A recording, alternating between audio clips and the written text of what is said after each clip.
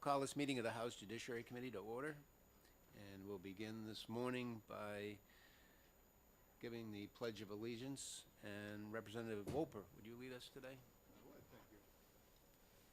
I pledge allegiance to the flag of the United States of America and to the republic for which it stands, one nation under God, indivisible, with liberty and justice for all. Thank you. Mr. Clerk, would you be willing to call the roll? Representative Gordon. Here. Representative McLean is not here. Representative Sylvia is not here. Representative Welper is here. Representative Alexander, no. Representative Green. Here. Representative Nodder. Representative Murner. Representative Kelly. Representative Trottier. Representative Andrus. Representative Marjorie Smith. Representative Birch. Representative Horgan. Here. Representative DiLorenzo. Yeah. Representative Chase. Representative Kenny. Representative Langley. Representative Macbeth. Representative Page. Representative Simpson. Here. Thank you. And see you walk in. We'll just note that we do have several people who have been excused because of illness and for other reasons, and because we have a heavy agenda. I know some people have conflicts with regard to testifying on bills and serving on other committees as well. Our first item of business today is a hearing on House Bill 1147 relative to governmental records available upon request. And it appears that the prime sponsor of that bill is Representative Dolan. And is Representative Dolan here?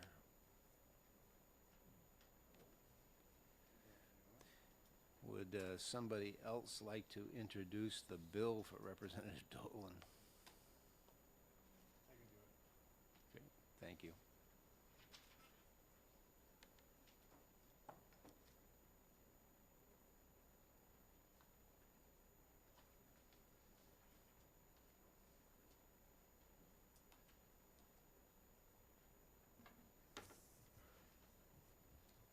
Good morning, Mr. Chair, members of the committee. Representative Bob Green for Hills Bill 37. I'm here to introduce House Bill 1147, an act relative to governmental records available upon request.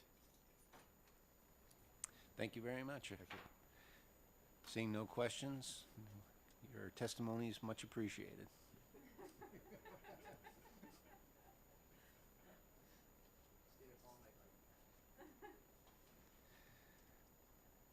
Okay, we have several people who have signed up to testify, and the first person being Barrett Christina.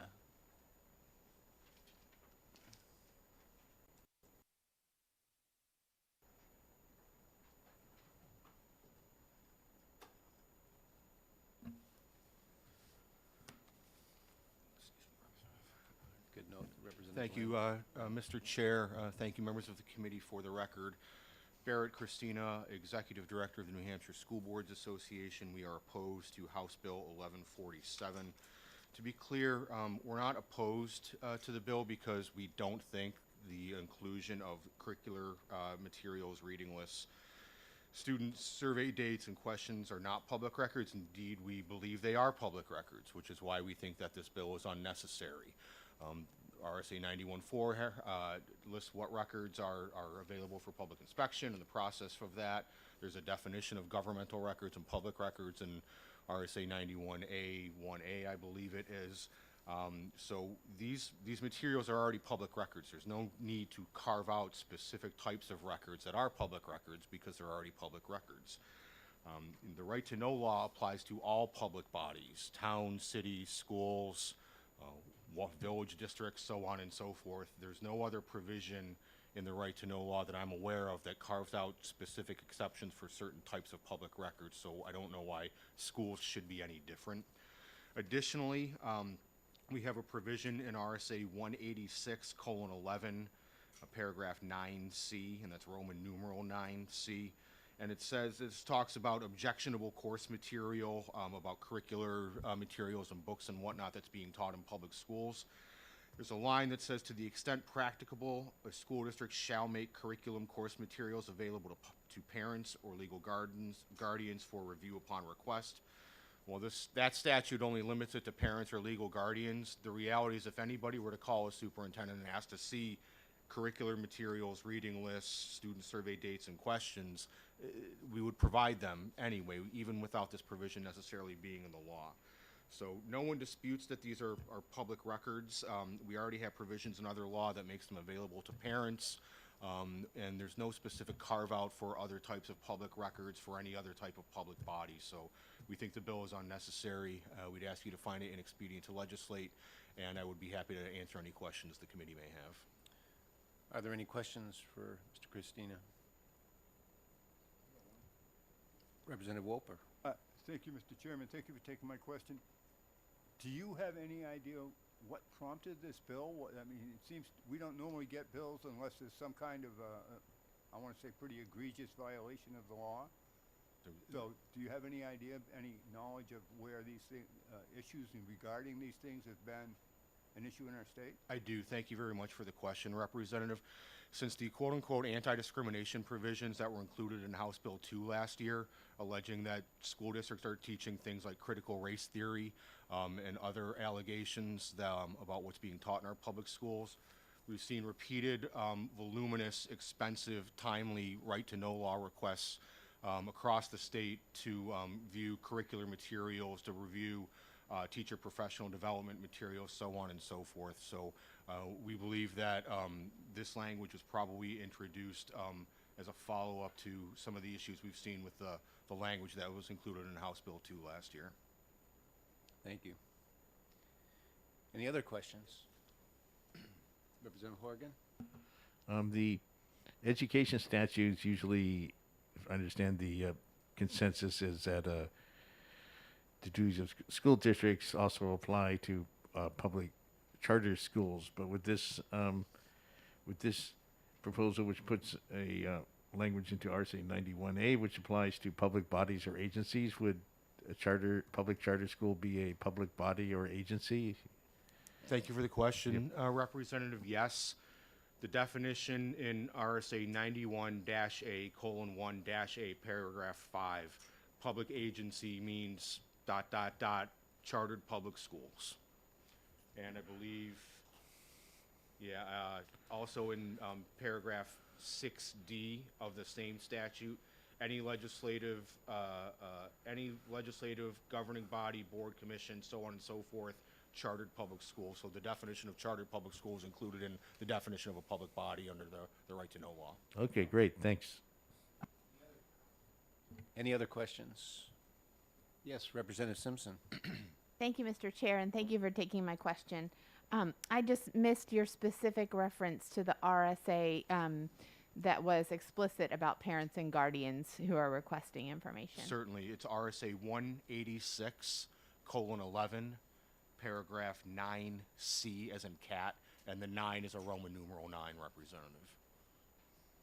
Thank you. Other questions? Seeing none, thank you for your testimony. Thank you very much, Mr. Chair.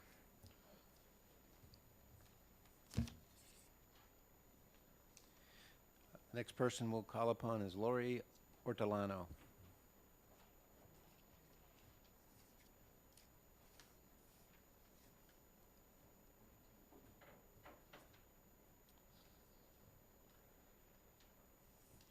Good morning. My name is Lori Ordolano. I'm the Vice President of Right to Know New Hampshire, and we are opposed to HB 1147, amending the RSA to list specific school records as governmental records under the Right to Know law. HB 1603 FM is a similar bill that is going to be heard at 11:15 by this committee and involves turning RSA 91A into a listed more format of records. For all the reasons that Director Christina spoke to, I would agree with what he's presented to you. The RSA 91A definition of governmental records encompasses in broad terms the specific language that has been added with this bill. The broad language defining records should not be juxtaposed with a list of specific school records as called out in this amendment for curricula, reading lists, and student survey data and questions. If the legislature starts adding specific records, RSA 91A could become pages of listed public documents. While school records are listed in this amendment, every other municipal office could request included. And in my little package I gave you, I provided you with RSA 33A, which is the Municipal Disposition and Retention Schedule. This document provides a list of specific documents and document types to be maintained for a specific time period. So on the town side, there's an RSA for the disposition of municipal records, and it includes a schedule that consists of roughly 170 Roman numeral records that are public records and have to be maintained according to a schedule. Relative to school documents, RSA 189:29A delineates record retention and disposition as it applies to school boards, superintendents, teachers, and truant officers. And I've attached that RSA to this package as well. Boards are responsible. Now, what is interesting with this is that it does not include a list of records like the municipal side does. So it's interesting at the state level that there is a list of records that are to be maintained, but at the school level, they leave it up to the superintendent's office primarily to determine those lists of records and make it available. And boards are responsible for setting policy to direct the superintendent to establish a retention schedule for all official school records. I don't know how widely it's being done, but in Nashua, I went and got the retention schedule, and I attached it here for you to see what's in here. And I think it's not a complete list, and what it doesn't include really are the curricula or more school-related materials that are in the classroom that parents are looking for. Governmental records mean any information created, accepted, or obtained by or on behalf of any public body or a quorum or majority thereof, or any public agency in furtherance of its official duty. Without limiting the foregoing, the term governmental records includes any written communication or other information, whether in paper, electronic, or other physical form, received by a quorum or majority of a public body in the furtherance of its official function, whether a meeting or outside a meeting of the body. The term governmental records shall also include public records. So that's a very broad definition. Public bodies include by definition any school district or SAU. And all specific exemptions are defined under RSA 91A to provide the restrictions that apply to records for non-disclosure. So we think that RSA 91A should be kept in the broadest possible terms, the language. We should be listing things in here. We'll end up with a pretty unruly document that will probably never be complete. And I think we should encourage potentially looking at section 189:29A at the state level, listing the records that are public school records, like we do for the municipal side, the city side. I'm not certain why one does it and one does not. But I know for sure that I think what Director Christina explained, that this is a fallout from people concerned about DEI and critical race theory being introduced into the classroom, and they want to see these curriculums. And I don't think these curriculums are as widely available as they should be. The one thing in Nashua, I asked parents, where do you get a curriculum if you want it? They couldn't tell me that they could go to a school and get a curriculum. You go to the grade level that your child's in. If they're in elementary school, go to the elementary school or the middle school or the high school. One of them said you have to go to the superintendent's office. But the curricula being approved at our school board tables, sometimes it's approved without the curriculum being present because it's, quote, in the computer. So the parents aren't seeing it because it's digitally not available in a meeting. So that's creating some stress. So I understand why this is happening, but I think we could add clarity, but not in RSA 91A. Thank you. Thank you. Any questions from Ms. Ordolano? Seeing none, thank you for your testimony today. Margaret Burns?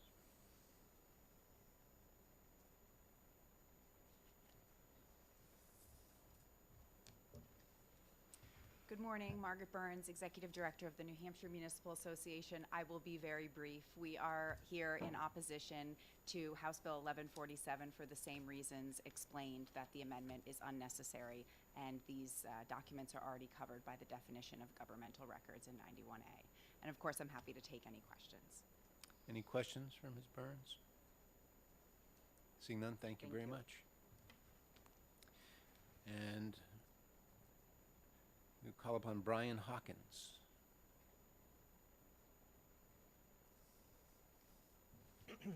Thank you, Mr. Chairman. Brian Hawkins, representing NEA New Hampshire today.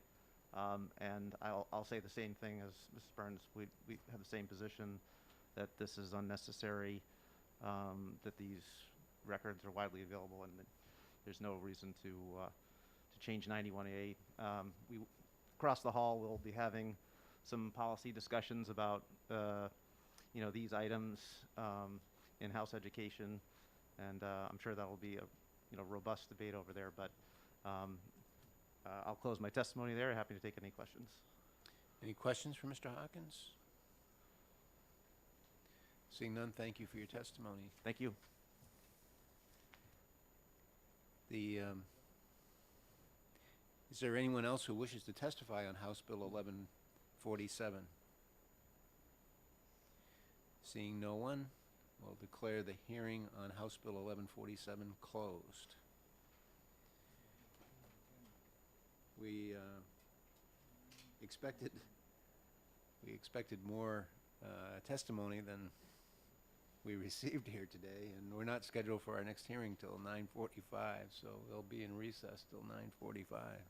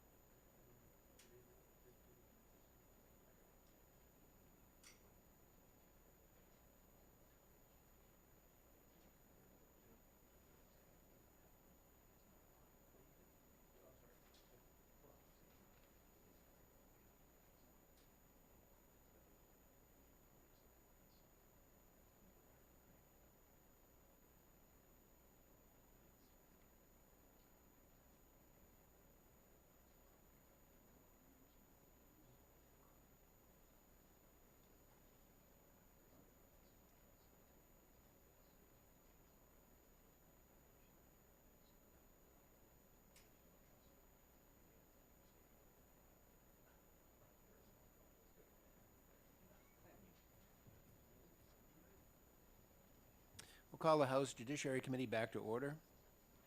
Our next item of business this morning is a hearing on House Bill 1322, modifying the governmental records exempted from RSA 91A. And the prime sponsor of this bill is Representative Huff, and we will call upon Representative Huff to introduce the bill and provide his testimony. Thank you, Mr. Chairman, and honorable members of the Judiciary Committee. Nice to see you all today. My bill, 1322, is a fairly simple bill. Excuse me, I'm just pulling up what I wanted to make sure I cover here for you. It's basically, it's a revision to 91A, and the bill would allow the sharing of personnel records between agencies so that governmental personnel who have had maybe a problem could not escape to another agency because the other agency wouldn't know about it. It was inspired for law enforcement.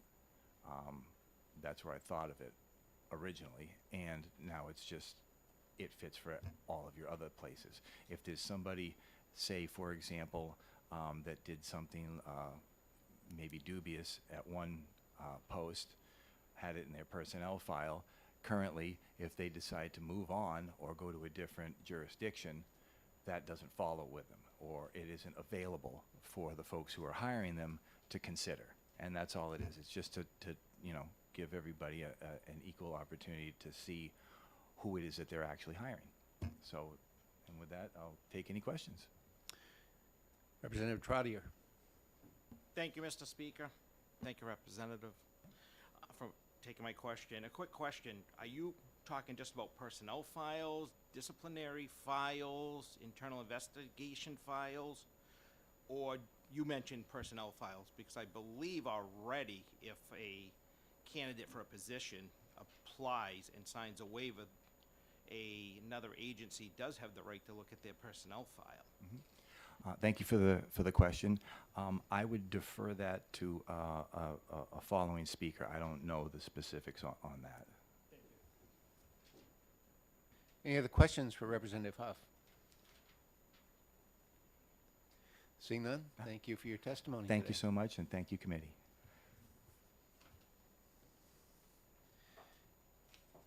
The next speaker will be Lori Ortolano.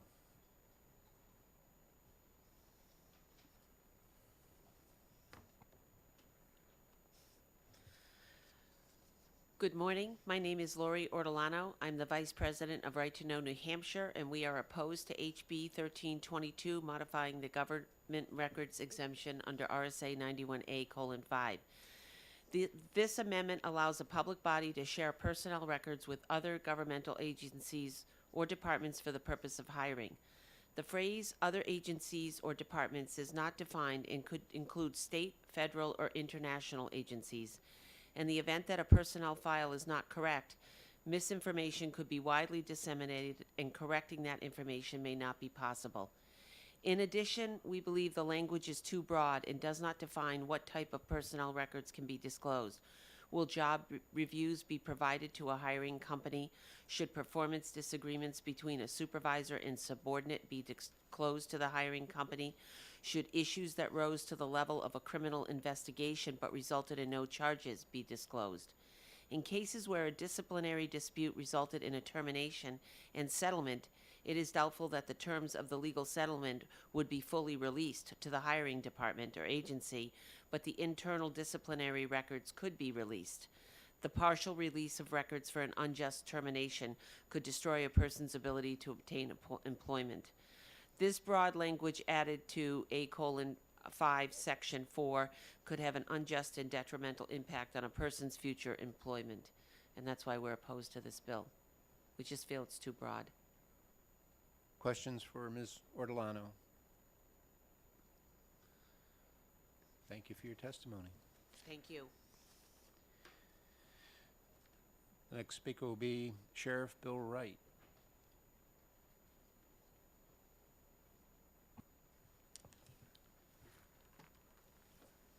Good morning, Chair. Thank you, representatives, for allowing me to speak. I'm testifying in favor of this bill. As a hiring authority, just to give you a little background, my name is Bill Wright. I'm the sheriff, elected sheriff of Belknap County. I've been a law enforcement officer now for 24 years. I am in my first term of being a sheriff, and I am the hiring authority for my agency. As it relates to hiring, because of my tenure with the law enforcement community, I've seen good employees and I've seen bad employees, and I've been involved in background checks of some of these employees where if we had been able to see some of these files before we hired these people, we could have identified them as not being a viable or good candidate, and that we could have probably had an opportunity to not employ these people and to keep them within the public trust. So again, I'm in support of this bill, and part of that reason is because I believe that as a hiring authority, I should have access to these records and then make my own decision as to whether or not this candidate is a viable employee or not. We all have at some point worked for a bad supervisor that may have had it out for us because of differences, but that can be documented and that can be refuted by the employee through documentation, and it opens the door for that conversation should I decide to either hire or not hire that employee or prospective employee. I think that this is important information to have, even when it comes to the disclosures of any type of settlement that was done. Let's face it, insurance companies do these settlements. It's not the entity that employs most of the time, and that there's information contained within a investigative file that should be accessible to that potential hiring authority to make that determination whether or not this employee should be hired.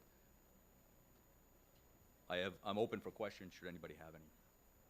Questions for the sheriff? Yes, Representative Trotter. Thank you, Mr. Chair. Thank you, Sheriff Wright. Quick question on that. So these files that you're talking about, would the former or current employee know that these files exist?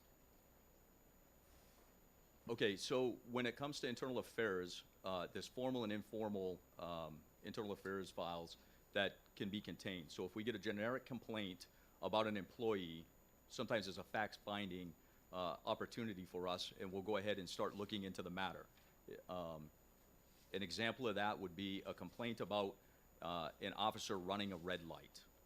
At that point, we go ahead and start looking at, first off, a quick investigation into whether or not the officer was on duty or the deputy was on duty, whether or not they were in that generic area. We may not open up a true internal affairs investigation to where there would be disciplinary cause for that. Perhaps they were headed to a location or what have you that they needed to get there as an emergency type situation, but it didn't warrant the blue lights at that given time. So we may not necessarily we want to create a document that shows that a complaint came in and that we did a cursory investigation, but at the same time, it didn't raise to the level of where we're going to discipline a person and involve the unions and that type of process. So would that be there and available? Well, it could be, and it would have information contained in there that it ended at the cursory investigation portion of it, that it didn't raise to the level of a true investigation. So yes, those documents could be available. It would have no disciplinary process. But again, if these started stacking up, it gives us an idea of kind of what the employee's doing, and maybe we need to look into it further.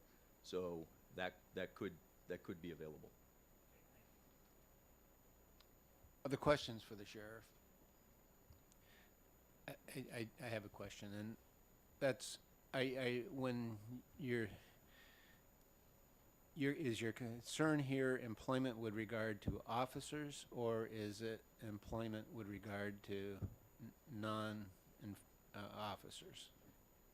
My concern has to do with the police side of the field. So I can only speak of law enforcement portions in general, because those are predominantly the people that I hire. I do hire civilian staff on occasion. That would be our dispatchers or our administrative assistants or clerks, which again, we would want to obtain those records as to any type of internal affairs type situations in order to weigh in or to have some form of a weight to say whether these people are viable candidates or not, whether they have integrity issues or not, things that I might question at that given time.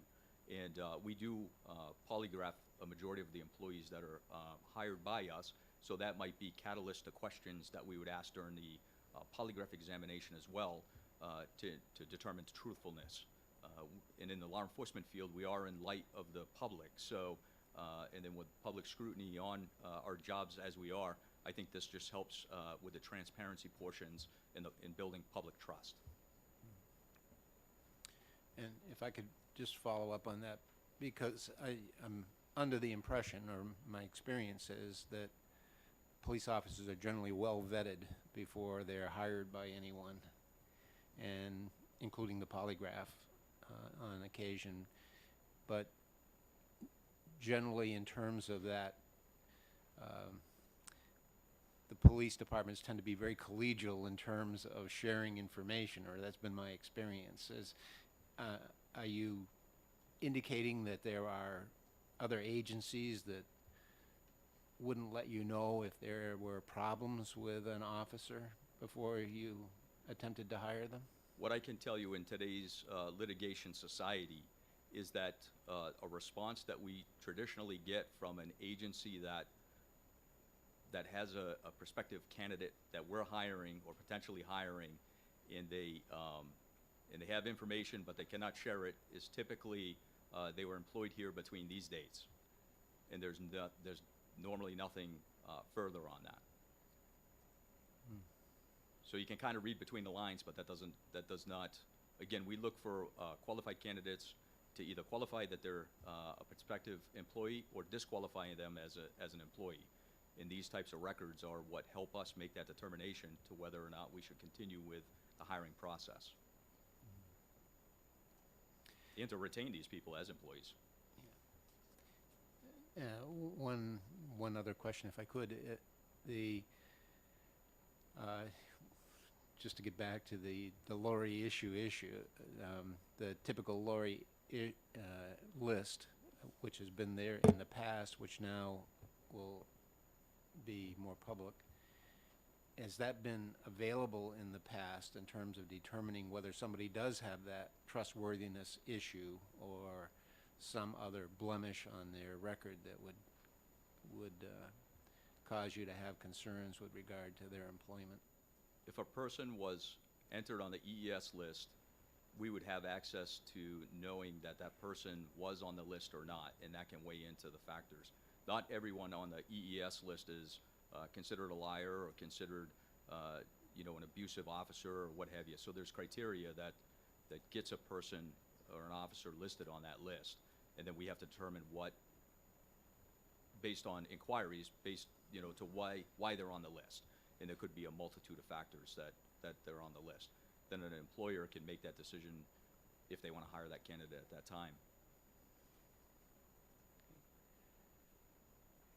Okay, other questions for the sheriff? Yes, Representative Thank Lorenzo. you, Mr. Chairman, and good morning, Sheriff. Good morning. I have a question about the polygraph part of the interview process. My understanding is that polygraph reports don't stand up in court as evidence, correct? As far as a criminal investigation, correct? Yes. Criminal case. So what value is a polygraph in the context of the hiring process? It's an investigative tool that we utilize because even though that we're not using it in a criminal case manner, this has to do with the employment of a person. So people are more apt to tell us the truth as to what's going on in their life or in their lives to coincide with the information that we've gone out and physically obtained or inquired about. So it's a supporting factor. It's another tool. How much weight would you follow up? Thank you. How much weight do you think a polygraph would hold in the entire hiring decision? Unfortunately, it's up to the hiring authority. I really can't answer that. I think that if a person had shown deception within a polygraph examination, and I'm only speaking on behalf of myself as a hiring authority, that would generate more questions to re-interview this person and to kind of dig deeper into what is going on with this process. Thank you very much. Thank you. Any other questions for the sheriff? Seeing none, thank you for your testimony today. Thank you for your consideration. And next person will be Brian Hawkins.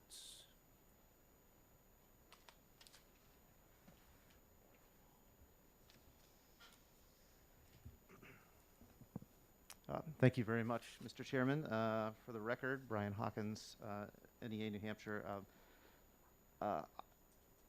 We share some of the concerns that Ms. Ordolano described earlier with respect to this bill. I won't repeat those, but I'll add just first, I think there is a little bit that is confusing to this in terms of, what is the definition of a governmental agency. So for example, if I'm a teacher and I see an interesting job I want to take at the Department of Education, does it mean that those two agencies, if they're included in as agencies, are part of this? But presuming that they are, because we're talking about 91A, I think that this is in the wrong place to be talking about this. I think this probably belongs in our labor or employment statutes rather than in 91A. Over the last several years, the Department of Education, the State Board of Education, and the legislature has undergone some numerous changes to the laws to, for example, they are adding provisions to what's called Section 5 violations. These are violations that if you are applying to be a teacher and have committed any of these, you cannot be employable by a school district in the state of New Hampshire. So I think that there are existing statutes that deal with those types of issues. The other question, I'll go back to my example of the teacher applying for the DOE.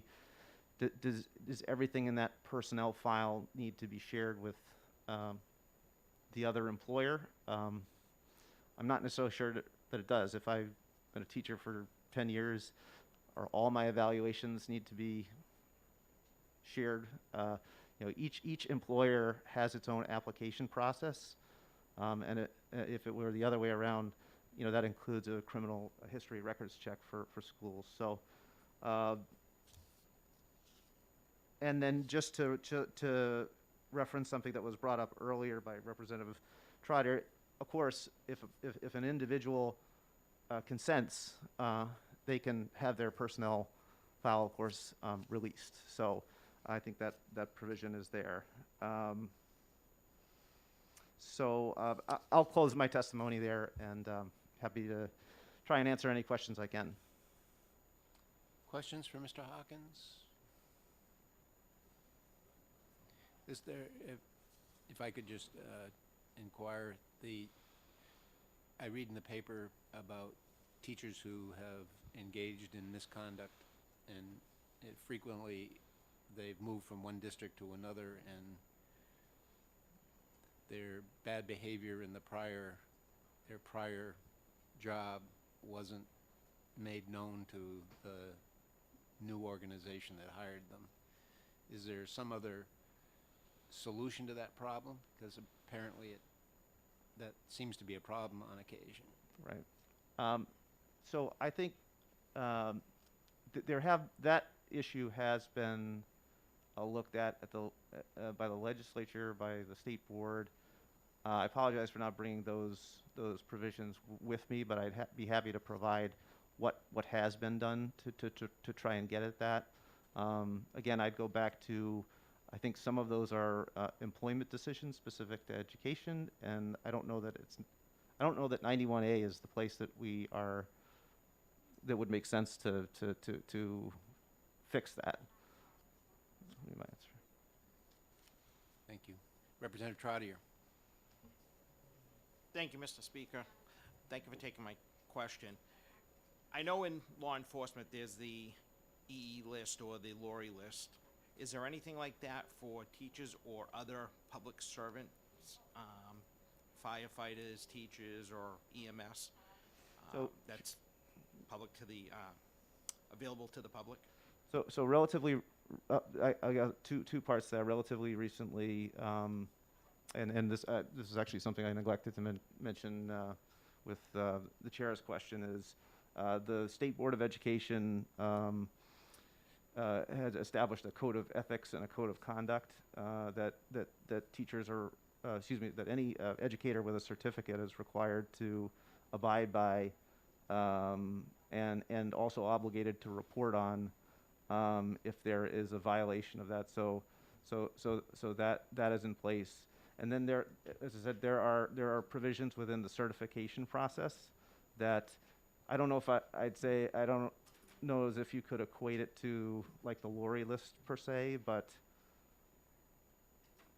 I guess I'd say there's a similar goal or intent there to do that. I'd be happy to provide the committee with that information if you'd like. Yep. Representative Langley. Thank you, Mr. Chair, and thank you for taking my question. Is it standard procedure that anybody that's hired for education has a criminal background check done? Yes. Okay, thank you. Representative Trotter. Thank you, Mr. Speaker. Thank you for taking my question. Just kind of follow up to the last representative's question. Is it just a criminal motor vehicle record, or do they do character checks as they do with other public servants?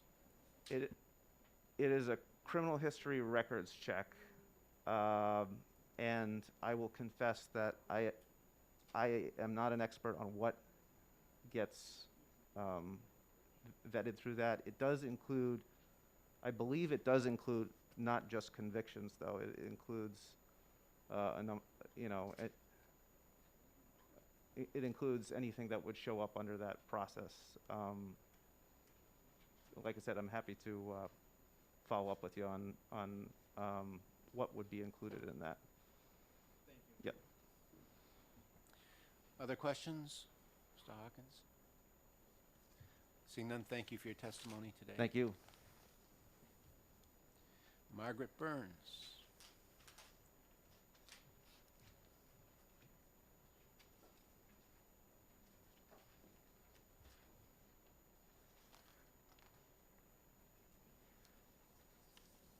Good morning again. Margaret Burns with the New Hampshire Municipal Association. Having heard the testimony here this morning, I just have two comments relative to House Bill 1322.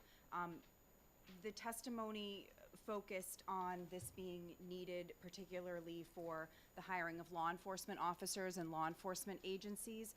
And I would just point the committee to legislation that was passed just last year, amending RSA Chapter 41, so adding 41 Section 9-C for law enforcement candidate background checks. I don't know if that law addresses the concerns that have been raised here this morning, but at least in part, it seems just a little bit redundant. My second comment would be that should a provision like this pass, it probably does not belong in 91A5.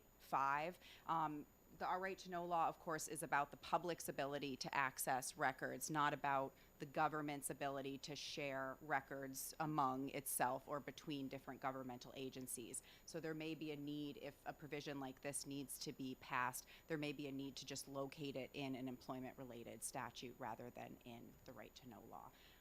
And those are my comments. Happy to take any questions. Yes. Any questions for Ms. Burns? Seeing none, thank you. Is there anyone else who'd like to testify on House Bill 1322? Seeing no one, we'll close the hearing on House Bill 1322. I have to admit that I did a poor job of scheduling today. This is our next hearing isn't scheduled till 10:30. From past experience, I scheduled the hearings for yesterday and today on a wider interval because generally these topics seem to get more attention, but apparently I did a bad job. But anyway, we'll recess the committee until 10:30 when we'll hear our next hearing on House Bill 1408. Thank you.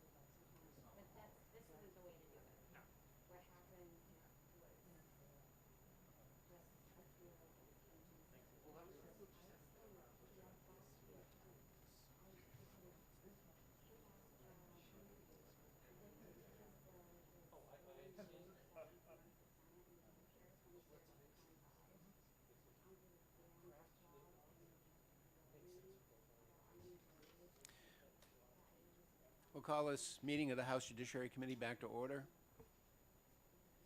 Our next item of business today is a hearing on House Bill 1408 requiring the refund of residential tenancy application fees. The prime sponsor of that bill is Representative Klein Knight, and we'll call upon the representative to introduce the bill and provide us with her testimony. Thank you so much, Chairman of the Judiciary Committee and members of the committee. I have this lovely honor for a second time in less than 7 days coming before you. This is a well-intended bill, helped drafted by housing defendant lawyers, actually, and we have seen, and I'm not sure you're aware of this, but since there is a lack of supply for housing, we've seen people that are showing apartments start to take advantage of people applying. And that looks like what we're seeing now is that people tend to not only charge you an application fee, they will charge you to see the apartment. They'll charge you per person. So if you can't afford the apartment and you have to have a roommate situation, if you want to see it with your roommates, they'll charge you per roommate. And then they'll charge you on the application fee. They'll charge you per applicant.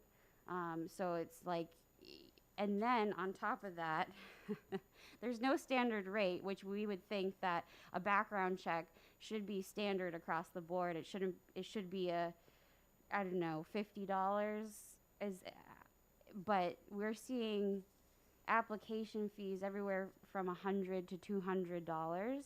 And then we're seeing people hold on to them for an excessive period amount of time. And what that does is it limits the ability for a low-income person that is trying to find a place to live, afford another application fee to choose a different apartment. So this, what this intends to do is really fairly return somebody's money if they're not going to be given this apartment so that they can afford to look for another apartment. I'm open to questions. Any questions for the representative? Yes, Representative Sylvia. Thank you, Mr. Chairman, and thank you, Representative, for taking my question. You refer to landlords as they and put out a blanket statement. Are you suggesting that all landlords are taking these fees and holding them and such? Absolutely not. I have a really good landlord, but that doesn't negate that there's good and bad people everywhere, on every side of business, on every side of the aisle. And that doesn't mean that we shouldn't mitigate things that affect the good people and work together on a common issue that we're seeing that really disparages our citizens and prevents them from being able to stay off the streets. Follow up? Yes, Representative Sylvia. So it's not all of them. So how large is the problem, and how do you know how large the problem is? Well, thank you so much for your question. It is a pretty large problem because not all landlords are even in the state. I know a lot of people that have property here that live in other states, so they don't really have the meeting and the face-to-face humanistic value that some of us are provided. My landlord lives in the same district. I'm lucky that he votes for me, to be quite frankly. So I am very blessed, but not everybody has a good landlord that knows you personally. A lot of people, when they're moving from place to place, they're relying off the whim of a new person that they might not even know who's renting to them, and they might be dealing with a third party. There's a lot of discrepancies across the board that we're trying to basically streamline this. I would love it if everybody had a landlord like my landlord. And we're seeing this as a very common problem. As I don't need to mention, you're probably very aware of the homeless crisis in Manchester and that it is spreading throughout the state. Thank you. Any other questions? Yes, Representative Horrigan. We haven't heard from the two, well, I guess they're not lobbyists, they're advocates sitting behind you, and I don't know exactly what they're going to say, but they're probably not in favor of refunding the fees. Why not just eliminate the fees altogether so the issue of refunding them is, then doesn't come up at all? So would be, there is a reason not to go a step further and just ban the fees altogether? Well, thank you for your question, Representative Horgan. I don't think, with all due respect, I don't think that's fair to the landlord. There is time that they are going to need to spend doing a background check, and they're going to have to pay for a background check. And I'm trying to see both sides. I am a representative of not just people in need of housing, but also landlords.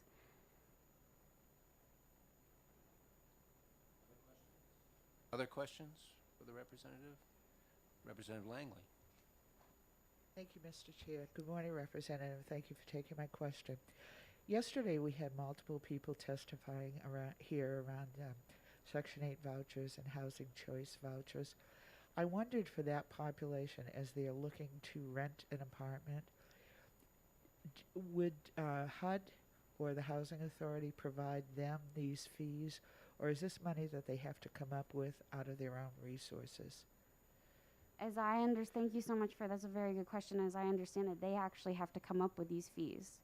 So that puts people that are living from paycheck to paycheck in a real bind, and with, again, a lack of housing. If you don't have that money like this, then you can't apply for the next available rental property. So again, all this does is give a fair shake to people that are finding a place to live. Thank you. Other questions for the representative? Seeing none, thank you for your testimony today. Elliot Berry.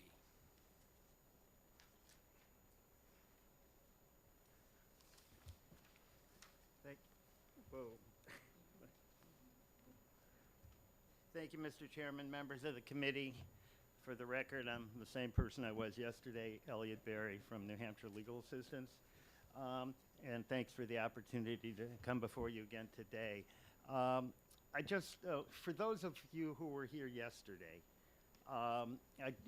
just brief reminder actually for those who weren't.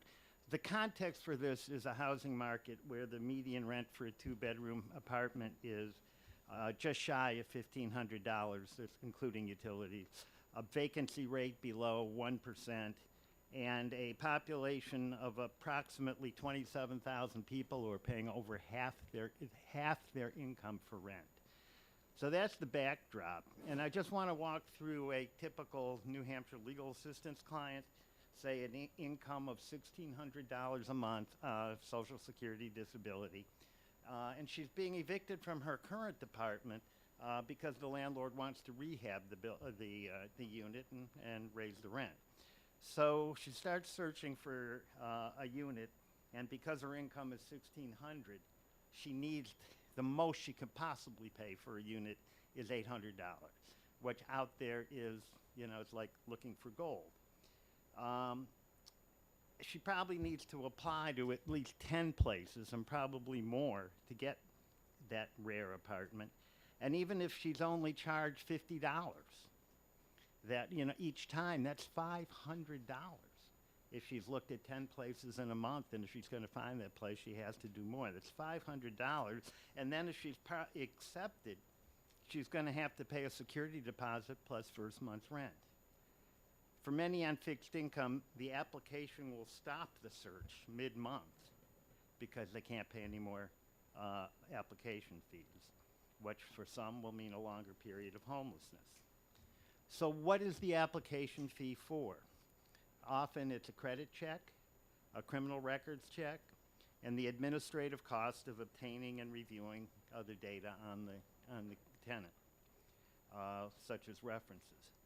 Under HB 1408, the cost of the criminal record check or the credit check does not have to be refunded. Out-of-pocket costs are kept, and again, as the sponsor mentioned, that's a fair thing to do. But the administrative cost is not something that they can hang on to. Think about it, an administrative cost of processing applications is one of the most fundamental functions of being a property manager. It's no different than collecting the rent, posting the rent in the tenant ledger, advertising for vacancies, or doing payroll. There are all things that are just inherent in the job of managing rental property. And I don't think a tenant should be imposed a separate charge for each one of those. When there are 10 to 15 applicants or more for every given vacancy, the amount of an application fee that is over and above the cost of the out-of-pocket cost for the landlord is just pure gravy. And these never get refunded, never. Having said all that, I do think there are some improvements in the bill that if you don't mind, I'd like to run through that I think could make it a little bit better for all involved, or actually for landlords, truthfully. If you were to take a look at line 15, where it says within 15 days of submission of the application by a prospective tenant, a landlord that requires an application fee shall. I think because I've been told by landlords, and I certainly believe them, that sometimes getting a return on the criminal record check takes longer than 15 days, that I think probably you need, if you were to pass the bill, you'd want to extend that to 30 days. Otherwise, there'll be times when landlords can't comply. The second thing is on line 17, and this is really a simple thing. It says 17, and it's subparagraph A says, inform an applicant in writing that the applicant's been denied. It probably ought to say inform an applicant who has been denied that they've been denied. Otherwise, you'd have to take the people who are accepted and tell them they've been denied. Again, it's a silly thing. It's just a minor drafting problem.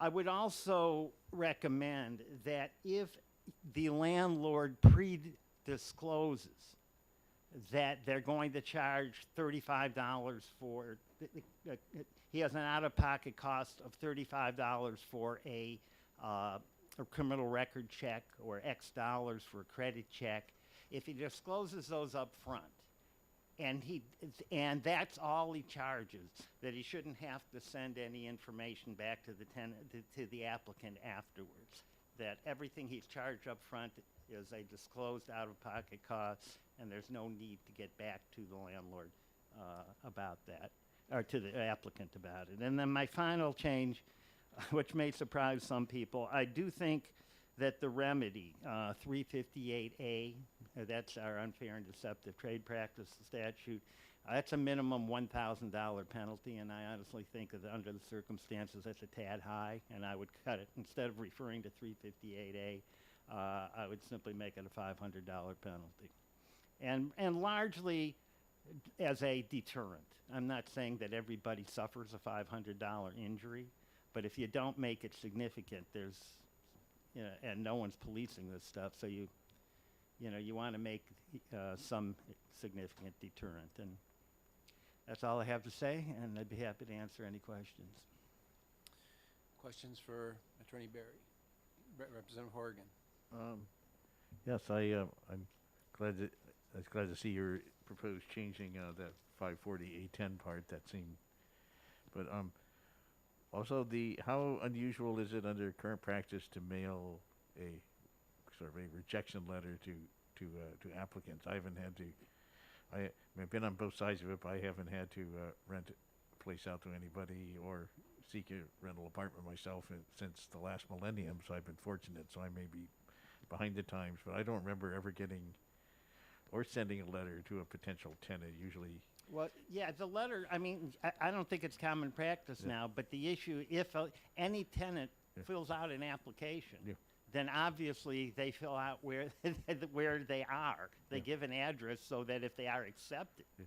they can be contacted. okay. Other questions for Attorney Barry? And I'm more than willing to work with, I know that Dave and Nick are here, and I'm more than willing to work with people on some kind of compromise. But I just think that in the environment that we're living in, multiple fees to try to find a single apartment imposed on often the poorest people around is just something we need to deal with. If I could just inquire, is there any limit on the amount that a landlord could charge for an application fee? Not a limit at all. And I'm sorry, Representative Langley, you also asked a question about whether HUD pays for these. For Section 8 applicants, they do not. They also have to raise their own. HUD doesn't pay for the security deposit either.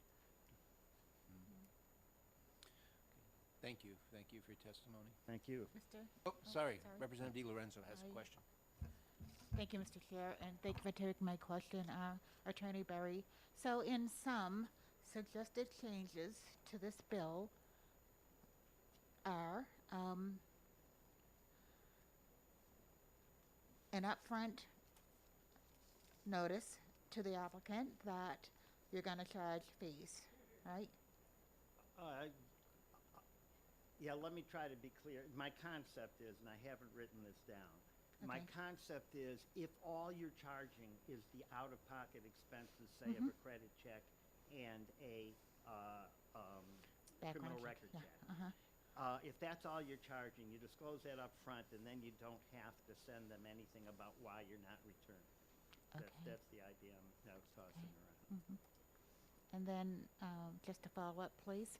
And then, as far as the penalties, all right, let's just talk about the process. As far as the process, we said there's what, a 15 to 30 day return of the deposit to the tenant. That's arranged, and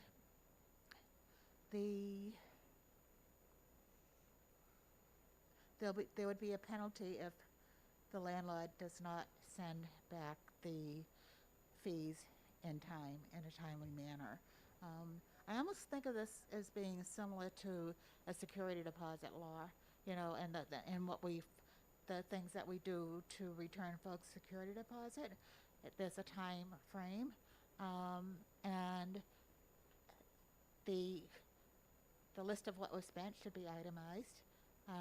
And I was thinking in terms of maybe triple damages if the landlord does not return the deposit to the tenant rather than, say, a flat $500 fee. What are your thoughts on that?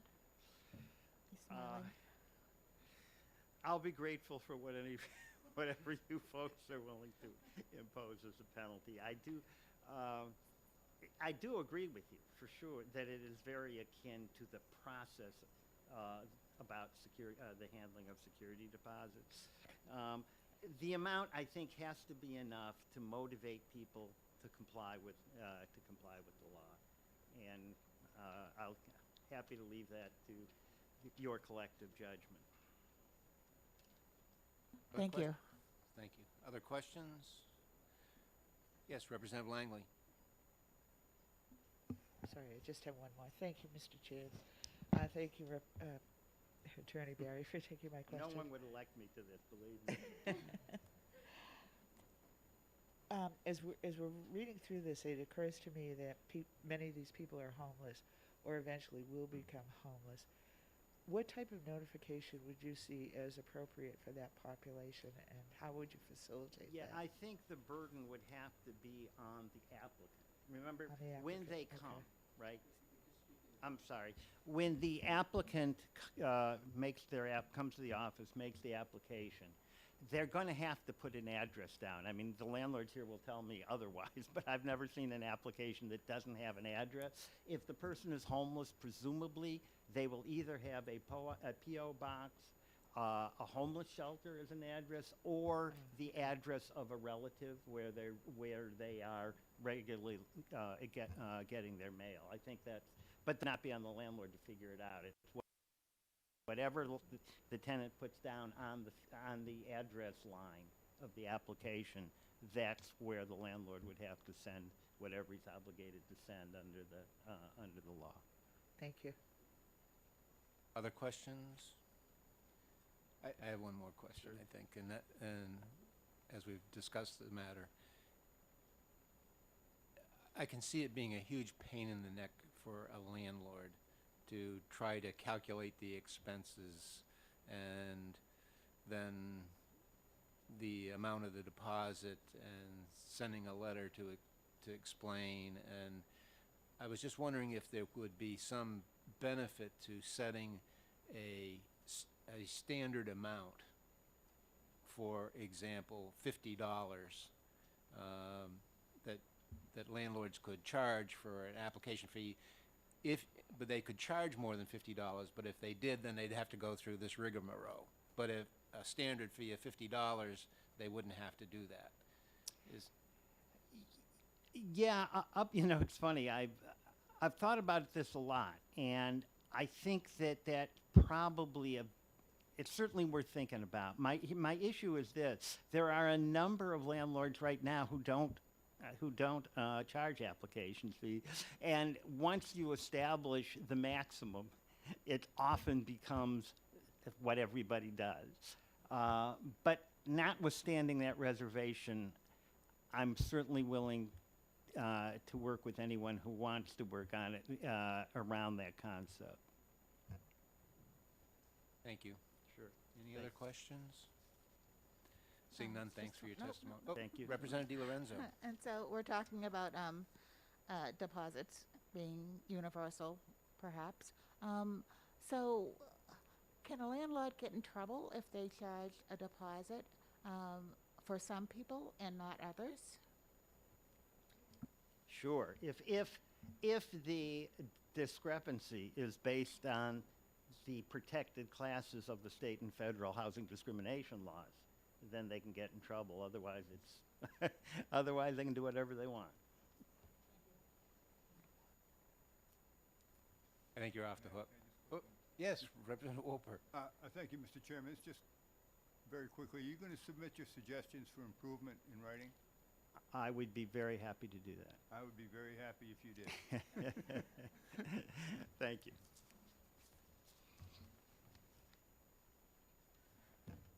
Next person is Nick Norman. Thank you very much for the opportunity to speak on this bill. My name is Nick Norman. I've been before you many times. I'm sure you know me well. I represent landlords as an advocate for landlords across the state through several associations, as the Government Affairs Chair for Apartment Association and leading the Landlord Initiative for Landlord Tenant Law. I can be reached at 603-432-5549. I would be very happy to communicate with anybody on questions on this, and my email is simply nicknorman@yahoo.com. So I want to tell you what my experience is as a landlord of several decades and 48 units, and talking with the landlords across the state constantly on different landlord-tenant issues. I don't see what's been portrayed here. I'm not saying it doesn't happen, but I would say that it must be a very small percentage of the landlords that are taking advantage of that, the situation of charging extra fees. In my company, what we do is we charge $35 for the application fee, which covers the cost of our credit, landlord, tenant, criminal, not quite a criminal report, which is in the neighborhood of $27 plus an annual fee. So it's a little hard to predict what the actual cost is, first off. And in my company, when we see multiple people applying, first of all, it's not hundreds of people applying. It's not 10 people applying. We show an apartment and we might show it 4 or 5 or 6 times in an afternoon, because it is truly a difficult market with that little available, so there's a fair amount of showings. Of those, maybe 2 or 3 people don't even show up, so it's wasted my time to even be there. And of those, maybe I get 2 applications. That's what I really see. 1 to 2 or 3, maybe 3, but often 2 in this market, applications. So it's not like what you've been portrayed. And what we do is we tell the people, look, I know you're probably applying to many places, so we will process everything that we can do that doesn't charge a credit report, landlord-tenant report, and so forth. And then when it comes down to it, if one application is clearly stronger than another on what we can do by phone calls to landlord references and employment and so forth, then we'll be going with that application and charging that fee and requesting the report, but we won't be charging yours because it's not going to be as strong. So you may get all of your money back, but if we get to a situation where we can't make a determination on that, then we have to get both landlord-tenant credit reports, and we will have to process that. And they sign a form up front that says we understand that the application fee portion of this money is non-refundable. And in our company, it's $35. By the way, you might have noticed that David Klein and I and Elliot were talking prior to the hearing. We're very willing to sit down with Elliot, which we've done many times over the years, and work on something that would be a good mutual ground on this. And I can recognize that what they're speaking of, the first person, could be happening. It could easily be happening. So it's probably something that needs to be addressed. There's 3 things that are being confused here. So let's get clear on terms. There's an application fee. There's a security deposit, which is completely separate. And there's earnest money. So what this bill is about is application fees. And I'm hearing people talk about security, but that's not what this bill is about. And it's not about earnest money either. In a contract situation, earnest money is money you put down that secures the contract and proves that, you know, you're earnest in putting the deal together. And you would lose that if you were to back out. But if you were not accepted, you get all of that back in total. So be careful as we're drafting this that we're talking application fees. Our experience, and my experience in talking to many, many landlords, is that there is a very large number of tenants that come and apply that are falsifying their applications. It happens every time I put an apartment on the market. Every single time. Well, occasionally I get a great applicant first off, but most often they're lying about their landlord references. And that's something that we take a lot of time and effort to figure out who is the true landlord. I could tell you so many stories of people that have falsified landlord references, and then because of the time and effort that we put into this and all the screening and the reports that we get back, we find out who the true landlord is. And it turns out, of course, that that was a bad reference, or we never get to speak to the true landlord because that we just can't find it. So what this bill says is all those people that are falsifying their landlord references, falsifying their application in different ways, or falsifying their eviction records, and we spend a lot of time and effort to figure that out, those people get their application fee back. That's not reasonable. So we definitely need to change the wording that's in here. And again, we're happy to work with Elliot.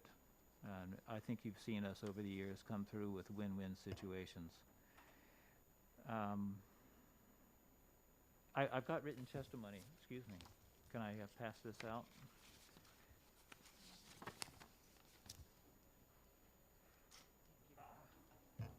Can you get it? Okay. I just quickly see if I've covered everything. So, you know, if the bill was passed as it's written, it has some detrimental effects to the applicants. So you think you'd find that if landlords are not going to be reimbursed for the time and effort, they're going to simplify their process. Rather than do what I'm doing, they're going to say, well, okay, I'll just get my credit reports on every single person, and that's going to give me an instant like number and a thing to look at and say, I can weed them out there. That's quicker. And then other tenants, all the tenants are being charged more application fees. So there's probably more in here. Please read through the points. I'm really happy to take questions and hope that you will be asking me questions. Thank you very much. Questions for Mr. Norman? Representative DiLorenzo. Thank you, Mr. Chairman, and thank you, Mr. Norman, for taking my question. I just wanted to set the record straight. When I mentioned the security deposit process as a way to return the apartment deposits, that's all I meant. I wasn't mixing apples with oranges there, so I just wanted to let you know that. Thank you. Yeah, I understand, but there were times when people were talking about security, but they were referring to application fees. Representative Langley, did you have a question? Thank you, Mr. Chair, and thank you, Mr. Norman, Thank for you. taking my question. In your testimony, you made reference to having checked and validated people's references. Is there any recourse, for example, if you got references that lied? If, for example, I gave you, you know, I'm trying to rent an apartment from you, and I give Representative DiLorenzo as my former landlord, and there was no connection there whatsoever. Do you have any recourse in your lease to respond to that tenant or to make some changes in the rental agreements or any recourse? That's an excellent, excellent question. I would love to see something in the final bill about tenants falsifying applications. There is no recourse. There is no remedy for the landlord. There's no reimbursement of that. There's no criminal charges. There's nothing that happens to a tenant when they're falsifying landlord references. And I can tell you that in my experience, maybe we get 3 in the span of renting an apartment. Usually what happens is the people that are falsifying, they're desperate to get something. They're there first. So I have to weed through all of the time and effort of falsified applications before I get to the good one. I had a tenant that told me, oh, I don't have any landlord references because my most recent place was an older lady and she passed away. And before that I was with family. And her name was Mary, but you won't be able to speak to her. She passed away. Guess who I spoke to? I spoke to Mary. I found Mary. She didn't sound dead to me. And it was a bad reference. It just happens all the time. Just this 2 weeks ago, I had two out of 3 that falsified landlord references. I called for the landlord, and they didn't quite know the property. That's not reasonable. Like, when did you buy it? Oh, a year or 2 ago. No, the tax record says it was like 17 years ago. Who's the owner? Oh, I manage it. Well, first he was the owner, then he was the manager. Then he called back a day or 2 later and said, I found the owner. I called that person. They weren't the owner either. Thank you. Yeah. Other questions for Mr. Norman? Seeing none, thanks for your testimony today. Thank you so much. It would be nice if you could work with Attorney Barry. I'll be very happy to. You know, it's my favorite thing to come with a win-win situation, working with Elliot. Thank you. Yeah.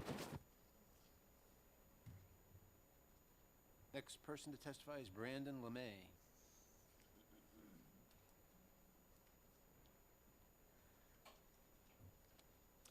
Good morning.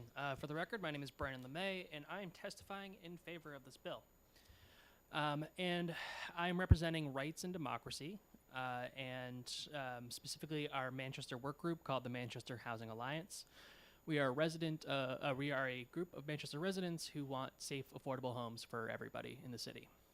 I want to start off by saying I work with a lot of tenants. I go door to door. I knock doors, ask people about their landlords, about their process in finding apartments, what the process should look like, and also help tenants through some of the problems they have with their landlords. I definitely want to say that out of all the tenants I've talked to, I haven't found any of Nick Norman's that have had any complaints. From what it seems, he seems to be like a pretty reputable landlord. And really the intent of this bill is to stop, I think, bad behavior from landlords who aren't as reputable as him. And just like Representative Sylvia said, sorry, did I get your name right, Representative? Okay. Just as he said, we shouldn't demonize all landlords. And I want to just push back a little bit and say that we shouldn't be demonizing all tenants either. There are bad faith actors on both sides. There are tenants who will lie on their application fees, and there are landlords who are going to collect excess fees. I think this bill will be a great way to counter those two things out. And as Elliot Berry said, administrative fees are part of the job. And I want to look at the totality of what landlording really is. And we as the tenant will pay the landlord rent every single month. The landlord hopefully gets a profit, and they also build equity in the buildings. The tenant gets a place to stay, which is great, but I think the fact that profit is built into it, I think that a reasonable fee for an application is just part of the business of being a landlord.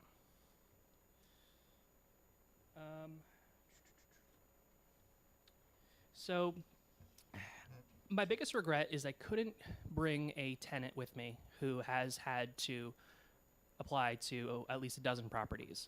There was a woman before this committee yesterday, Bree Whalen, who struggles to find a landlord who can find Section 8, or who would take her Section 8 voucher. And she pays surprisingly more money for these low-income houses for an application fee than I do for the luxury apartments that I apply for. Generally, I find that I pay about $25 to $35 per application fee for an apartment that I can rent.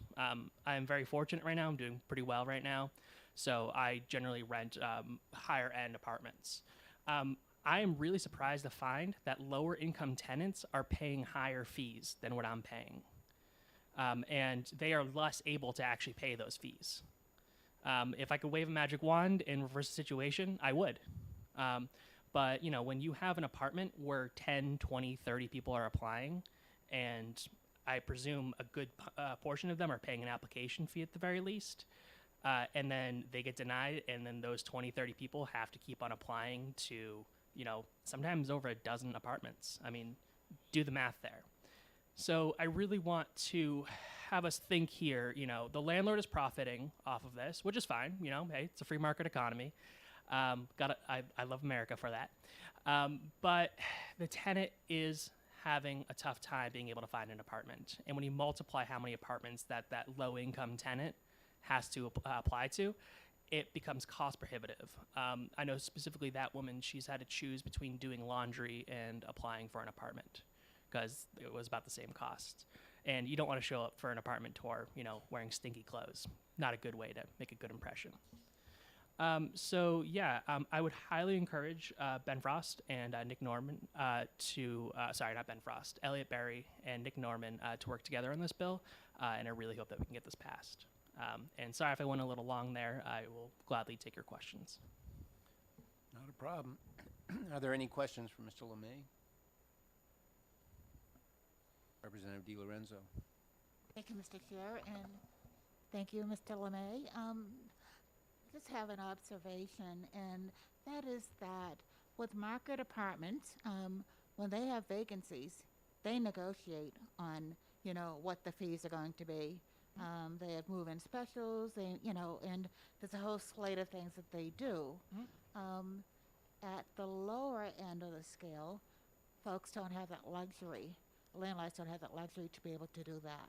And that's why you pay less when you're looking for a market unit than a tenant looking for moderate or low-income housing or affordable apartments Yeah. would pay more than what you pay. Thank you. Oh, I really appreciate the context. Thank you so much. Any other questions for Mr. Lemay? Seeing none, thank you for your testimony. Thank you so much. Have a good day. Last pink card I have is from David Klein. Thank you.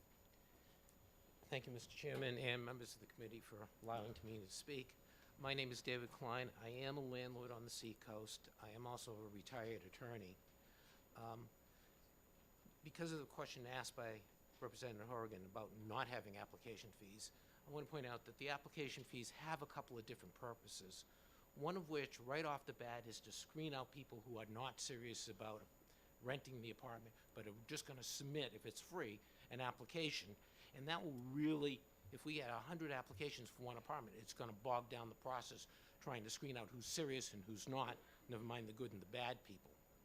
The other obvious is the one that we've talked about. It offsets some of the real costs we as landlords are incurring for the credit reports, the background checks, which even the drafters of the bills recognize are real costs and something we should be reimbursed for. And yes, tenants lie on these applications all the time. I've had people write down jobs that they don't have, landlords they haven't had, all sorts of things of that nature. I even had one woman who used somebody else's social security number and name, totally fraudulent, in her application process. We were lucky we caught it. At this point in my life, because when I hit 70, I had to back off from being fully involved, we have hired a management company. They're charging a whopping big $49 application fee. Of that, a minimum of $25 is for the out-of-pocket costs. They're only charging $24 for their time, the various overheads. The problem, and if you listen to Nick, he's charging $35, it's costing him $37, so he's getting about $8. And if you look at this bill, particularly line 24, and something that even Elliott has conceded is overly burdensome, they're bringing in, the drafters of the bill, the Consumer Protection Statute, RSA 358A. This has a $1,000 minimum damage clause plus attorney's fees, so that for the $8, if Nick is late getting this letter out in the 15 days, he's subject to an $1,000 fine. Now, this is a civil penalty. It's actually worse than if you miss getting out a security deposit, which is just double damages, and it's a lot more money for the tenant.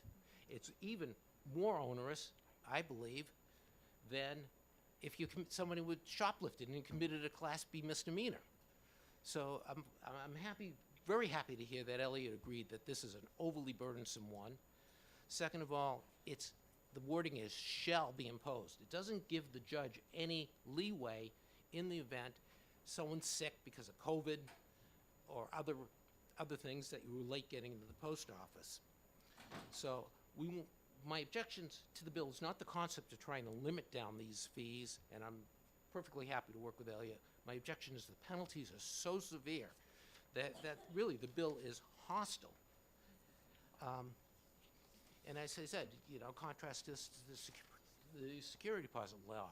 If you fail to get it back to the tenant, it's simply double damages. No attorney's fees, nothing else.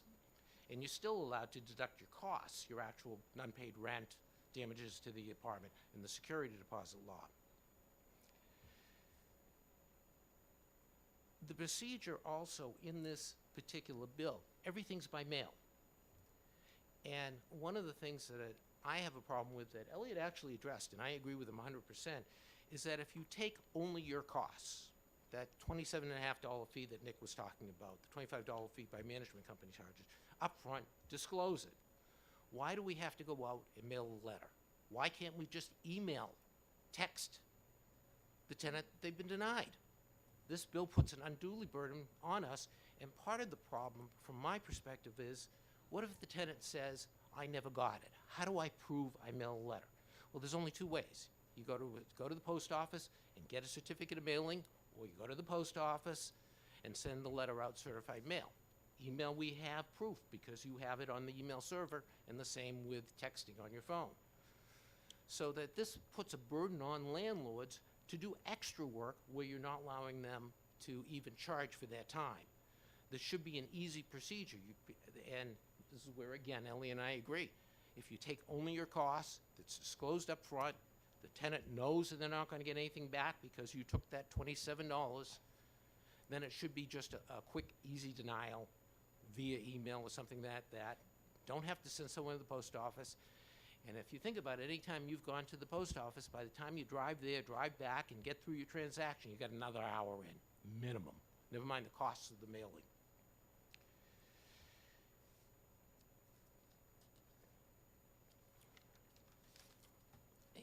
Another problem with the way this bill is structured is because the fees, the penalties are so great, you're giving the unscrupulous tenant or applicant the opportunity to go out and claim I didn't get it and file suit and hire an attorney. After all, the landlord's going to be paying the attorney's fees. All he's going to do is hit once or twice for a $50 fee, and he's ahead of the game by $1,000. We don't want to incentivize people to commit fraud. We don't want to clog the courts with these cases. This is a small claim dollar amount, should stay in small claims, should not have attorneys. And that's why I want to work with Elliot, bring this bill down to something that makes sense. And making sense could be simply that the landlords can get their actual out-of-pocket costs and maybe something like 3 times minimum wage, the state minimum wage for their time. At $7.25 an hour, you're talking about $21, $22, so it's not a whole lot of money. And one of the reasons why I said that is if you want to make it a maximum fee, we need to index it to inflation somehow. Because, right now, we all know what's going on in the inflation world, and we don't know where it's going and how long it will be. And I don't think we want to come back and re-argue this bill and try and transform it. So that's one of my ideas of what to do with it. One of the things I do want you to think about, as the bill is written, this bill is actually very hostile to landlords with the penalties, exceedingly hostile. One of the problems that we're having in this state is we have a very severe shortage of housing. It's why we're here, why things like this are happening. We don't want to enact legislation that's makes it a more hostile environment for landlords to develop and add to that supply. So we've got to tone this bill down and make it better, make it realistic. And if you're hearing from Nick and I, as the landlords, we're not objecting to trying to make something reasonable and get rid of the abuse that's been put in. What we're trying to do is make it so it's palatable to us. Yeah, you catch the bad landlord. Maybe we use a fine like Elliot had suggested. But not this thing. This in its current form is just terrible. And give us a chance to work together. Maybe you put this out to a subcommittee to work with us as another alternative. But this bill as written is just too hard for landlords and it's an incredibly cumbersome procedure. And it will only push costs up. And that we don't need because it's going to eventually get worked back into rents. I appreciate everyone's time in listening to me, and certainly, Mr. Chairman, I'm open to questions. Questions for Mr. Klein? Representative DiLorenzo. I'm sorry. Thank you, Mr. Chairman, and thank you, Mr. Klein, for your testimony. And I have to agree with you that we want this process to be simple and not onerous and clear. So I do hope that you do have the chance to work together on this. And if you want to loop me in or you have any questions for me as a former landlord, I would certainly be happy to assist. I Thank you. appreciate that. Thank you very You're much. welcome. Okay, any other questions? Seeing none, I will note that I anticipate an executive session on this bill 2 weeks from today, so that would be your time frame. So.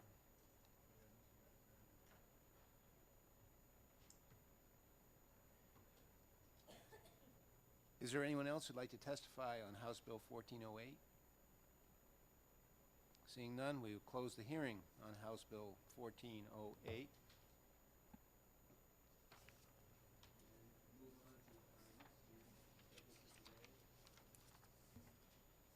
Our next hearing is on House Bill 1603, defining certain school information as governmental records under the Right to Know law.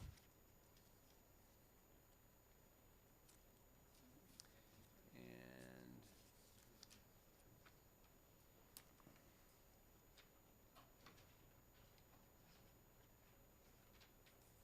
we'll call upon the prime sponsor, Representative Yokella, to provide his testimony and introduce the bill today.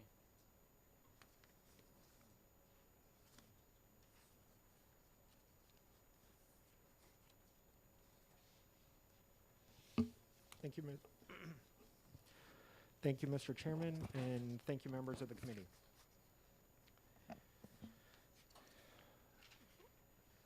I have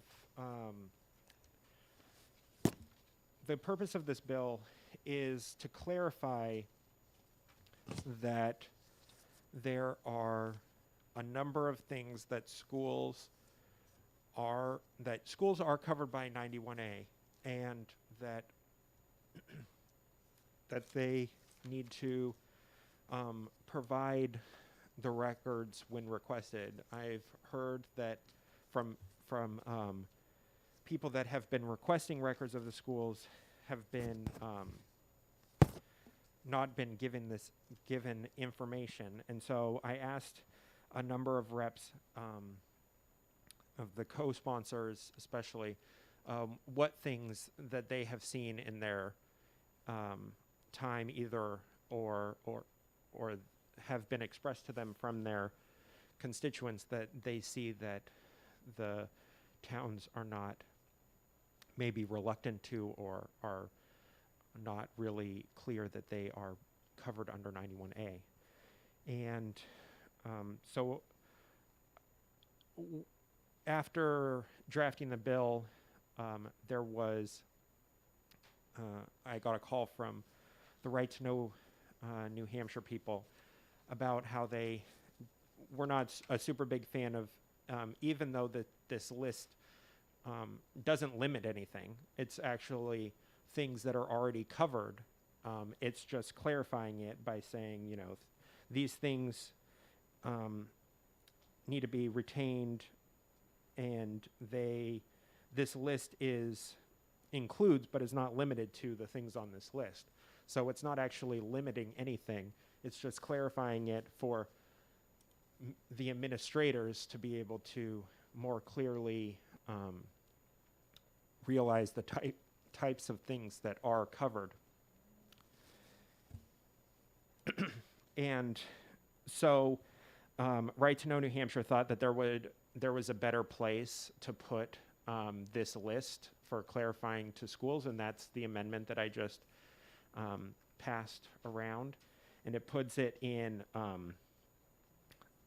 the school reports and retention of records of schools instead of directly in 91A. And it just says essentially the same language that was originally in the bill, but it's just putting it in a different section and saying, hey, if you need to be, you need to have a policy and keep these public records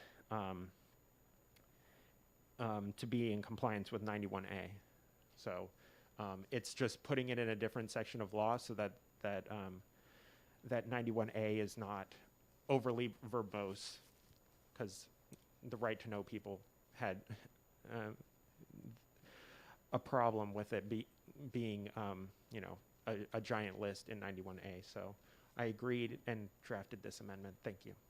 I'm happy to take any questions. We haven't seen the amendment. Where, you know? I gave a stack to over here.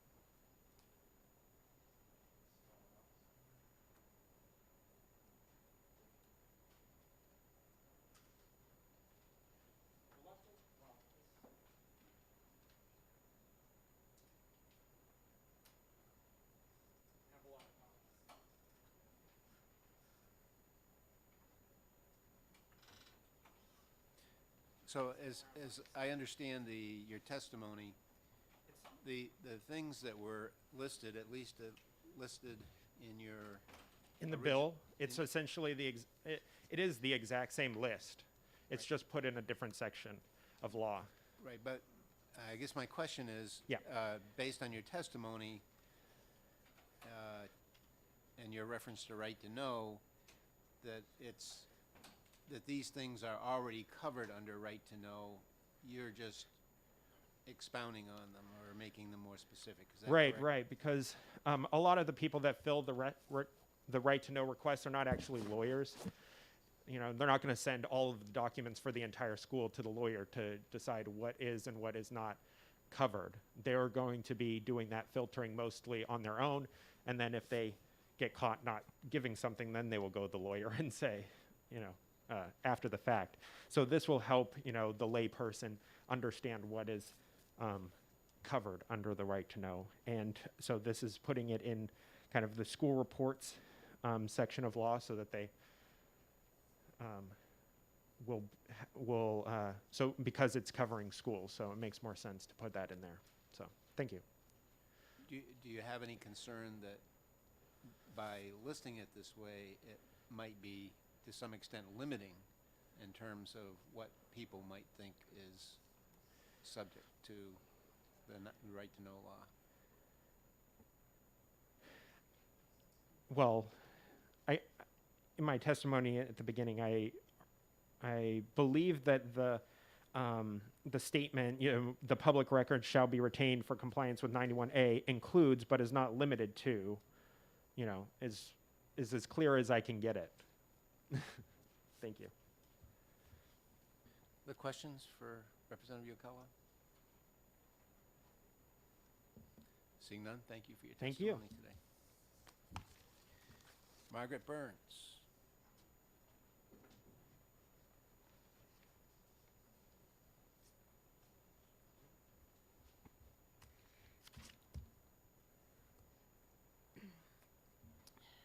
Good morning again. Margaret Burns with the New Hampshire Municipal Association. We are here in opposition to House Bill 1603 in major part for the same testimony that I provided on a different bill this morning. So RSA 91A 1A paragraph 3 already defines very broadly what is a governmental record. And basically any record that exists in an ascertainable format, whether it's written, whether it's recorded, almost everything falls under the definition of a governmental record. So adding a list of just a few very specific types of school records to the definition statute is simply not necessary to make them governmental records. They already are governmental records.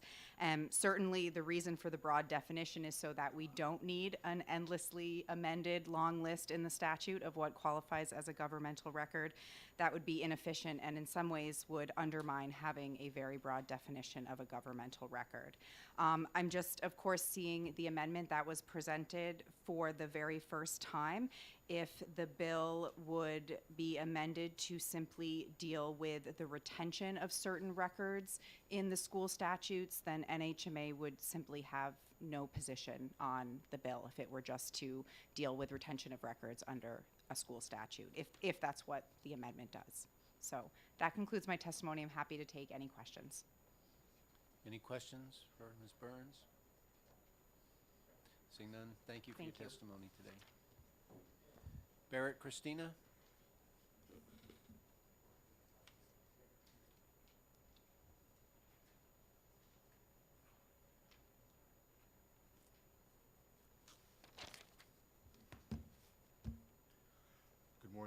Good morning again, members of the committee. Thank you, Chairman Gordon. Barrett Christina, Executive Director of the New Hampshire School Boards Association. Just as Ms. Burns spoke, NHSBA is in opposition to House Bill 1603 for the reasons that I stated on the bill earlier this morning.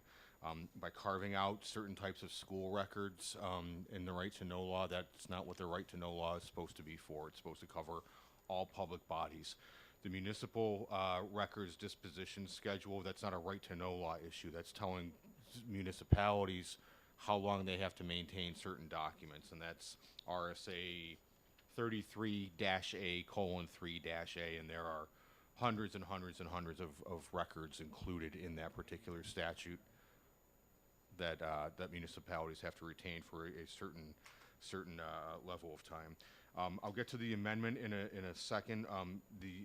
But the bill as introduced, I'm on page 1, lines 19 through 22. There's some student information in there that they're saying are public records so long as the student information is redacted. Specifically, paragraph 6, out-of-district placement information with redaction of student identifying information. I want to know what this would mean by information. If it's, money or a bill, perhaps, I mean, that's likely going to be a public record.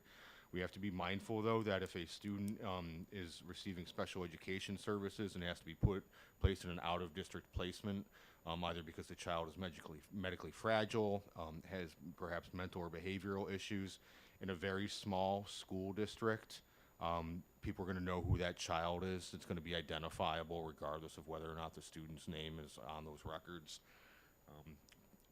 Line 21, paragraph 7, complaints and responses to complaints with redaction of student identifying information. NHSBA is going to take the position that that complaint is a student record, as defined under the Family Educational Privacy Rights Act federal law, FERPA. You may be familiar with that. That the federal law prohibits disclosure of student records absent parental consent. So a state statute cannot dictate that a complaint from a parent to a school district, even if the information is redacted, it would still be covered under FERPA. It'd be a student record, which federal law prohibits disclosure of.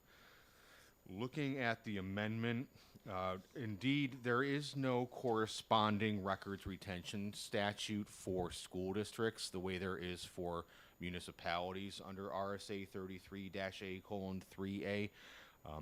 At NHSBA, we have often borrowed from that records retention schedule, just to, to the extent that it may or may not be applicable, or to the extent that one of the records in that RSA 33-A:3 is, if there's a corresponding record in the possession of a school district, we borrow from it. In terms of records retention, there's a complicated story behind this. I will try to spare you the time. About 15 years ago, the Department of Education had a records retention schedule publicly posted on their website. NHSBA would keep a copy of that. We would include it as an attachment to one of our sample policies. So when we would get an inquiry from a school, usually the superintendent, as to how long a particular document would have to be retained, we could point to that and say this is a New Hampshire Department of Education document. The DOE redid their website 10, 12 years ago, and that document was removed publicly from public access on the website. At that time, I called the Department of Education. I said, is it no longer on the website because you redid the website, or is the Department of Education withdrawing this document as a guide?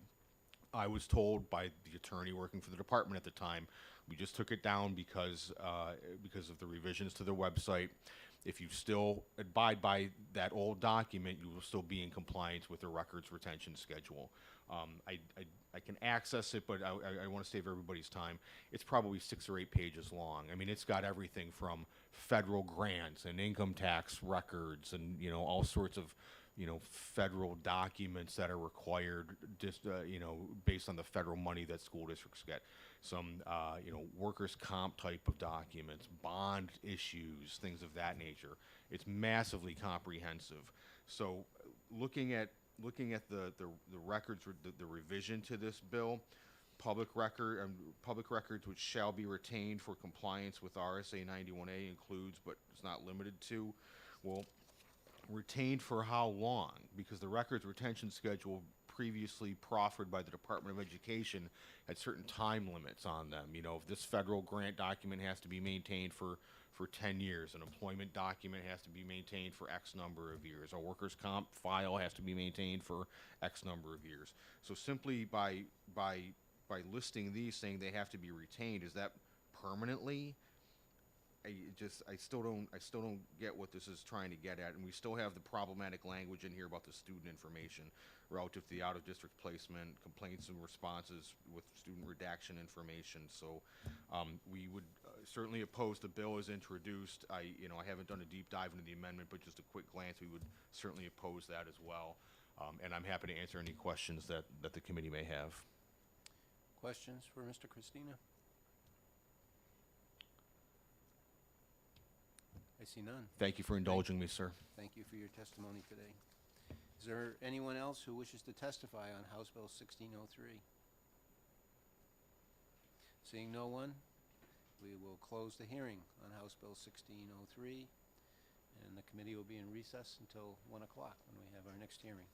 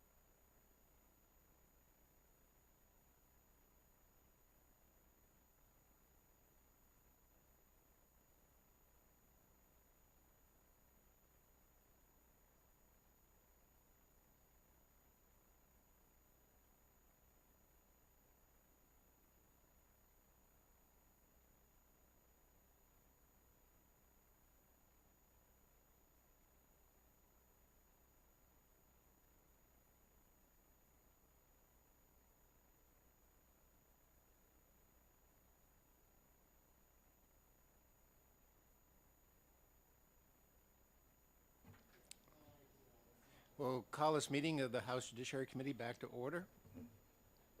Our first item of business this afternoon is a hearing on House Bill 1579 relative to landowner liability on land authorized for outdoor recreational activities. The prime sponsor of this bill is Representative Gould, and we'll call upon Representative Gould to introduce the bill and provide testimony.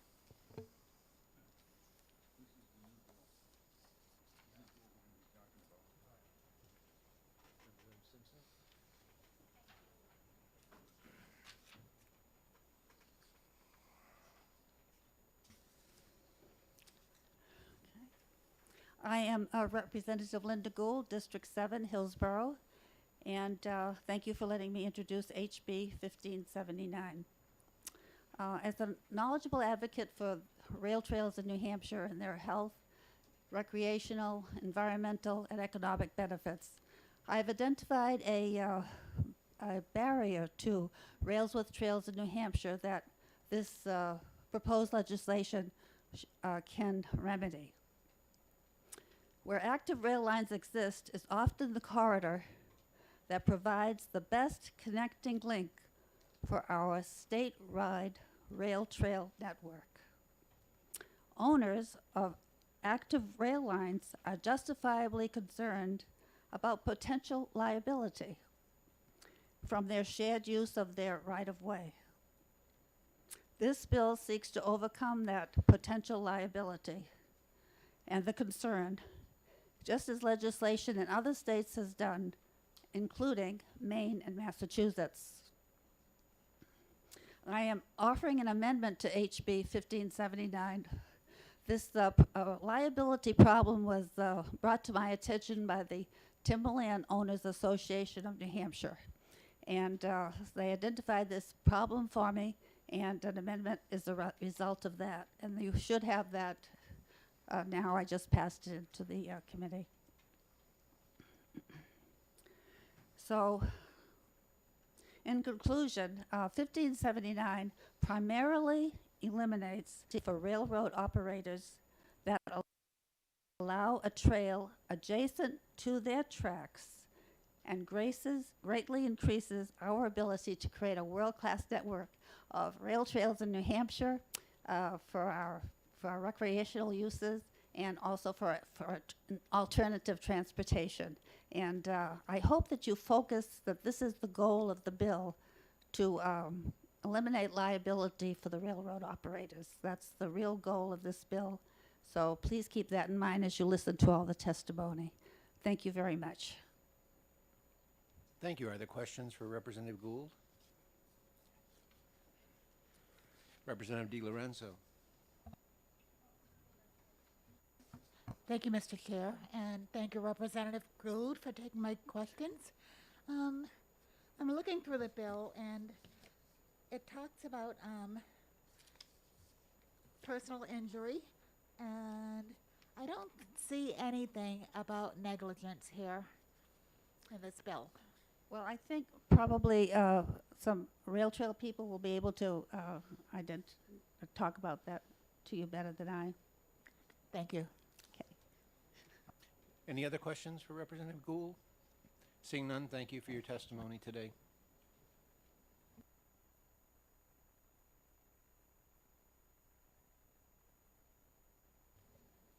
Representative Israel Piedra.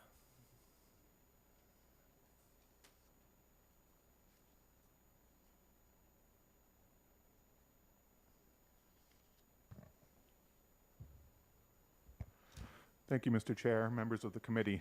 My name is Israel Piedra. I'm a representative from Manchester, Ward 2. By way of disclosure, I'm also a lawyer, and I practice representing both plaintiffs and defendants, but typically plaintiffs in personal injury matters when I practice in that area of law. So I have experience in this area and what this bill affects. I think the bill is well-intentioned. I think it is designed to assist, something that I'm in favor of, which is rail trails. But I think that the bill would also have very negative consequences. The entire purpose of tort law, which is what this affects, is to deter negligent conduct. The possibility of liability in tort for landowners and other defendants creates an incentive for those landowners to maintain their property in a safe manner so that people that come onto that property aren't injured. When you remove that incentive by removing liability, there no longer is a reason for landowners to make sure that their land is safe. And that's what this bill does. The representative's question was well taken. This bill immunizes negligent conduct. That is the purpose of the bill. Without negligence, there is no liability. If you're injured on someone's property, that person is not liable unless you can prove that they were negligent. What this bill does is say, if I go into court and I prove to a jury that this landowner was negligent and caused my injuries, despite all that, there is no possibility of recovery and that landowner has immunity. In my opinion, that's unacceptable. I think it's contrary to our system of justice that's existed for hundreds of years, our jury system here in New Hampshire. That's why I oppose the bill, and I know other speakers will elaborate on the specifics of the bill, but I just wanted to register my opposition to it. Happy to take any questions. Thanks. Questions for Representative Piedra? Seeing none, thank you for your testimony today. Representative Howard Pearl.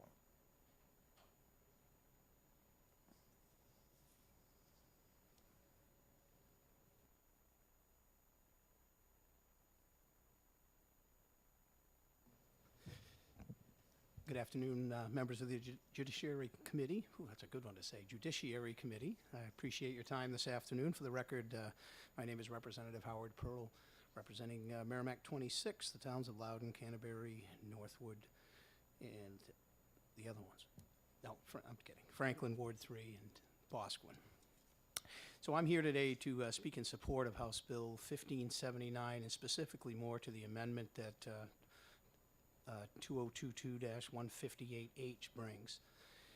These changes in the amendment, specifically page 1, line 13 in the landowner definition, and on page 2, the landowner liability limited in providing services to will greatly help this bill. So outdoor recreation is a huge part of New Hampshire's economy. This recreation depends on the willingness of landowners to open up their lands and trails. Unlike other parts of the country where either much of the land is either owned by government or is presumed posted unless permission is obtained, most New Hampshire landowners share their land with others where the land is open excuse me, for pedestrian traffic and traditional recreation unless it is posted. This is just part of our culture. What keeps this culture going is a landowner's ability to manage the land to economically justify its ownership and a favorable regulatory and legal climate. This includes liability protection. Amendment 158H addresses what I would call a gap in our state's landowner liability protection law. It will include a person providing services to the landowner, the same duty of care protections the landowner itself currently receives. As someone who owns land and provides services to other landowners such as custom harvesting, field mowing, I was surprised to hear of a legal action occurring against a logging contractor by an OHRV rider using a state trail on the parcel where they were cutting. I started thinking of my liability as I provide services to other landowners. It is legal actions like the one I heard about that compel landowners to post their property. It also sends a ripple through the entire landowner community where they now evaluate exposures for them or the contractors doing work on their property. I also agree all people should be held accountable for their personal actions, and this includes landowners and those who provide services to them. This accountability is found in RSA 212-34, paragraph 5. A landowner cannot willfully, intentionally, or maliciously create or fail to warn against dangerous situations. Excuse me. Passing House Bill 1579 with Amendment 158H will maintain this accountability and will provide the state's landowners an assurance that while their land is open to recreation, they and those working on their behalf will have the liability protection that they need. This is a big thing for many of us who own land as we contemplate how much public traffic that we allow to come onto our properties.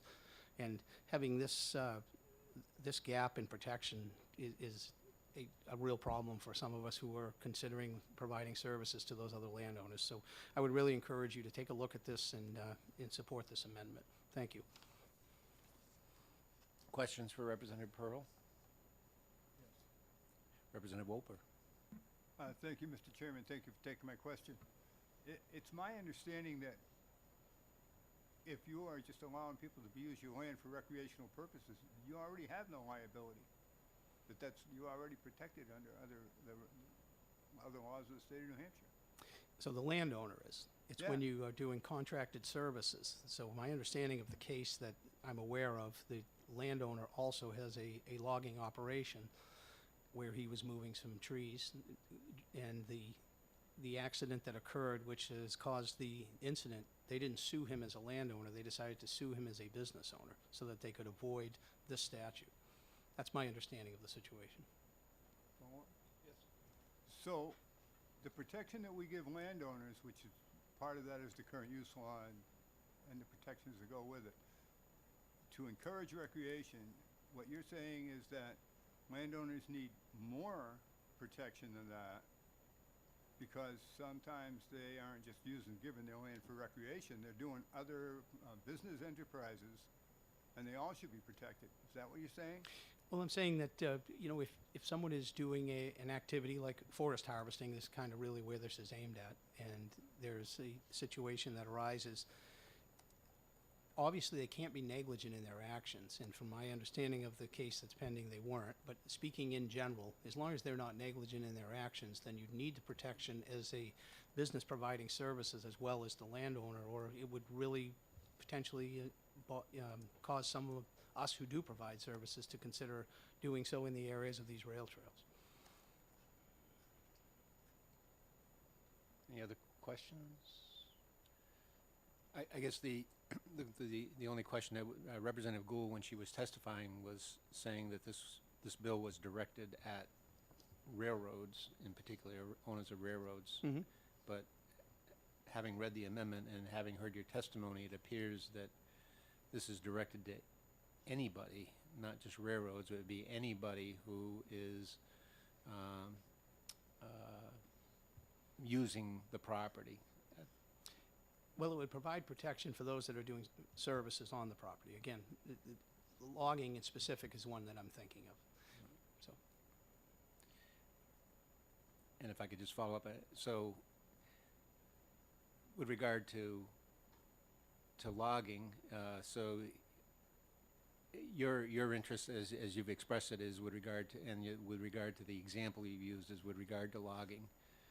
But if somebody were to come on the property for other purposes, like mowing a piece of property, and they were to engage in negligent activity while they're on the property, while they're mowing, from liability? no, not if they're negligent. Again, there's other provisions that protect that. I'm going to actually have you, I think Jason Stock would probably be able to answer this better. He's a lot more in-depth knowledge on this. So I think I'd ask you to reserve that question and ask him, if you wouldn't mind. Wouldn't mind at all. All right, thank you. So, yes, Representative Simpson. Thank you, Mr. Chair. Thank you for taking my question, Representative.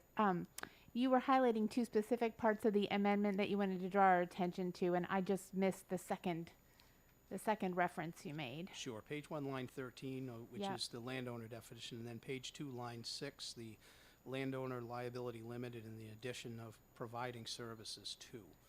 So that would offer someone who's providing services that same protection. Great. Thank you. You're very welcome. Any other questions? Thank you, Representative. Thank you. Thanks for your testimony today. Bill Woodbury.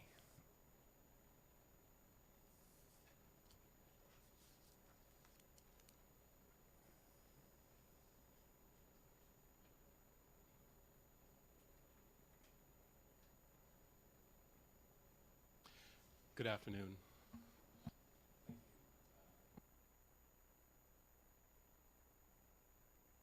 thought I did. Oh, you just press it once, you don't hold it, like a court mic, okay. Is it on now? Okay, thank you. Good afternoon. My name is Bill Woodbury, and I am the legislative chair for New Hampshire Association for Justice. I am also a practicing attorney in Laconia, New Hampshire. And we are opposing this bill, this amendment to the recreational immunity statutes for a number of reasons. What I do first wish to say is that it is our understanding, as the Mr. Chairperson has indicated, that this originated as a bill that would facilitate the creation and management of rail trails, or rails with trail. And I am an enormous fan of rail trails. My family and I have logged hundreds of miles on them. The Northern Rail Trail, the Winnipesaukee River Trail. We've done the ghost train races down Amherst to Brookline. They are wonderful recreational opportunities for families. However, this bill would dramatically expand the definitions and I think undermine what this statute was originally meant to do. The statutes 21234 and 50814, their purpose was to protect landowners with large expanses of land who open that land to the public and say, please, enjoy my land, have at it, but I don't necessarily know what's out there, and I'm not going to be responsible if something were to go wrong with something that I'm not having control of or whatever. But the case law and the case interpretation of these statutes that has occurred over the past few years even more broadly expands the immunities available. The case Cohen v. Department of Environmental Services essentially stands for the fact that if one crosses land to get to an area, in that case specifically a body of water, where two boys drown, if they cross the land to get to that area to engage in recreational activity, then the landowner is immune. Another case with which I have great familiarity is Dalbert v. City of Laconia, in which it was decided that the list of recreational activities in 21234 included not only activities where people bring their own equipment, but the use of playground equipment. And specifically the use of structures and the interpretation of the word structure in the statute. It is our belief that the railroads and the railroad corridors and the utility corridors are exceedingly well protected already, and that this expansion of the definitions in both statutes is exceedingly broad, and we have had conversations with various members of the rail trail community who have indicated that yes, this is we're not necessarily wedded to this language because it does exceed what is necessary for rail trails. I'm not speaking for them in any way right now, but just an acknowledgement from them that this exceeds what the rail people would need. But indicating first, if the in the bill on page 1 under premises, indicating the premises may include but is not limited to improved and unimproved lands, private ways, roads, buildings, and structures, such as lands as well as water standing on or flowing through or adjacent to those lands.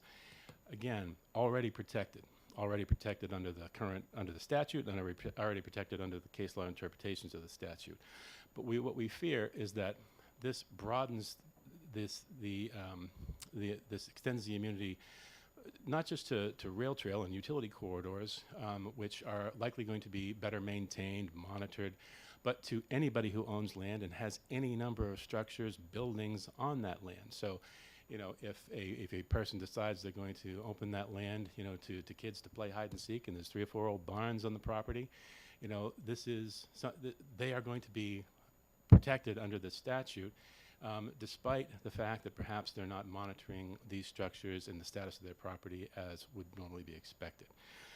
We believe that this is and the expansions under 508 are equally unnecessary and potentially dangerous.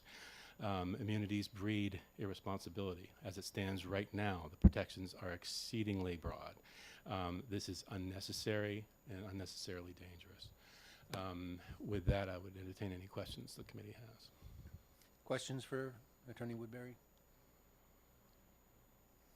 Seeing none, thank you for your testimony. Thank you, sir.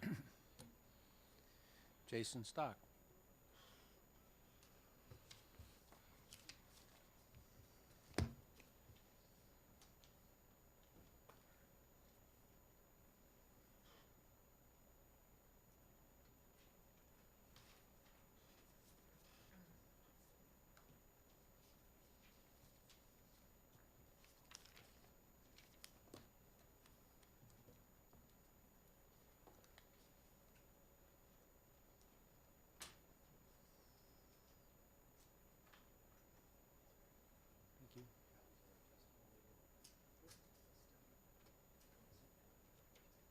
Thank you. Thank you.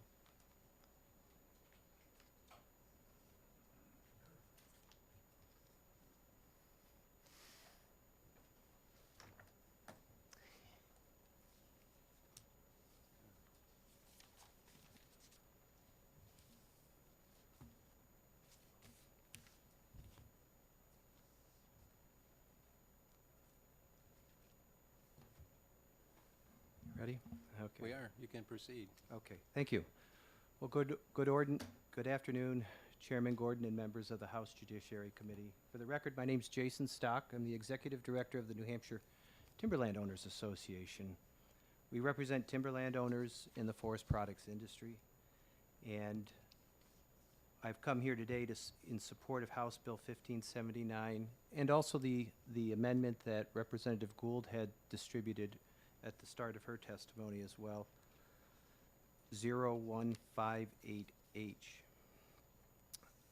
I've provided written copies of my testimony and also some background information as well.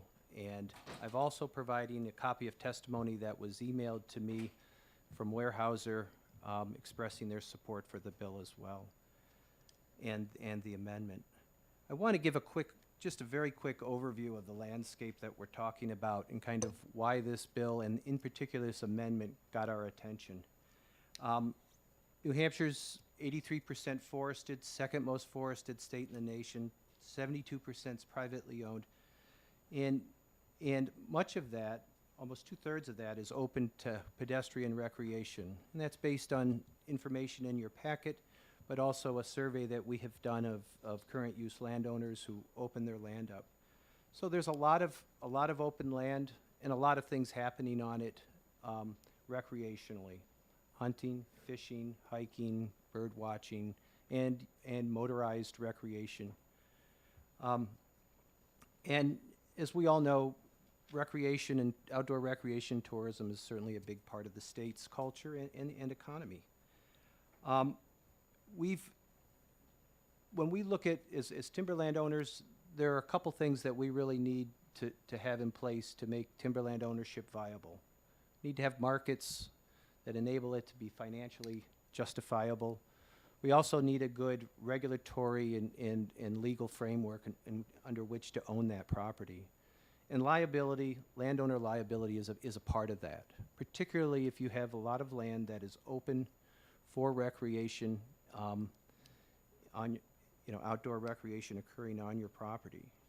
And the duty of care statute, RSA 212:34, is of particular interest to us.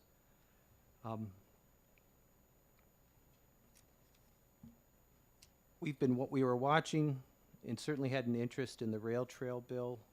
The timing was such that this summer that bill had come out obviously in December, January.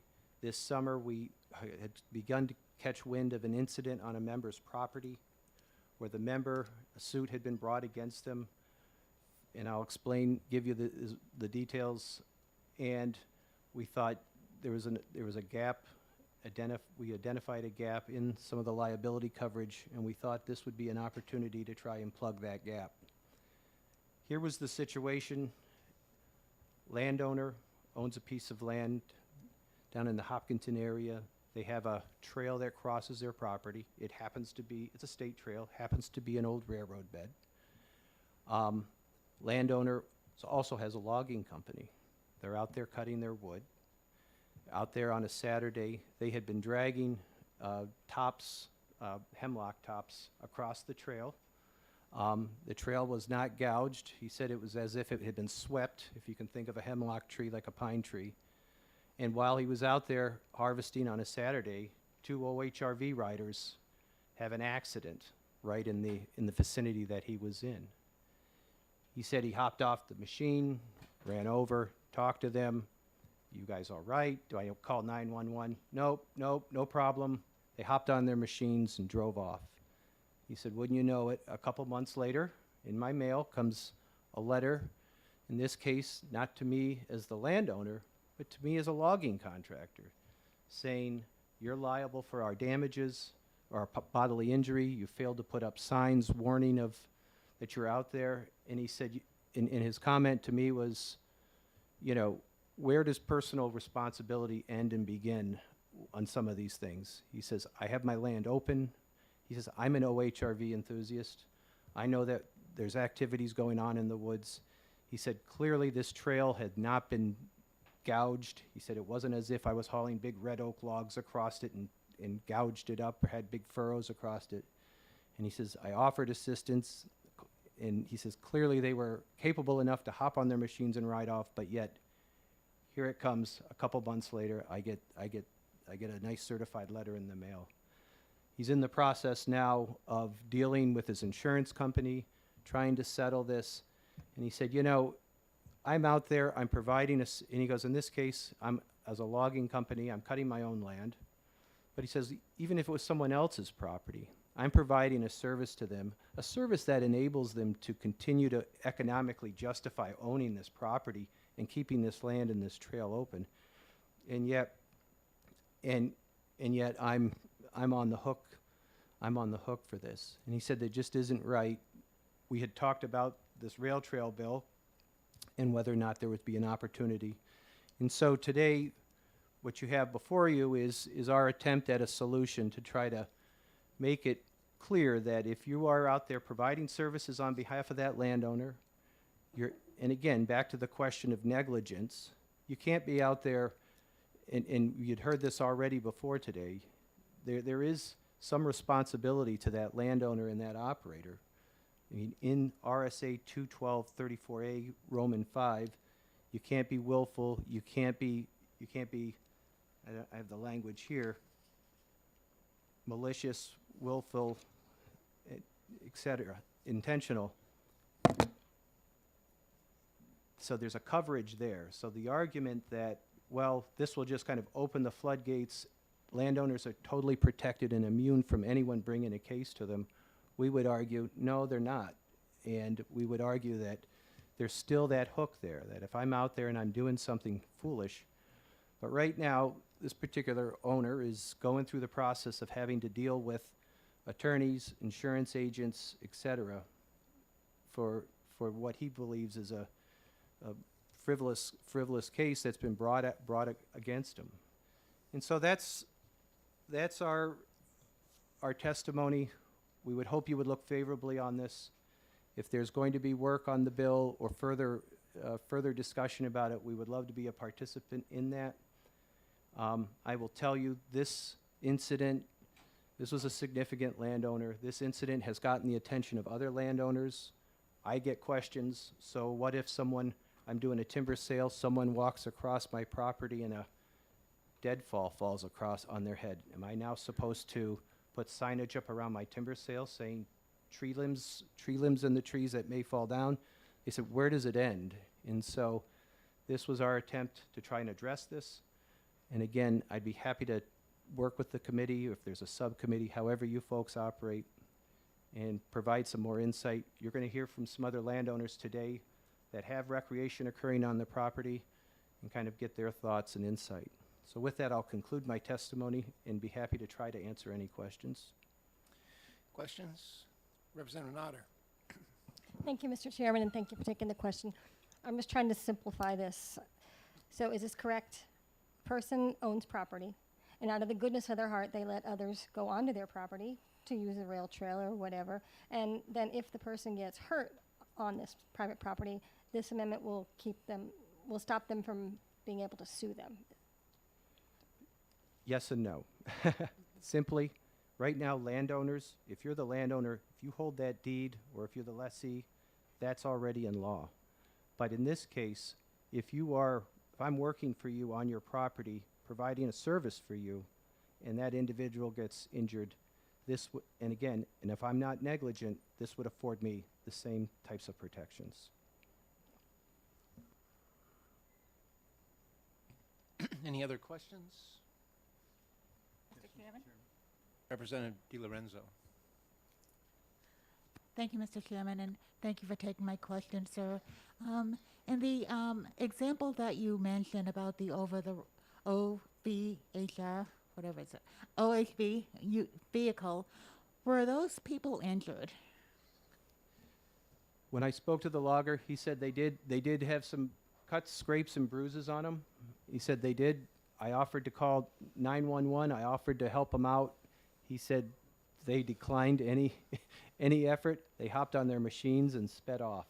So he did say there were some scrapes and bruises, and that was his description of how it went down. Thank you. Representative Wolper. Oh, I thought, sorry.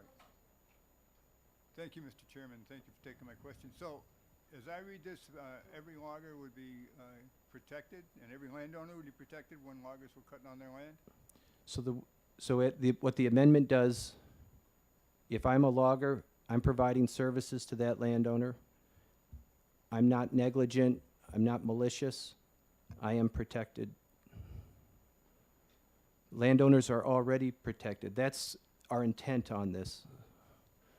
If someone's injured, that's how we interpret this language. If I'm that logger and I'm providing the service, someone's injured, and I don't fall under that category 5, our interpretation is that I would be afforded a duty of care.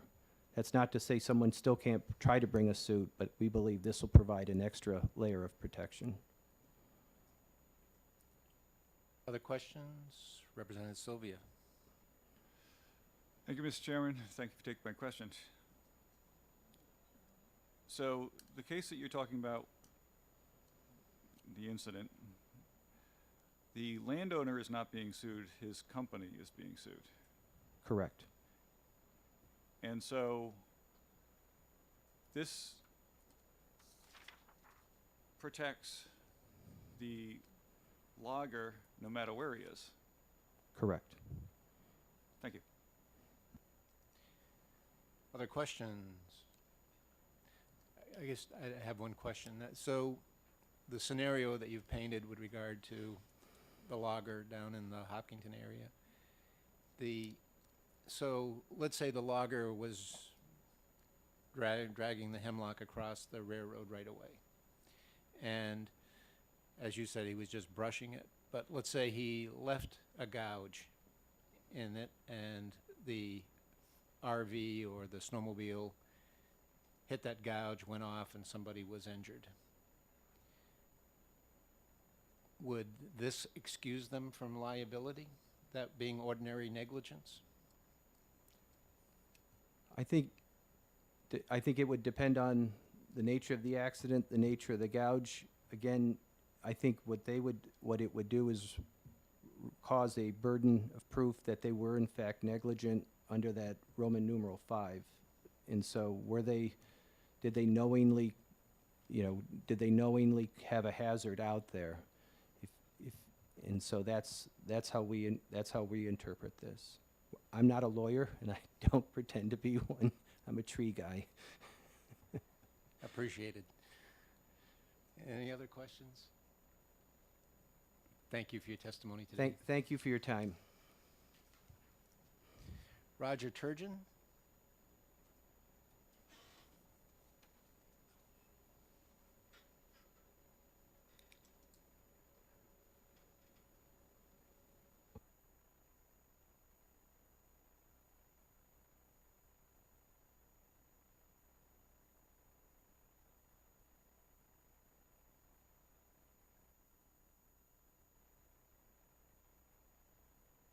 Did that do it? There we go.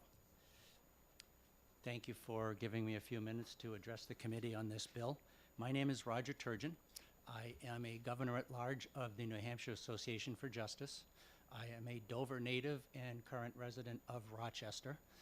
I have been a practicing attorney, handling nothing but personal injury cases for over 40 years in New Hampshire, Mass, and Maine. I am also a rail trail fan. I've ridden hundreds of miles on rail trails in various states. I contribute to the National Rail Trails Conservancy. I'm a big fan of them. This bill, unfortunately, goes way beyond the original intention of making it easier for rail trails to be put together.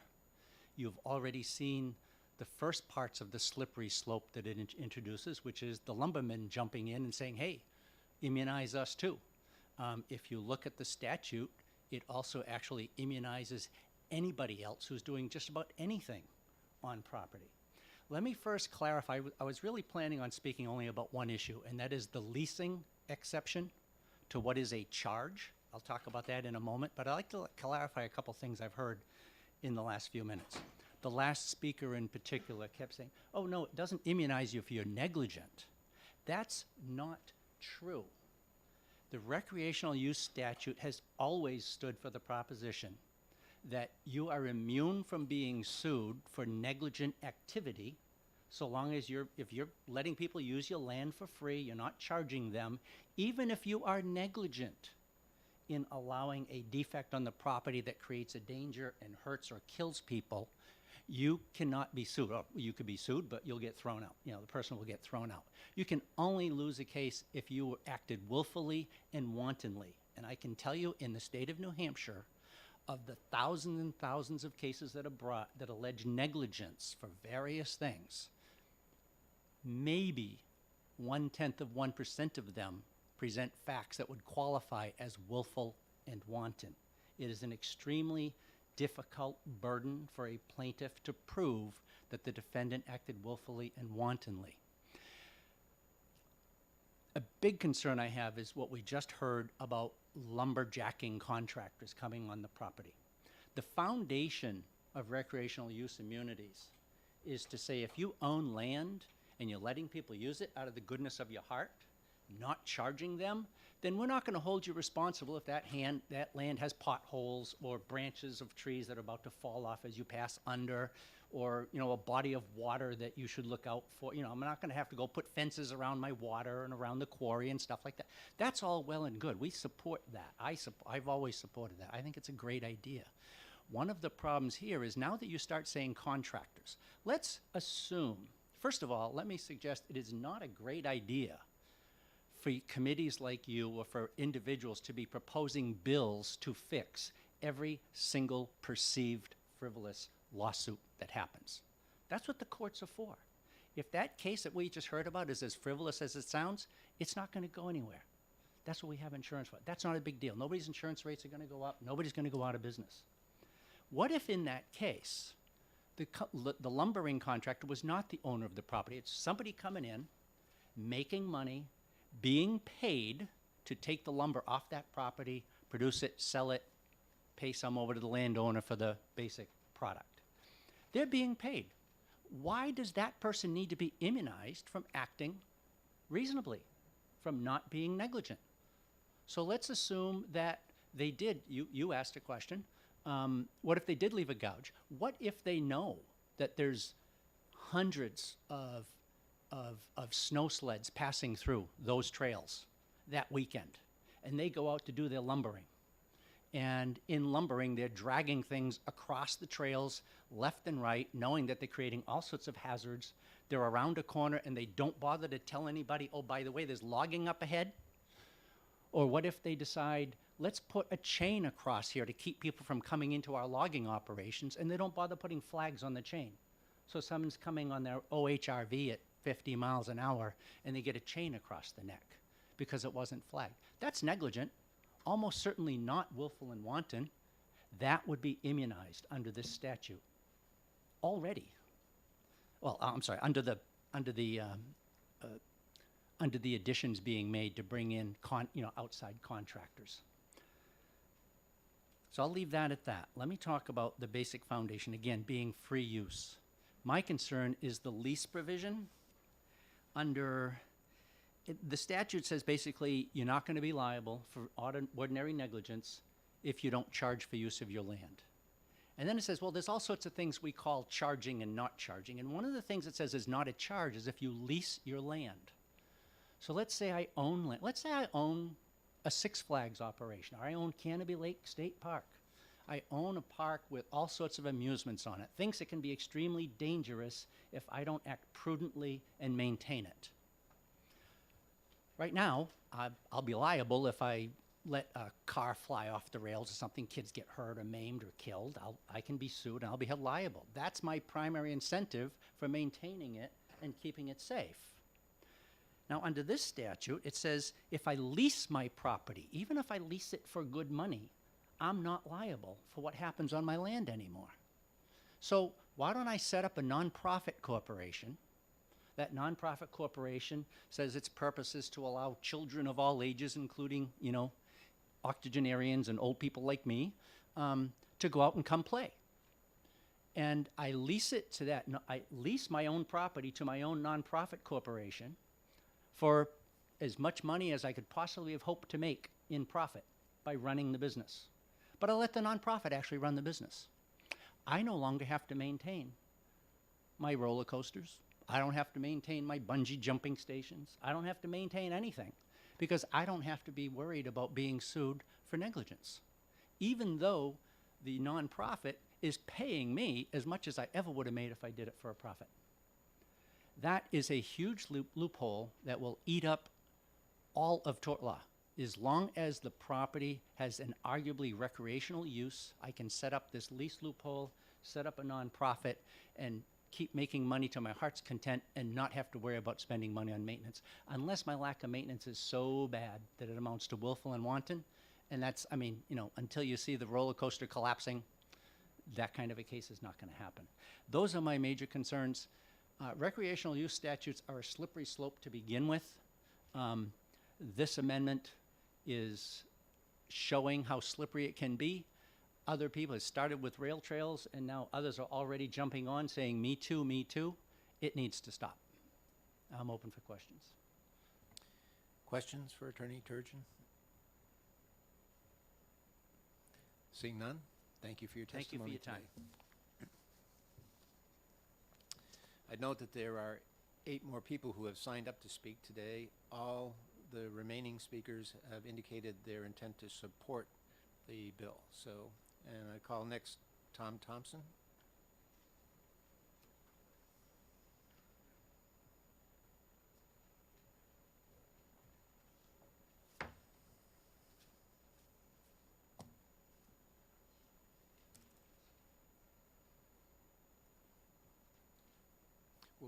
We'll pass them around.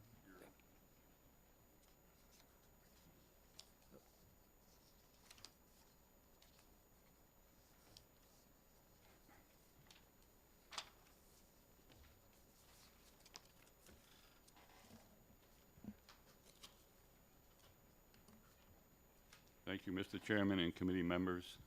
For the record, my name is Tom Thompson from Orford, New Hampshire. I have submitted a letter that I would like to read from the Thompson Family Tree Farm. My name is Tom Thompson, owner of the Thompson Family Tree Farm with my wife Sheila. We own and manage 2,800 acres of sustainable forest. 2,400 acres of that are in Orford and Wentworth, New Hampshire. I have owned forest land for the last 65 years and have been an advocate for years for opening and sharing our forests with the state of New Hampshire as well as the general public. We have over 12 miles of roads that we allow snowmobiling clubs to use during the snowmobiling season each year. We also open our land for many activities for foot traffic such as hunting and fishing, hiking, photography, bird watching, annual butterfly counts, snowshoeing, cross-country skiing, along with many tours that we give each year. I am here today to support House Bill 1579 and the addition of the landowner's agent to the duty of care, which will add protection to our landowners and our agents who work on our property. New Hampshire is the second most forested state in the United States, and New Hampshire has a total of 4.8 million acres of forest land, which is 84% of our state's land base, and of the private landowners, like ourselves, own 76% of the total forest in New Hampshire. As landowners, we want to continue sharing our land. We also want to be sure we are protected, and House Bill 1579, with the addition of landowner agent care of duty law, will go a long way in giving us that peace of mind. All of us who own and share our land have seen the large increase in use of our forests in the last 2 years due to COVID-19 pandemic. And the last thing we need to worry about, because we open and share our lands with either our state or the general public, is one day receiving a certified letter in the mail notifying us we or our agent were being sued.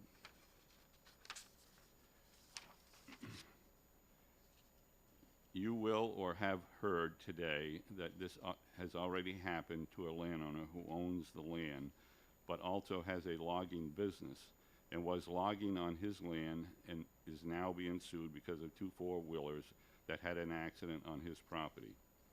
Remember, good forest management is only one of many benefits private forest landowners provide in our state, which brings into our state's economy $1.4 billion in the forest industry and provides 7,400 workers employed in the forest products industry, which also adds to our tourism and recreational industries. One example would be snowmobiling, which brings in annually direct and indirect over $600 million because forest landowners continue to open and share our forest lands and trails which we built for forestry. 84% of the state's 7,200-mile trail systems are on private forest lands. Please help private landowners by supporting House Bill 1579 in addition to the landowner agent to duty care law. Thank you for your time and consideration, and thank you for serving the state of New Hampshire. Are there questions for Mr. Thompson? Representative Horgan? Maybe I've heard this today, but I missed it, but you're asked us to consider an anecdote about a landowner who's a logger being sued because of 2 four-wheelers accident on his property. Do you have any more information about when or where this happened or who it happened to? I believe it's down in the southern part of the state. I think there's someone here that can identify the Yeah. location of that. All right, thanks. Thank you. Representative Simpson? Thank you, Mr. Chair. Thank you for taking my question. I'm trying to get a sense of how big an issue it is that we're talking about beyond the case that has been mentioned. And I'm wondering, you've been doing this a long time, opening your land, and personally, thank you for that. But I wonder in that time if you have ever been approached with a lawsuit by anyone who's used your land. We have avoided that up to this point. I will tell you that we have had severe vandalism on our property. And I will also point out back in, I think it was 2011, 2012, in Manchester, there was a landowner who, a hunter went on his land. There was a deer stand there. He went up in the deer stand and fell out of the deer stand and turned around and sued the landowner, which was a farmer. That one, I believe it was thrown out of court, or it never got too far along as far as the suit was. However, the farmer ended up having to pay $10,000 out of his pocket to defend himself. And that's what private landowners fear every single day. And you know, there was a gentleman here just a few minutes ago, he mentioned this slippery slope. This slippery slope may be in this state that private forest landowners who own the bulk of the forest land in this state wake up one morning and say, you know, I've had just about enough.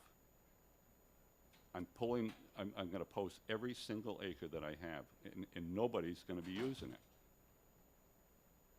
I've fought myself not to go down that road.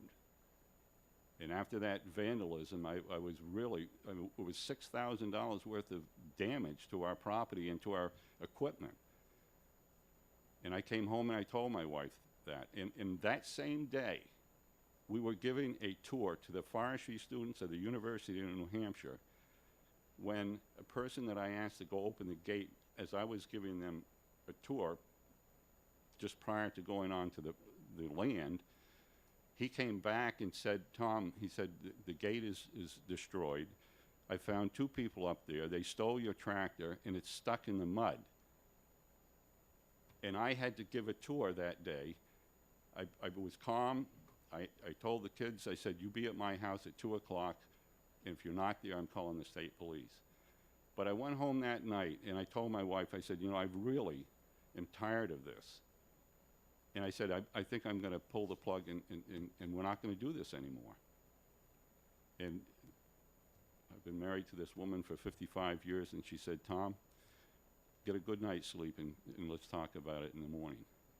And that's, so we got over that. But I can tell you that one certified letter in the mail indicating that we're being sued for all that we do to open our land and share it, not only with the general public, but with the state of New Hampshire, which makes millions of dollars off the backs of landowners, just in the snowmobiling.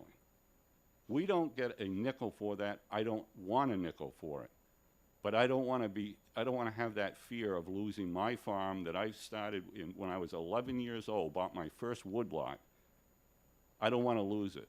I want to be able to pass it on to my children, to our son and our grandchildren. Thank you. Other questions for Mr. Thompson? Representative DiLorenzo.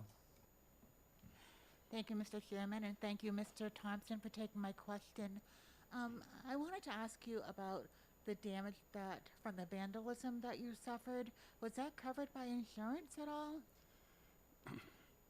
No, what happened was in that particular case, and keep in mind that we had many cases of vandalism on our property, but the trick is you have to catch them in the act, and that's very difficult to do.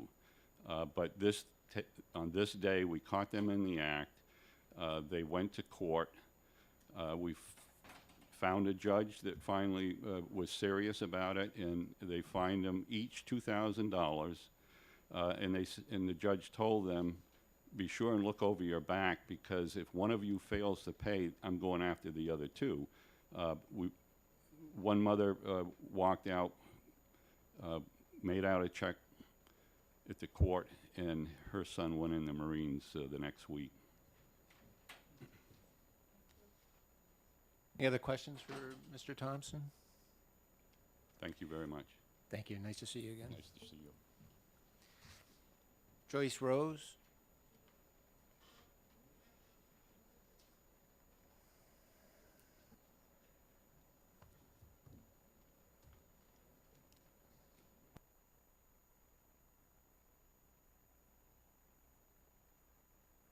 Need to turn on your mic. There you go. Thank you. Good afternoon. Hi, my name is Joyce Rose. My husband and I live in Kentucky, and we own more than 2,500 acres in 9 different towns here in New Hampshire, including Andover, Canterbury, Concord, Grantham, Henniker, Hopkinton, Salisbury, Warner, and Webster. Some of this land is in the name of LLCs for liability purposes. Most of our lots have walking and riding trails throughout them, and some have rail trails as well.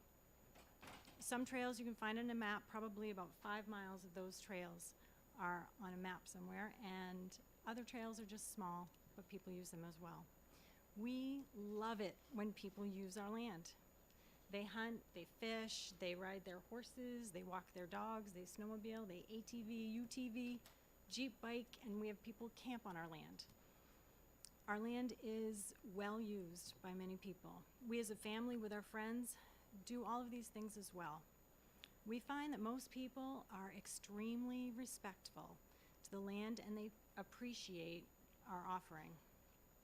We also own a logging company, and we manage properties throughout all of Merrimack County, and we do work in most towns in central New Hampshire. Considering our own land and logging, we rotate timber harvests from lot to lot continually. Where the growth of the timber, the markets, and the weather warrant a cut, we log for the regeneration of the forest. This is one way that we can make it economically possible for us to continue to own and share with others thousands of acres of land. I am here supporting House Bill 1579 as well as Representative Gould's amendment adding the landowner's agent to the duty of care law. We of all people understand the thrill of uneven ground, cool shade, and loud motors in the woods on a balmy summer day.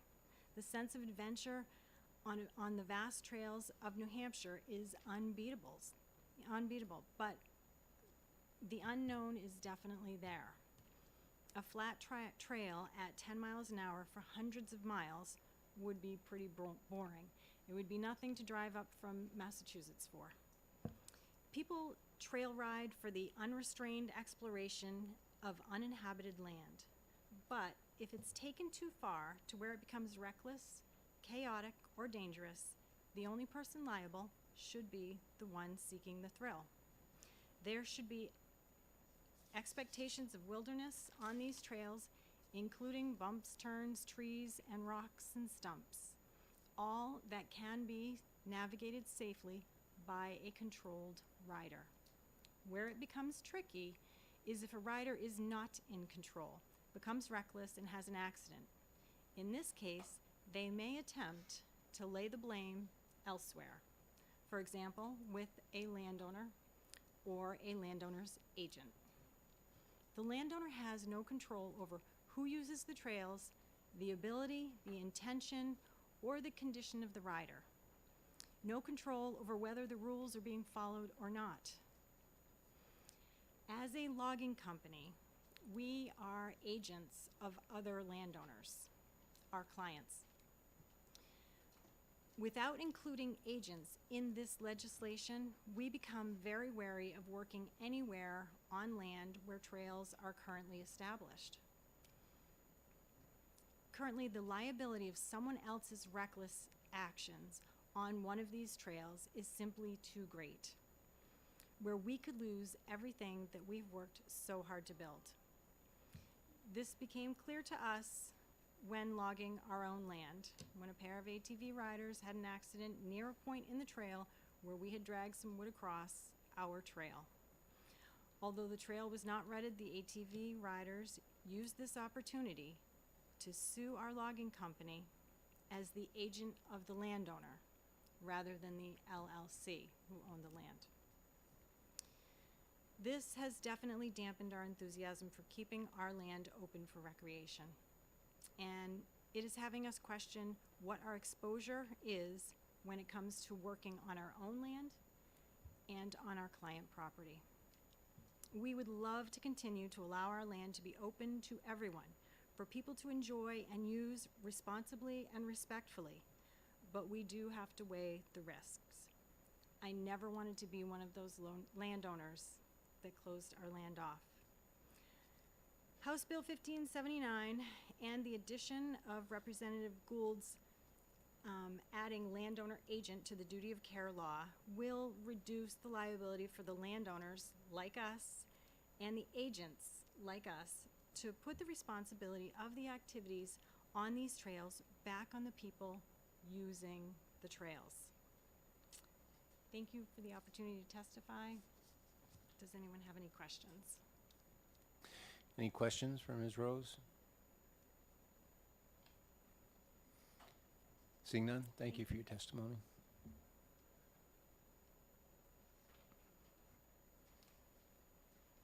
Actually, I do have, if you, maybe you could answer the question, just to clarify, the suit, so you're part of the company that's being sued in that example that has been given. And so what are the plaintiffs in that suit claiming that that the company did wrong?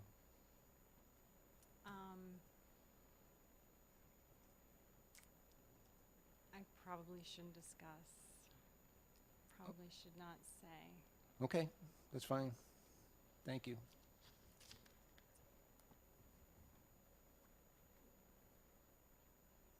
And the next person to testify, Craig Rennie.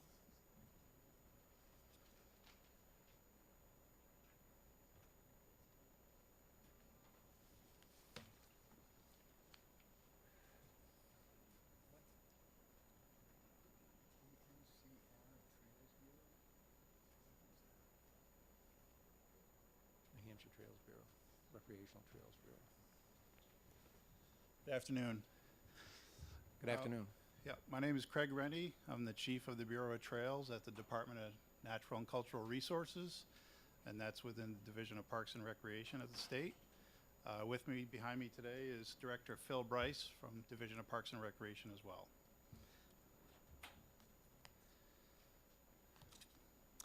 So the Bureau of Trails, just as some background in our testimony, administers and maintains multi-use trails on state, federal, and private lands, which includes over 1,000 miles of OHRV trails, off-highway recreational vehicles, 300 miles of state-owned rail trails, and over 7,000 miles of snowmobile trails throughout the state. The majority of our statewide trail system occurs on private lands because of the generosity of so many landowners. One of the major reasons landowners are willing to support public access on their properties is because of the liability protections landowners have with the existing duty of care and limited liability laws. Motorized and non-motorized trail use in New Hampshire plays an important part of our tourism economy, contributing over $1 billion of direct economic impact to New Hampshire annually. Also, access to trails is important to the quality of life of our citizens. We believe it's critical to ensure that the duty of care law does what it's intended to do, which is support public access by protecting landowners. We are aware of several recent liability concerns that are not expressly covered under the current duty of care and limitation of action laws under RSA 212:34 and RSA 508:14. Specifically, our concerns are related to the following situations and examples: landowner lease agreements with the state for trail use, railroad and utility property and right-of-ways designated for recreational use, trails located on state lands, and private landowners who also own a business and allow trail use on their property. So with that, House Bill 1579 as written includes changes to the charge definition in RSA 212:34 IA that includes a lease of such land for said purposes to the state or any political subdivision thereof shall not be considered a charge. The Bureau of Trails has lease agreements with several large landowners around the state to allow recreational trail use on their properties. We agree with this change to the definition, and as the duty of care protections will remain available to those landowners who enter into lease agreements with the Bureau of Trails. The House bill also, as written, includes several changes to include adding railroad property, railroad right-of-ways, and corridors to which public access is permitted. We agree with these changes to ensure that railroad and utility corridors that are designated for recreational use are protected by those duty of care laws and remain open for future use. And then regarding amendments to the bill, just as a general housekeeping measure, we suggest modifying the landowner definition in RSA 212:34 IB to include the state or any political subdivision thereof. It's already used in the existing landowner liability limited statute of RSA 508:14. This would ensure consistency between the statutes. And then lastly, landowners conducting activities such as timber harvesting on their own land are protected under the current law. However, as you heard, if the landowner is conducting those activities through a separate business they also own, the business is not protected. We also suggest modifying the landowner definition to include any business owned in whole or in part by the landowner as defined in this section. Thank you for the opportunity to testify on the bill. Thank you. Are there questions? Seeing none, thank you for your testimony today. Dan Luker.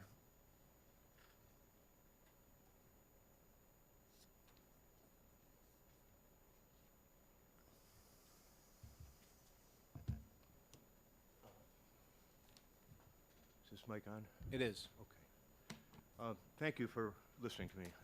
I'm Dan Luker of Preddy Flaherty, the law firm here in Concord. I have the pleasure of serving as counsel to the New Hampshire Timber Landowners Association. I just wanted to say a couple things. First, these statutes have been in place for one for 60 plus years, another for 45 plus years, and they do what they should do. They reward or immunize landowners from negligence in exchange for their leaving all their hard-earned property open to the public for recreational uses. It's a good thing. With respect to, and we fully support the rail trail extensions and the addition of the utilities and the railroads, because they won't basically open it up unless you have an express definition that immunizes them. And that's one of the purposes here, and the lease to the state has the same effect. With respect to adding the provision of those providing services, all we are suggesting here is that the state has already immunized the landowner, right? And if the landowner goes out and mows the field, cuts his timber, does it on his own, the landowner's immunized. If the landowner hires somebody to do it, that person becomes the landowner's agent. That immunization should extend to the contractor as well. It doesn't matter if the contractor's making some money on it, the landowner's paying the money that he's making. That's really irrelevant. He's the landowner's agent, and there should be no distinction between the two because he's working for the protected landowner. And a couple other things, and these are important. The term negligence has been bandied about here quite a bit. The statutes immunize the landowner, and we submit those working for him, from simple negligence. That would be the sort of duty of care where you have to go out and you have to meticulously walk your property, make sure there's no potholes, make sure there's no sharp rocks, all that. They don't have to do that in exchange for opening up their land to the public. That's the quid pro quo, and that makes sense. That's why they do it. This would not extend that protection any further other than to the contractor working for the landowner, and it would only immunize them from sort of carelessness, failure to walk the land, failure to inspect, all that stuff. That's simple negligence. But it would not in any way alter the rest of the statute, which says if you're grossly negligent, or if you act wantonly or maliciously or with an intentional disregard for others, yes, you're liable for that. There were a couple of examples out here that if that logger that was doing the work had cut a bunch of ruts in the path, or if he had strung a chain across without flags, or if he hadn't put any signage up that signaled people that he was working in the area, I submit that would be grossly negligent, because in that situation, knowing the circumstances, that demonstrates a deliberate disregard for the health and safety of others. There's a distinction here. And if you were to take that situation where the logger had strung the chain, or the logger had put a bunch of deep ruts in a snowmobile or got injured, if you went into court with this amendment and tried to get the case dismissed, you wouldn't get dismissed. The other side would say, no, that's gross negligence. You knew what you were doing, and you had a duty to at least, in that situation, respect the safety of others. There's a big difference between simple negligence, which is, again, inattention or failure to inspect, which every homeowner or property owner has. That's what's immunized in these statutes. Here, we're just talking about extending that protection to the person working for the landowner. because that's the person indirectly doing the work, and that's the sole purpose of this relatively minor amendment. It's not a long slide down a slippery slope. It's just expanding or acknowledging the landowner's underlying immunization. Do you have any questions? Questions? Seeing none, thank you for your testimony today. Oh. Representative Wolper, sorry. Just for a second. We've heard testimony already today that the standard of wanton and willful or gross, what we call gross negligence, which I understand is not a term that's used in the courts, but is extremely difficult to prove and hardly ever successful. So doesn't this nearly grant total immunity to all agents in all situations where, like my 27 acres that are in current use? Ms. Mike, no. What I'm trying to make is a distinction between wanton, malicious, and intentional conduct, which is a very high standard. But you can be grossly negligent if you demonstrate a reckless disregard for others. And the example given, if you string a chain across a snowmobile trail, or if you dig a hole deep in a snowmobile trail and don't put any guards around it while you're doing your logging work, or if you drag timber and cause deep ruts, I submit, if I were arguing the case, that, Your Honor, this is gross negligence. This isn't negligence, because it's a reckless disregard for others. It's not the situation where a landowner doesn't know about conditions on his property, which is the statutes are aimed to protect. But if you do something that's grossly negligent, you wouldn't get immunized under the statute. If I could just ask a question, we're running far behind and I don't want to drag it out, but this bill and the amendment does not change a property owner's liability at all. Right now, the duty of care, the immunity provided to landowners stays the same as it is. As I understand it. And the only issue is whether or not we extend that liability to agents of the landowner. And we've given one example so far of someone who is an agent who has been sued. And I'm wondering if it isn't, whether, I think, and this is the question that perhaps the committee will have to deal with, do we now give a blanket liability to every logger, every timber cutter, or do we address the example that you've provided today, and as may have already been suggested in the prior testimony, and that is to a landowner who is operating on their own property, if not in their own name, in the name of some other entity, and extend that liability to that other entity without just giving a blanket liability to every logger, because not every logger is as conscientious as those who belong to the Timber Owners Association. That's a thought. I think it might be difficult to fashion what percentage of ownership they need. The devil's in the details, obviously, but I frankly don't see a distinction between me hiring my brother to do it, and I'm a part owner of my brother's company, or me hiring a quality logger from across the way who's going to be responsible and do it the same way. They're both acting through me at my behest to basically maintain my property. And I, as a landowner, have an immunity, and I don't see why they shouldn't have the same immunity, just as long as they aren't, again, and it's not total immunity. If they're out of line and grossly negligent, know what they're doing and disregarding people, statute won't help them. Thank you. Any other questions? Thank you for your testimony today.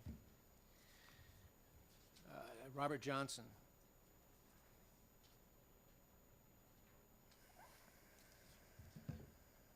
Thank you, Mr. Chair and members of the committee. For the record, my name is Rob Johnson, and I appear before you representing the New Hampshire Farm Bureau as the Federation's policy director.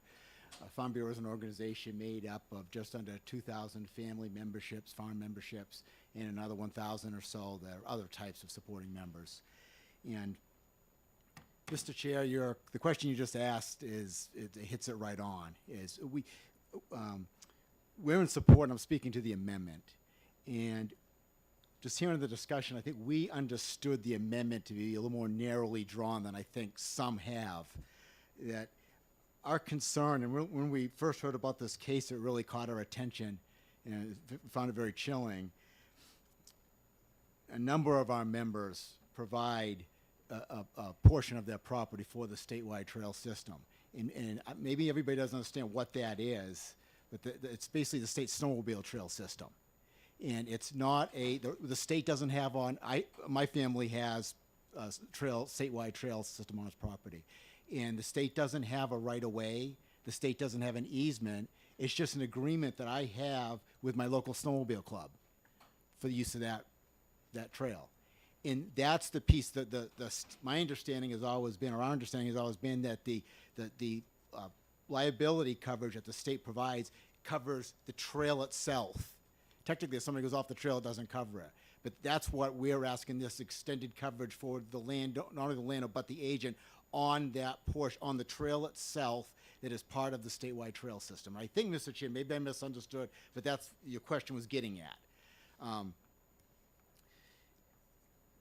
As has been mentioned earlier, a vast majority of the statewide trail system is on private property. And again, I'll repeat, the state doesn't have a right of way, it doesn't have an easement. It's just us as landowners agreeing, working with the clubs to provide these recreational opportunities, which we want to do. A lot of the discussion today is talked about logging. Well, many of our farms are organized. There's limited liability companies and other. And the paths or the roads that we allow the public to use for this trail system are the roads that we travel with our tractors, our farm equipment, our cattle. And that's the concern we have, is that with this, has there been a loophole? And we really believe that the state has an obligation, if we're providing the service of this public recreation, to make sure that, the case may be frivolous, may not be going anywhere, but as you all know, you can sue anybody for anything. And it's just the time and the cost of having to defend yourself. And I'll leave it at that, Mr. Chair, and be happy to answer questions. Thank you. Thank you. Any questions? Seeing none, thank you for your testimony. We do have 4 more people who wish to testify. They've all asked for short periods of time, and call upon them if they could be as concise, given that we've had lots of evidence so far. The Jason Sulip, is it?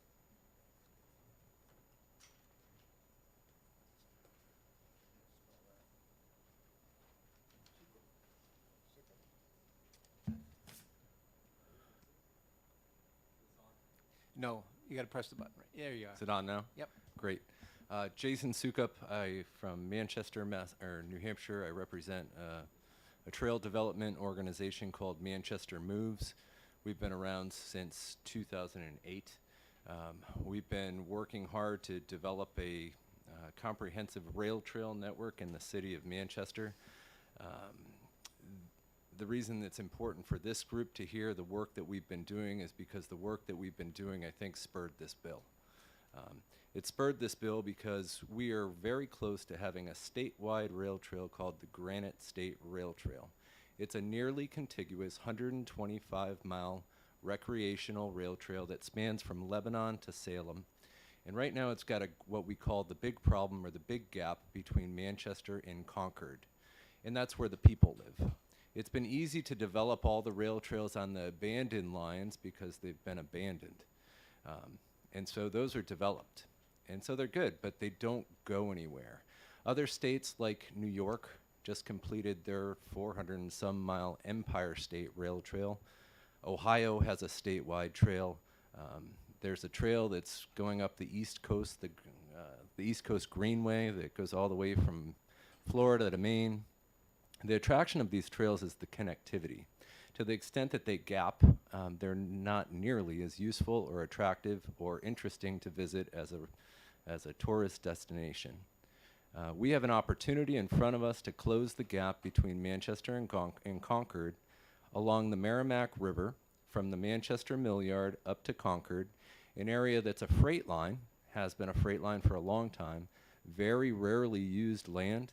It runs coal, cement, heavy things that do need to run through there. By the way, that's not an area that is proposed for the Capital Corridor commuter line, which is going to terminate in downtown Manchester. This area is going to be freight for the foreseeable future. That rail line has been sold. It's currently under agreement with CSX Railways out of Jacksonville, Florida. They're purchasing it from Pan Am Railways.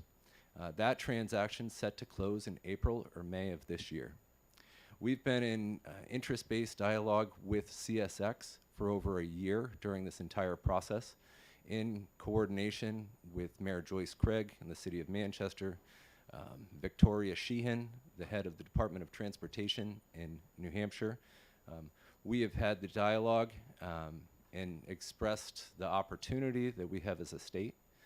New Hampshire DOT will build a rail with trail. They have the capabilities and the safety standards to do so. They can only do so with the express permission of the landowner.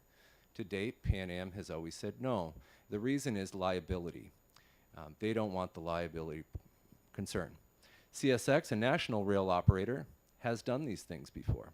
And they've done them in other states, and they've said that they would do them here if there was a law on the books that was comparable to the neighboring states like Maine and Vermont. This law sought to replicate those laws. This didn't originate as a, this originated because it would protect the railroad. And the laws that are on the books already protect the land. We were told that early on. But by defining the railroad specifically in the law as well, that gave them comfort to give us the ability to complete the trail. They've asked for the law. They've said if we had the law similar to other states, we could do the same. So that's the opportunity. That's what we hope to see. So if we had this law, I think we would also get a statewide rail trail within the next few years. I ask you to support this law. Thank you for your testimony. Are there any questions? Seeing none, thank you for coming today. Thank you. You have a question? I have a question. Oh, we do have a question. Now, this is a real quick one. Sure. Are you testifying in support of the amended version or the original version or both? I'm testifying in support of the original version, only because I'm not as versed on the amendment. Thank you. Thank you. Scott Rainier. Again, we have three more cards. Scott, you've asked for 5 minutes. I'm going to hold you to that. Yeah, I'll be brief. You came down from Errol, so From I Errol, figured yes. I had to hear from you Yes. today. Thank you, Mr. Chairman and committee members. My name is Scott Rainier. I'm a resident of Errol, New Hampshire, and I am the regional manager for Wagner Forest Management, a company based in Lyme, New Hampshire that has been operating for the last 65 years. I'm also a New Hampshire licensed forester, managing land for a variety of clients for over 20 years. Wagner Forest Management manages over 150,000 acres of land, privately owned timberland throughout our state. These lands are privately owned, but they're open to the public for nearly all traditional recreational uses, such as hunting, hiking, snowmobile and ATV trail riding, and for access to many water resources for boating, kayaking, and fishing. Working with the New Hampshire Trails Bureau and local ATV and snowmobile clubs from towns such as Pittsburgh, Errol, Colebrook, Berlin, and Gorham, we allow riding on literally hundreds of miles of trail connecting these towns and provide support to the economy that these recreational activities provide. I am in support of House Bill 1579 and the addition of landowner agents to the duty of care law.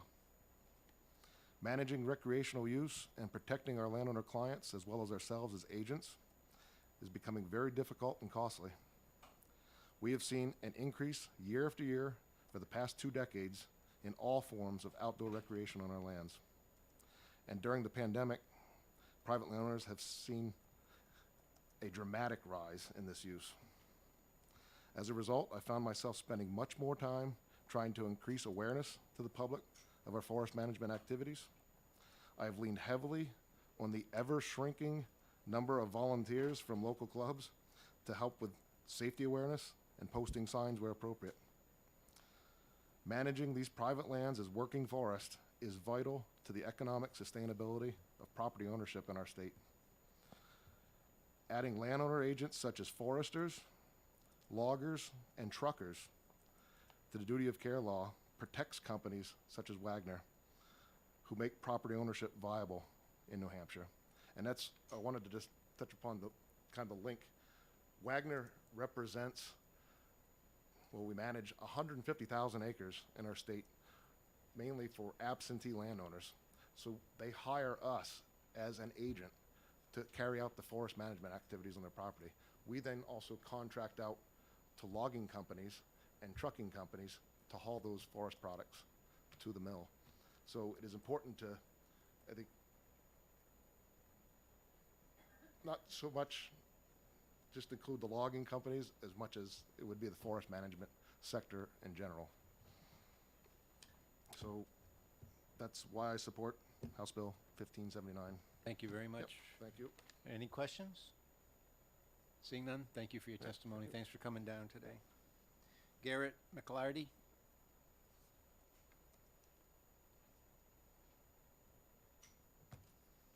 You asked for 5 minutes. I'm going to hold you to that, too. Sounds good. Thank you. Is the mic on? I believe it is. It is. Okay.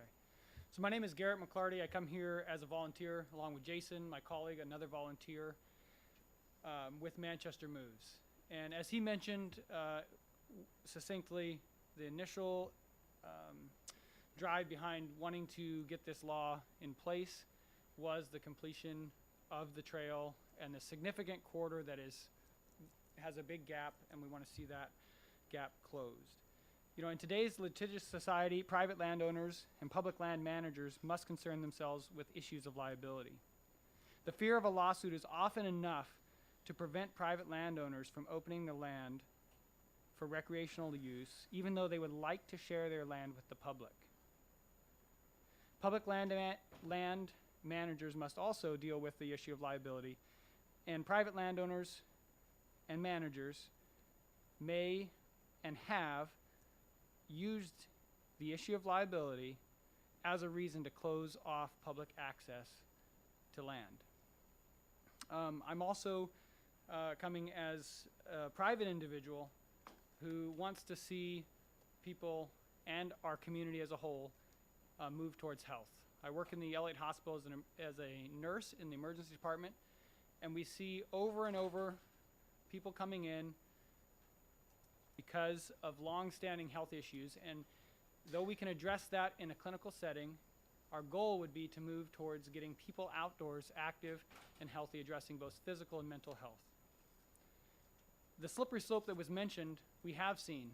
Prior to working in the emergency department, I've worked in the outdoor industry, in youth programs, taking kids outside, and we've seen over the last 15 years greater and greater restrictions on where and how we can take people outside and encourage people to go outside because of liability. There was an argument made conflating outdoor recreation and a roller coaster. In section C, it defines outdoor recreation, and though we could spend all of our time trying to specifically name each activity, I believe the spirit of the law is clear there that outdoor recreation is not a roller coaster. And again, as somebody else mentioned, the idea of liability for somebody putting a chain across the road. Again, do we want to enumerate every little piece that they can and can't do? Or do we want to have a law that in general protects the landowner, recognizing that there may be other times that we want to hold them liable for activities that appear to be negligent? I'm not a lawyer, and I don't know the exact verbiage in case law that has been asked for. There appears to be a general consensus for the support of the law for the rail trail, and I would also ask that we consider other uses like the farms and the timber industry because that is in the same spirit of the law, keeping land open for the public, for recreational use in a way that promotes public health, community, and allows there not to be a divide between those who have land and own it and are able to use it and those who don't have access to that kind of land. So I respectfully ask that we move forward and support both the bill, original, and the amendment. Thank you very much. Are there any questions? Seeing none, thank you for your testimony today. Chet Clem asked for 3 minutes. You're the last card. I will try my best. Please cut me off if I get close to 3 minutes. My name is Chet Clem. I'm here to speak in support of HB 1579 as originally submitted. I cannot speak to the amendment having not had the opportunity to adequately review it. I'm the president of Lime Properties, a real estate development company based in West Lebanon, New Hampshire, where we are helping to revitalize our downtown and building a mixed-use trail and transit-oriented development at River Park, West Lebanon. We own and are developing that 38-acre parcel. We have proactively and voluntarily facilitated publicly accessible trails. We are one piece of a larger effort, and as mentioned in earlier testimony, as a landowner, we appreciate the protections of the current recreational use statute. But trail networks are often about connecting pieces of a puzzle, and when critical puzzle pieces won't participate because of perceived liability, well, anyone who's worked hard on a puzzle only to discover a missing piece knows how frustrating that can be. I'm an environmentalist, a hunter and a fisherman, and thusly a river and trail advocate. I'm also a member of our Downtown Revitalization Committee, where we're working with a growing coalition to expand the popular trail network through downtown West Lebanon. This statute, as informed by similar laws elsewhere in neighboring states, will assist in overcoming key barriers to that work. As has been proven in New Hampshire and nationwide, trails are a transformative force for improving outdoor access for residents and attracting tourism. They're mechanisms for positive change, provide alternative transportation opportunities, and are drivers of economic development and equitable access to the outdoors. This bill supports the expansion and connection of these trail corridors in West Lebanon. This past November, Governor Sununu came to help demolish the dilapidated remnants of the Westboro rail yard. This demolition is symbolic of exciting change to come and a critical step down the path to West Lebanon's economic recovery. Building upon that progress that the New Hampshire legislature put in motion, last night we presented to the Lebanon City Council our action plan for West Lebanon revitalization. Central to that effort is reconnecting our community to the river by using trails that will be assisted by this bill to tie together historic neighborhoods, new development, and recreation areas. It allows the City of Lebanon, the New Hampshire Department of Transportation, and the rail operator to reach collaborative solutions to finally achieve trail connections that complete trails that citizens have been requesting for decades. I thank the bipartisan sponsors of this bill, believe it speaks to the broad support for expanding trails and access in New Hampshire, and believe that a recreational use statute allows commerce and recreation to coexist, and in doing so creates symbiotic value for New Hampshire communities. Thank you for your time. Thank you for your testimony. Are there any questions? Seeing none, thank you very much. That is the cards I have. Is there anyone else who wishes to testify on House Bill 1579? Can you be brief? Okay.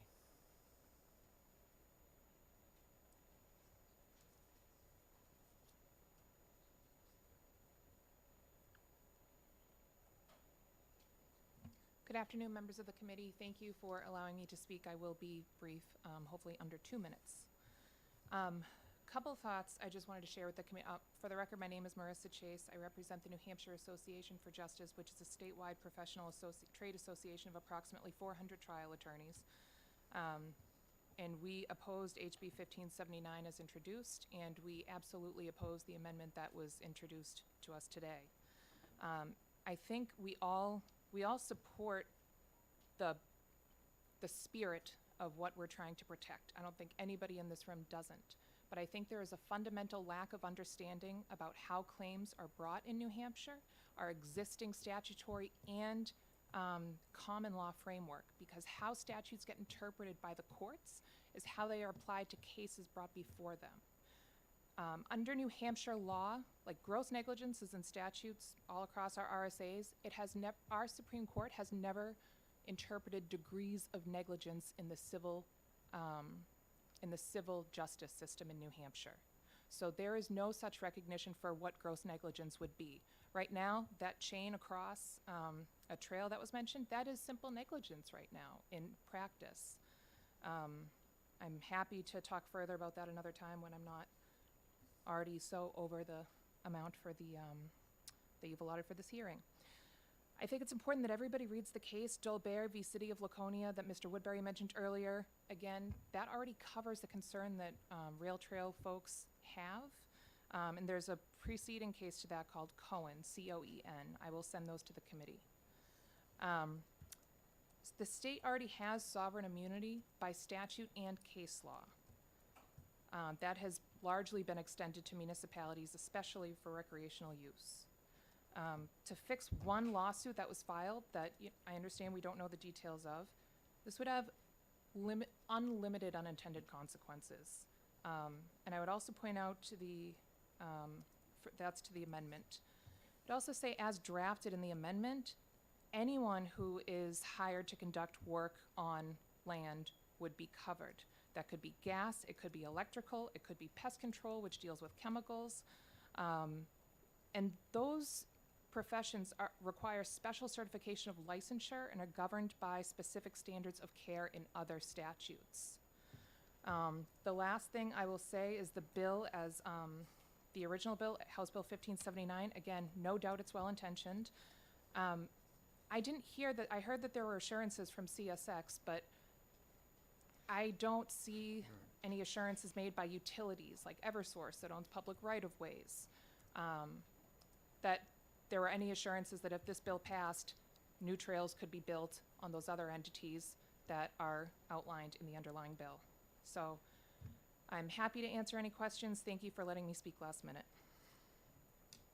Any questions? Seeing none, thank you for your testimony today. Thank you.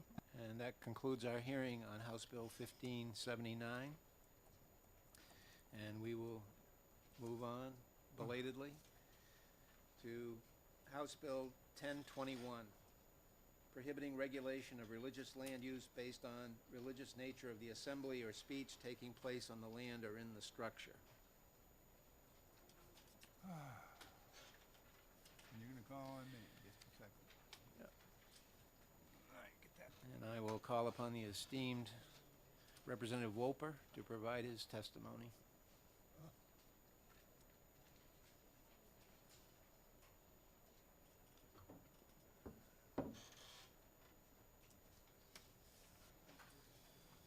A couple more for you, so we can get out earlier.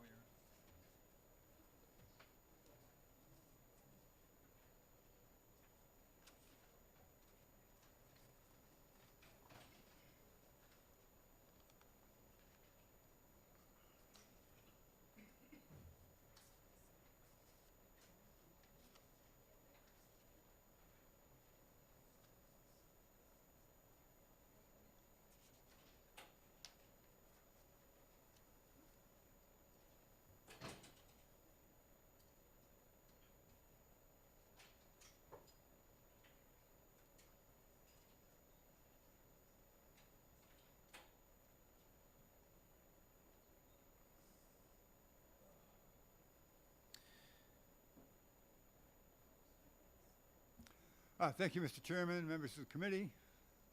For the record, my name is Representative Kurt Welper. I represent Stratford District 3, the towns of Stratford and New Durham. I bring this, the intention of this bill is... Excuse me. Oh, what?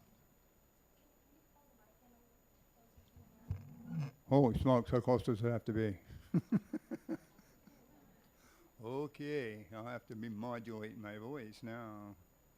Okay, so for the record, my name is Representative Kurt Welper. I represent Stratford District 3, the towns of Stratford and New Durham. And I bring before you this bill to protect religious institution and religious practices from abuse of local ordinances, particularly land use ordinances. And I'll just tell you two quick stories. Well, one may not quite so, but anyway, so back in the day,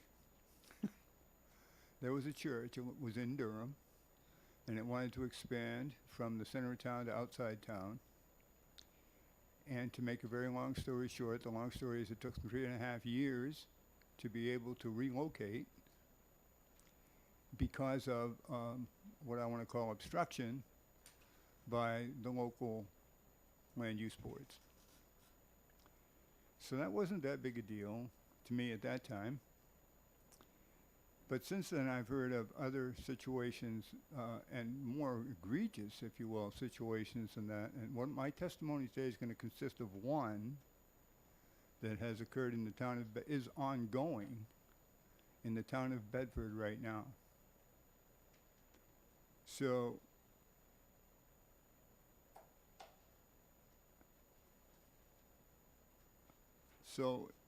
there's a house, there's a family that owns a house, and they have prayer meetings at their house.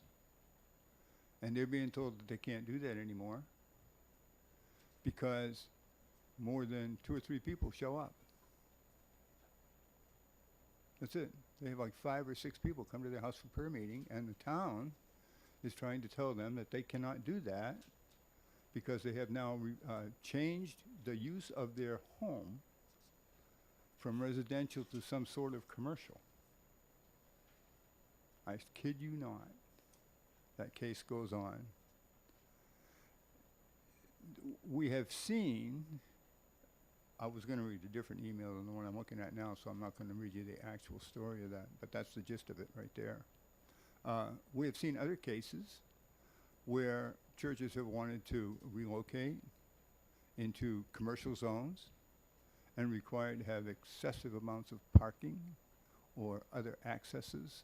A lot of things have been used to prohibit that kind of movement and establishment of new churches and relocation of existing churches. I'm guessing because of the fact that when a church takes over a property, it becomes non-taxable. So if you move into a commercial zone, you're taking a valuable piece of property off the tax rolls, and so they don't want you to do it. So we have anti-discrimination law against religion, but we haven't really got any way of protecting the churches themselves and the people wanting to found them or whatever, or practice religion in their homes. And so that's what this bill is for. And with that, I'll take you a few questions. Questions? Representative Horrigan. My first question is this, are you referring to the Evangelical Church of Durham, which is located on Dover Road, like about half a mile north of Route 4?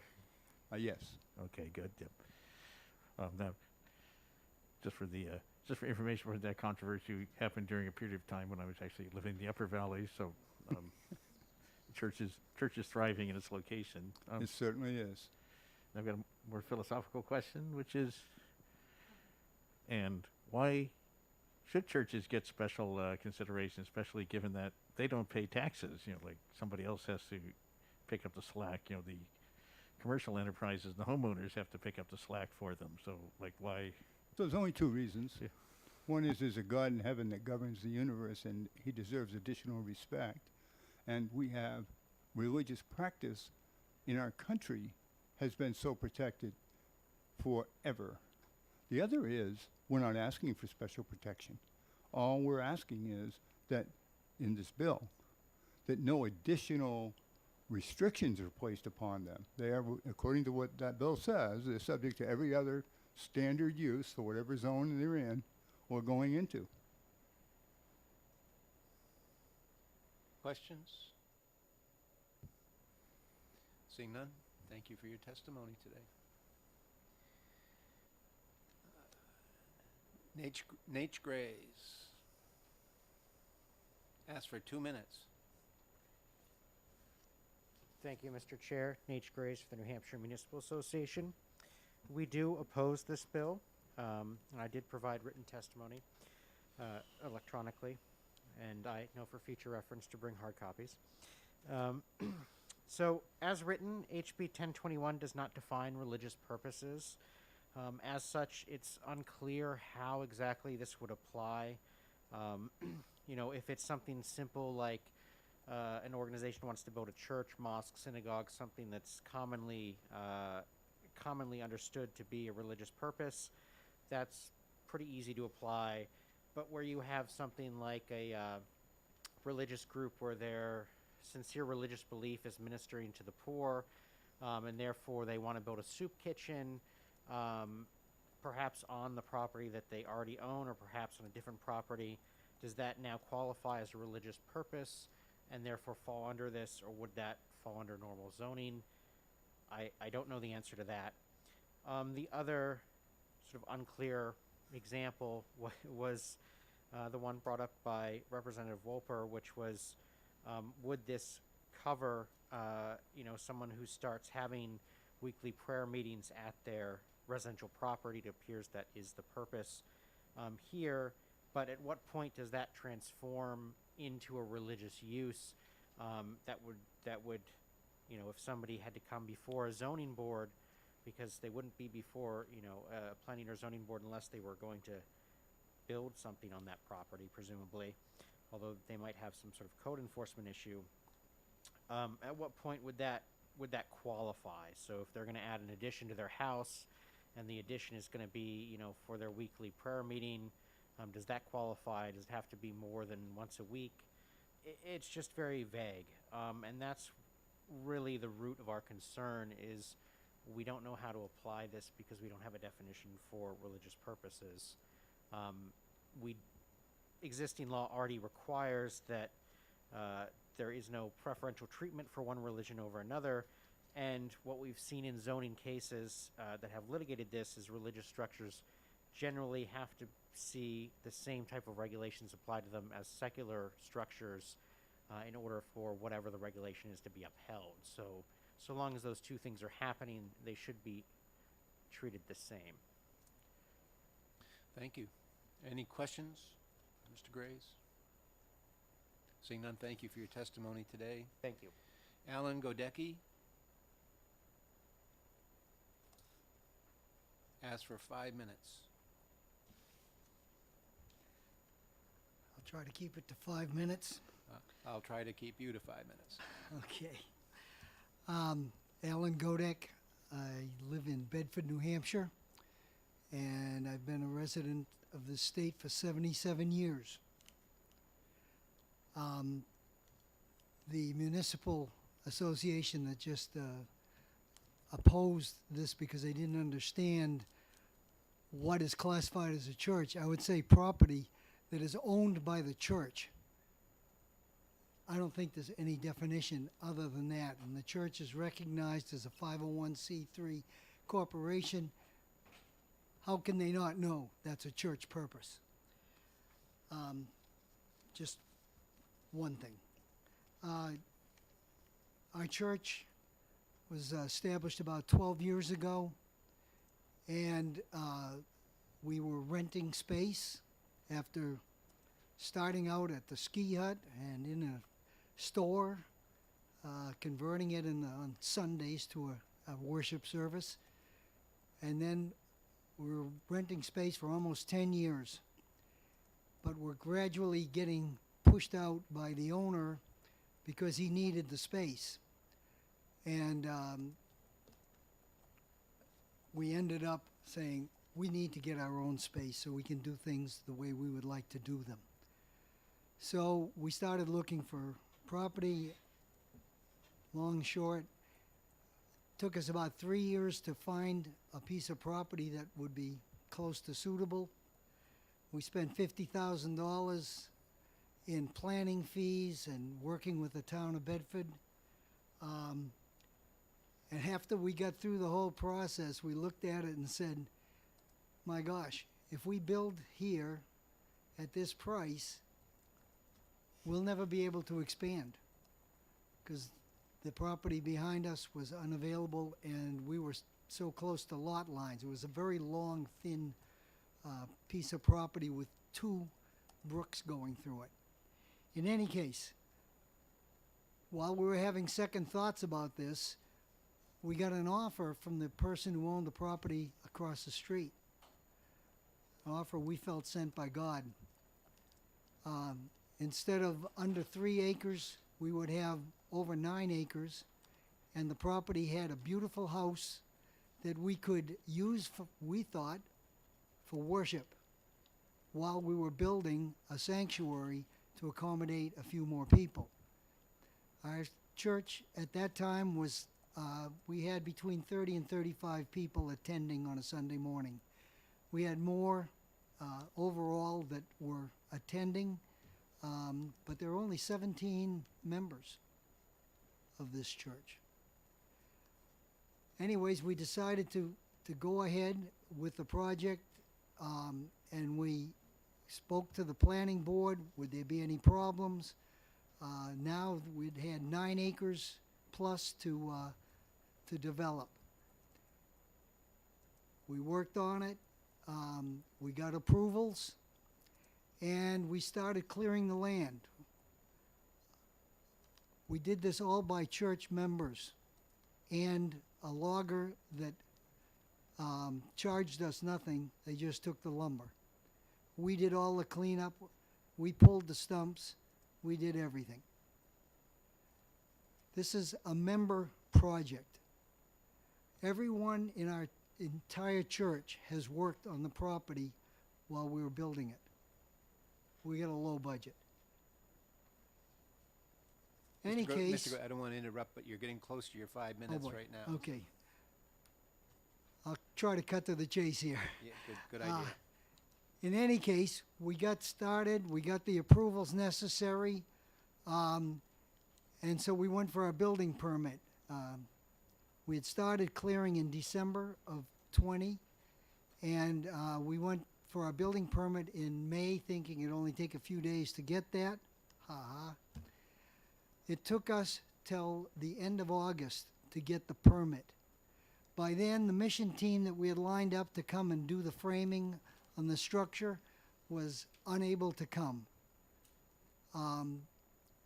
We couldn't dig to do some other things besides putting in the parking lot. We were able to dig there, but when we wanted to dig for a new power line, they wouldn't let us do that because that went under the building permit. They just blocked us on everything. So we couldn't do all this work. We finally did get the building up, and we did get the power moved. And what do we get for our reward for our work? We get a cease and desist order from the town saying we can no longer have worship services. We started in March of 20. We had the living room, which could easily hold 30 people, all set up for services, and the governor, of course, gave his edict about COVID. We couldn't meet. So we couldn't apply for tax exemption, we thought, among other things. In any case, about May, we started meeting. We started first broadcasting for our Zoom meetings, and then we had people that wanted to come and actually worship in person, and we started doing that. So we had been worshiping for about a year and a half. And suddenly we get the cease and desist. Well, it's no longer safe. We had logging trucks coming in. We had to, every week, we had to prepare parking spaces so it would be safe and a clear path for our members to meet. And all of a sudden, the town says, it's not safe. If they didn't want us to meet, they should have done that at the beginning. No one ever said that when we started the construction of the addition for our sanctuary, that we would not be able to meet in the church. And they pulled, well, you don't have a certificate of occupancy. We had a certificate of occupancy as a residence, and we could hold meetings there. And the town originally said, we won't bother you. But then all of a sudden, the cease and desist, we're fighting that in the courts now. If we had to pay for the lawyers, it would be a huge bill. But we've been getting a wonderful pro bono support. But that's just one other thing. I could give you other little incidences. Do I have any time at all? No. Well, you've done about 10 minutes, so. All right, then let me just give you one. Of course, the house had a kitchen, and the kitchen entered on into an attached garage. We tore the attached garage down and built our sanctuary there. Well, we wanted to use that as an exit. Well, you can't exit through a commercial kitchen. We don't have a commercial kitchen. We have a house kitchen, one 4-burner stove. We're not going to feed an army there. Even the new sanctuary is only rated to hold 50 people. And if we had learned sooner and could have been, that's an A3 designation, we could have said we only want 49, and a lot of the problem we have wouldn't happen. One other thing, this law does not take into consideration the size of a church. And a church that has 500 people, yeah, they'd better have commercial access and all that. But a church that is trying to get that and transitioning just can't afford all of this baloney. Thank you, Mr. Godek. Are there any questions for Mr. Godek? Seeing none, thank you. Thank you for your patience today. You waited a long time to testify. Thank you for your patience. Thank you. Michael Tierney is looking for 4 minutes. Hi, Mr. Tierney. Hello. Thank you for having me, and thank you very much to the 3 sponsors who sponsored this very important bill, Representative Walberg, Gould, and Annickberg, and thank you very much. My name is Michael Tierney. I'm an attorney from Kentucky, New Hampshire. I've represented a number of municipalities and a number of churches in land use cases, but I'm not here speaking on behalf of any particular current or former client. I'm here speaking personally on my own behalf as a resident of New Hampshire who has seen what has happened here in New Hampshire and sees what happens in other states as well.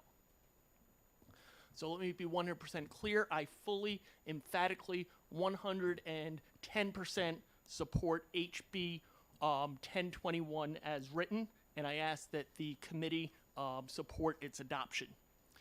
Land use regulations should be based on neutral land use criteria, such as the size of a building, or maybe the location, the number of occupants, or the traffic impact.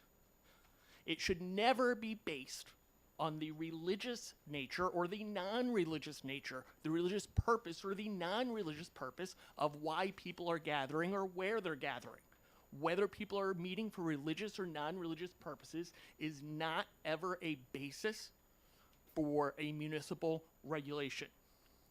Nevertheless, throughout the state of New Hampshire, many towns regulate land use based on the religious nature or the non-religious nature of an assembly. This is clearly unconstitutional, but the process for obtaining judicial relief is a long and expensive process not available to particularly minority religions or small churches. So let me just tell you a couple snippets of what I've seen around the state over the past 10 years. About 10 years ago, you had this church in Goffstown that wanted to build on a property where an event center was allowed. But churches, because of the religious purpose, was not allowed.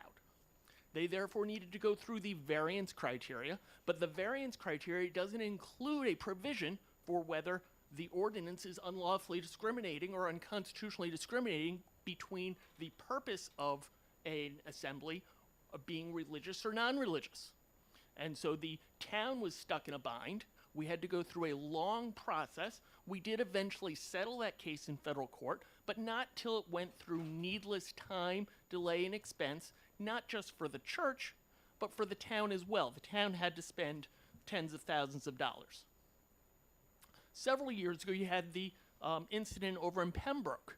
Next Level Church wanted to convert an existing building into a church in a commercial district that allowed movie theaters and other commercial assemblies, but not churches. Ironically, when Next Level Church was going to be opening up in that location, they were going to be having their sermons be telecast from a different location and people were going to be sitting in a room that looked remarkably like a movie theater and watching the sermon up on a screen. But because the content of that sermon was religious, it wasn't allowed in that zoning district because the Pembroke ordinance prohibited churches from the commercial district while allowing movie theaters. Again, thankfully, we were able to, after a period of time, get that resolved, and the church is currently operating there. In Hanover, similar to what happened in Pembroke, you have a zoning ordinance that allows movie theaters but prohibits churches. It allows movie theaters in the business district, tells churches you have to go over in the residential district, and unlike movie theaters that are permitted as of right, in the residential district, you have to go through a long, complicated process and convince the zoning board that you fit within the character of the area. However, the zoning board may discretionarily determine the character of the area.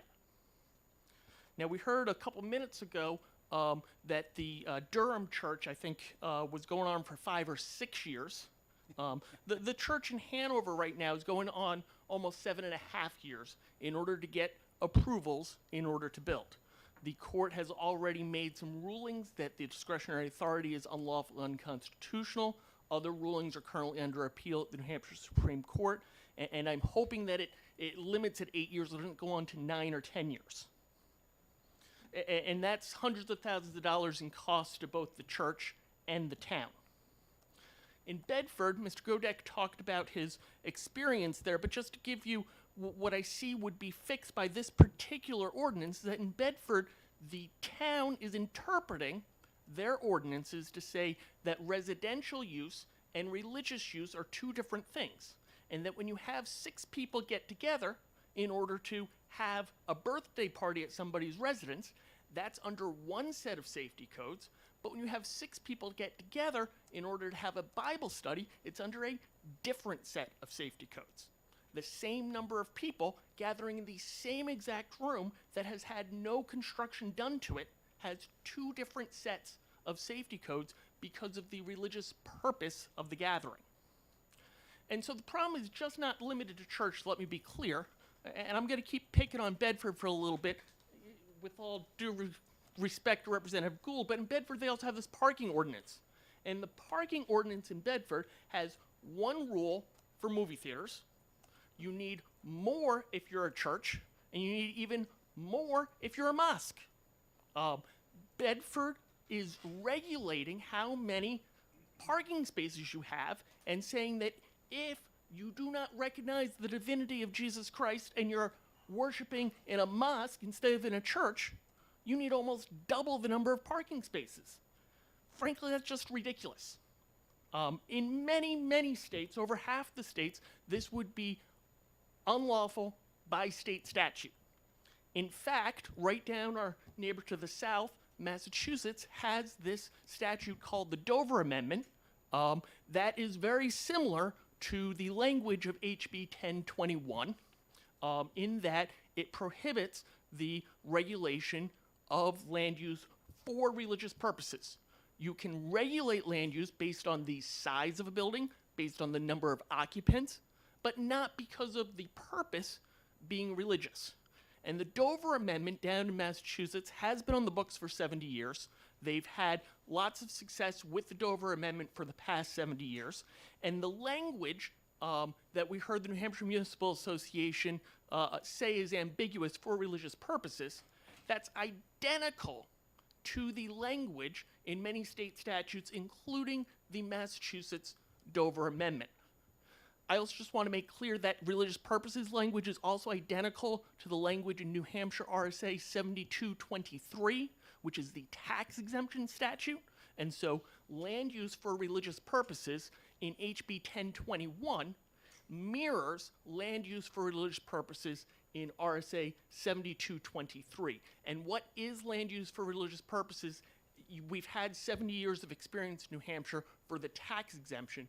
We're just pulling on over to the land use context. And so I just want to be 100% clear, this bill does not give preferential treatment to churches. You can think of this as the movie theater bill, okay? If a town is saying that you need to have 4 parking spaces for each seat in a movie theater, it needs to say 1 parking space for every 4 seats in a church, or in a mosque, or in a synagogue.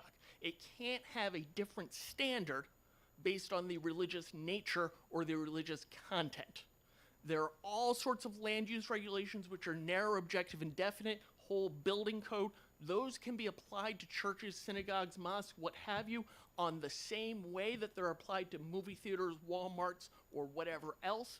You just can't apply a standard differently because of the religious nature. And I Okay. see that I'm going over time, so I just have a written submission if I can just pass it around. That'd be super. That'd be wonderful. Are there any questions for Attorney Tierney? Seeing none, thank you for your testimony today. Is there anyone else who'd like to testify on House Bill 1021? Seeing no one, we'll close the hearing on House Bill 1021 and move on to our next hearing, which is on House Bill 1519, defining religious belief and protecting it from discrimination.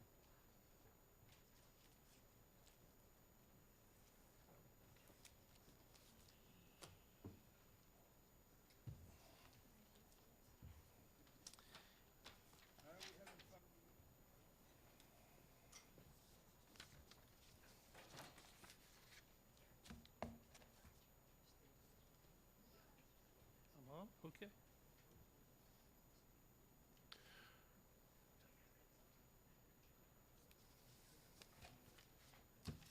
Thank you, Mr. Chairman. I am.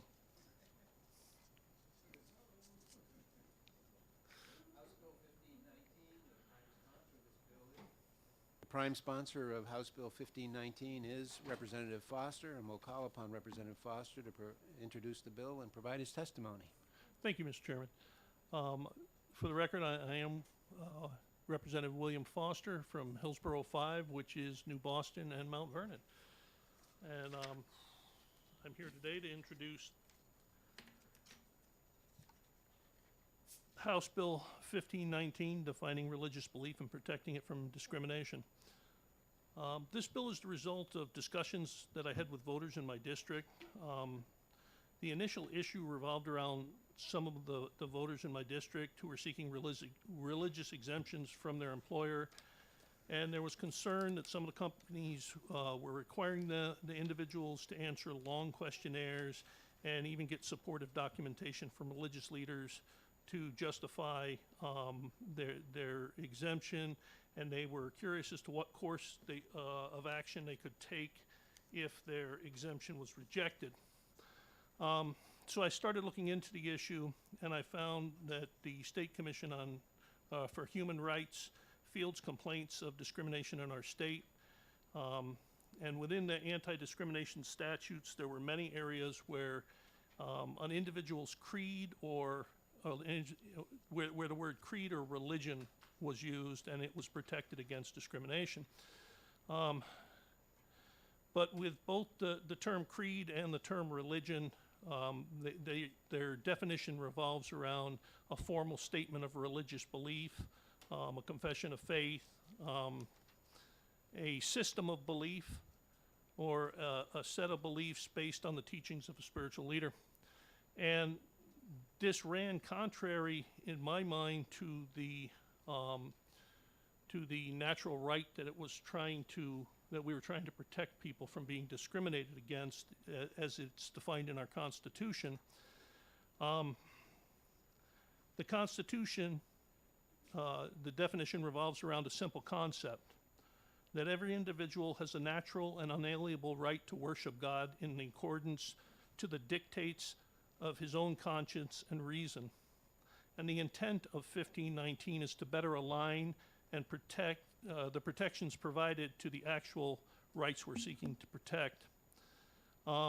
It does two important things. It puts the definition of religious belief, it aligns it to the dictates of an individual's conscience rather than a formal statement system or religious authority. And most importantly, it also seeks to get the government out of the religious approval and disapproval business and get them focused on whether or not a person is being discriminated against. So it defines religious belief as the spiritual worshiping, in the manner and season most agreeable to the dictates of an individual's conscience, and then inserts the religious belief term throughout the existing anti-discrimination statutes and the RSA's defining the State Commission for Human Rights and their obligations.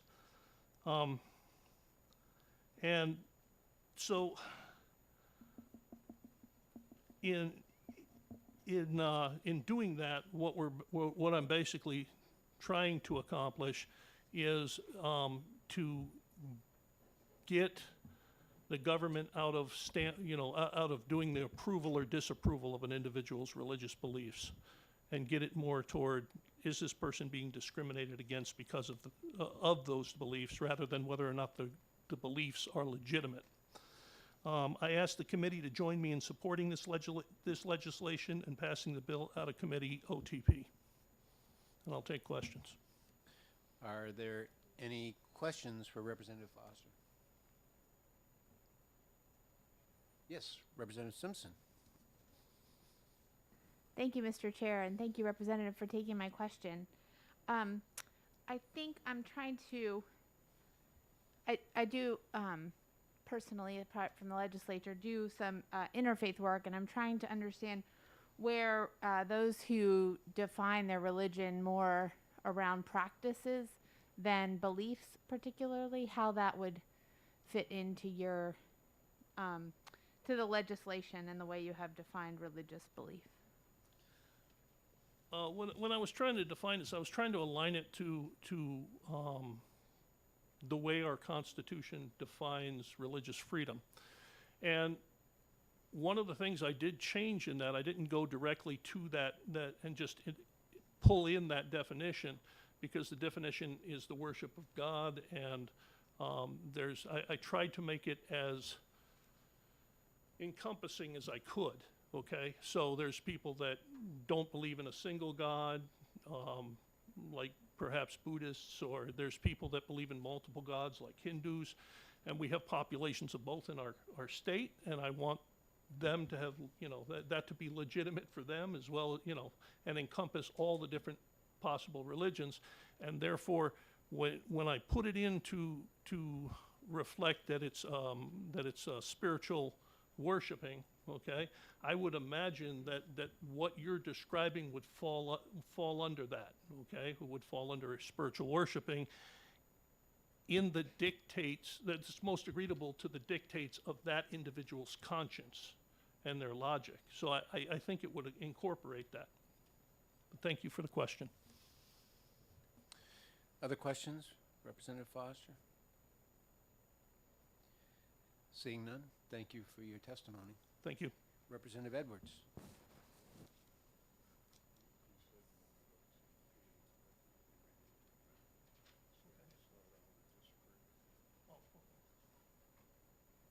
I'm open to it. I'm sorry. Representative Edwards, you've changed. Yeah. It is the same guy. I apologize. I had spoken with Representative Edwards before. There is, when I did this, I went through all the statute I could find where it would apply, okay? And it was pointed out to me that perhaps I missed some, and I had, if I've missed any and it can be found, I'm more than happy to amend to that. So if there's brand new legislation that was recently passed that it might need to go into, I'm very open to that. Okay. Thank you. Sorry.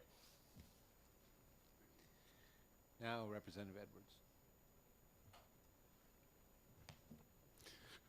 This is starting to feel like a Who Wore It Better episode. But so I'm Representative Jess Edwards, representing Auburn, Chester, and Sandown. When I heard Representative Foster was sponsoring this bill, I got pretty excited about participating in it. As a nation founded by people fleeing religious persecution, it's fundamental to our nation's DNA to respect religious beliefs, individual religious beliefs. And so I was kind of horrified during the state of emergency when we prohibited worship, but you could go to Home Depot. And I don't begrudge people going to Home Depot. I went to Home Depot. But barring people from going and practicing their religion, I thought was deeply offensive to our history and to what kind of nation we want to be. So I support this bill. It's very mechanical. It's not very sexy because it just goes ka-chinka, ka-chinka, ka-chinka every place that there's sort of a discriminate listing of protected classes that gets added. But one thing that got overlooked, and I think does beg for an amendment, is in HB2 where we passed the non-discrimination provisions around education, the teaching of students, that is not in this bill. And so if the committee is open to passing this bill, I assume it would be relatively non-controversial if you're open to passing it to also include the education section that found its birth in HB2 in June. So, so that's really it. If there are any questions, I'm happy to take them. Any questions? Representative Simpson. Thank you, Mr. Chair, and thank you, Representative, for taking my question. Can you flesh that out for me? I'm not really clear which part of HB2 you're referring to, and if you can just go into some detail about where you would be putting religious belief in there. Thank you. So I ended up having to get deep into the dirt on HB2, so I'm more familiar with it than most. There was, you may recall a tremendous amount of debate last spring around divisive concepts. I think something brilliant happened. Somebody realized that the whole divisive concept approach was asking for a constitutional challenge. And somebody said, okay, rather than pitching it the way we're pitching it, let's insert it in HB2 to say that students should be free from discrimination in their education. So like, for example, if a teacher were to provide a worksheet that said, you know, something about X race being ugly and Y race being pretty, you know, that sort of thing has happened in other states, that would be illegal under our current law. And so I would just add religious beliefs to that segment because it leverages the same sort of litany of protected classes that are found in 354-A. So when that got put together, it was meant to be consistent with the civil rights section. Does that answer your question? Okay. And if you want, I've found the HB2 language multiple times. I can pull it out and email it to you. I can't seem to find it in the RSAs, but I can find it in HB2, so I don't know if it's still in process or what. And then I do have one other comment to make. As a member of the fiscal committee, we've been approving millions of dollars to help with refugee support. And so we're bringing in at least 240 Afghanis. Generally, you know, 95 or more % are Muslim, and so I think making sure that we're a state tolerant of religious beliefs and the differences between religious beliefs would be another good way of just welcoming our new neighbors. Thank you. Any questions? Yes, Representative Horgan. This is just a point of information. Just that I've found a lot of the bills that we passed last year are reflected. If you go to the browse titles, they're reflected if you look at the whole chapter, but the individual, but the index is not as up to date. So some of the individual files, well, they're probably physically on the system, but the index that produces the menu with all just the individual titles, and you click on them, that seems to be lagging behind. But you can get better results if you, like for example, if you look at the whole RSA 54A, I believe those would be in there, which is one of the RSAs that HB2 amended last year. So That's true, Representative. But I think the education stuff went over into the education Yep, section exactly. of the RSA. Oh, of course, yes. Thanks. Representative Simpson. Thank you, Mr. Chair. Thank you for answering my other question. I appreciate that. It's helpful. Do you have any thoughts about that, about language about religious belief and practice, or religious belief or practice, and not just belief? I think that gets to a broader, encompassing more religions than Christianity and Islam. I don't have anything specific to answer to your question. In general, I would say the point of our recognizing different religious beliefs is to be tolerant and inclusive. So I would appreciate a definition that was flexible and more broadly applied. But I'm not a lawyer, so I don't know what trouble you walk into when you use excessive definitions. Thank you. I appreciate that. Any other questions? Thank you, Representative. Paula Minahan?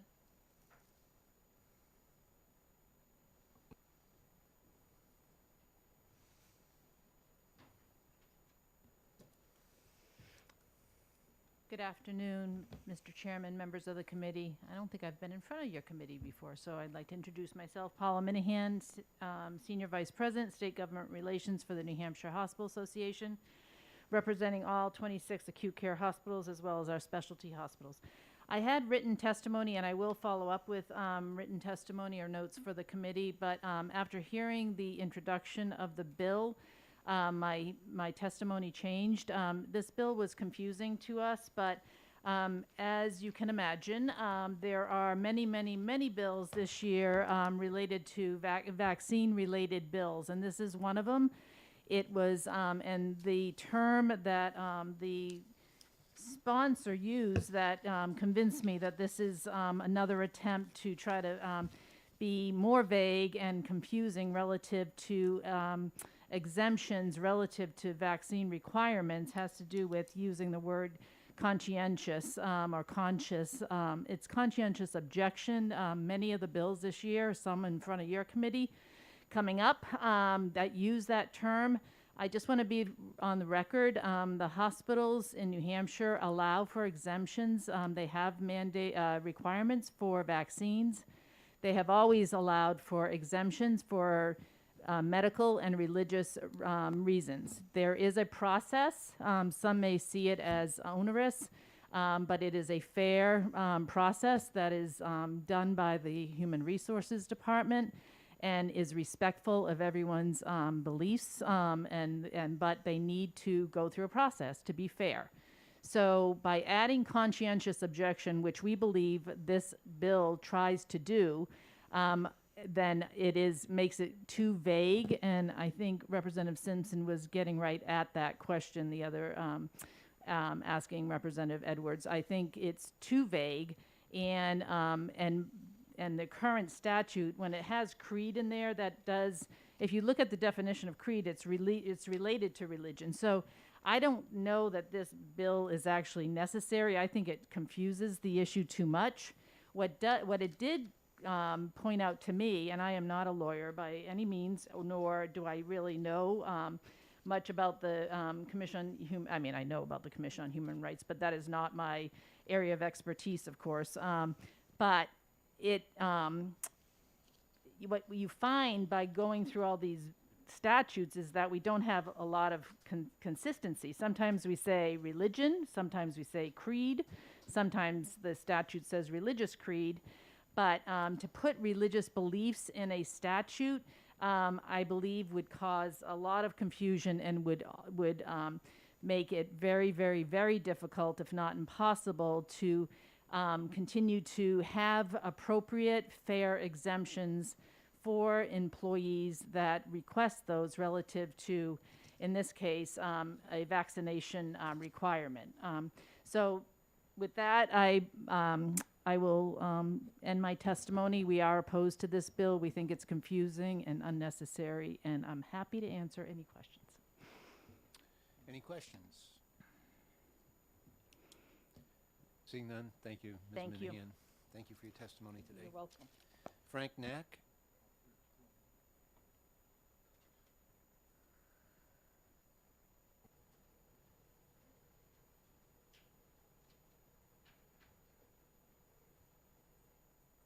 Is this on?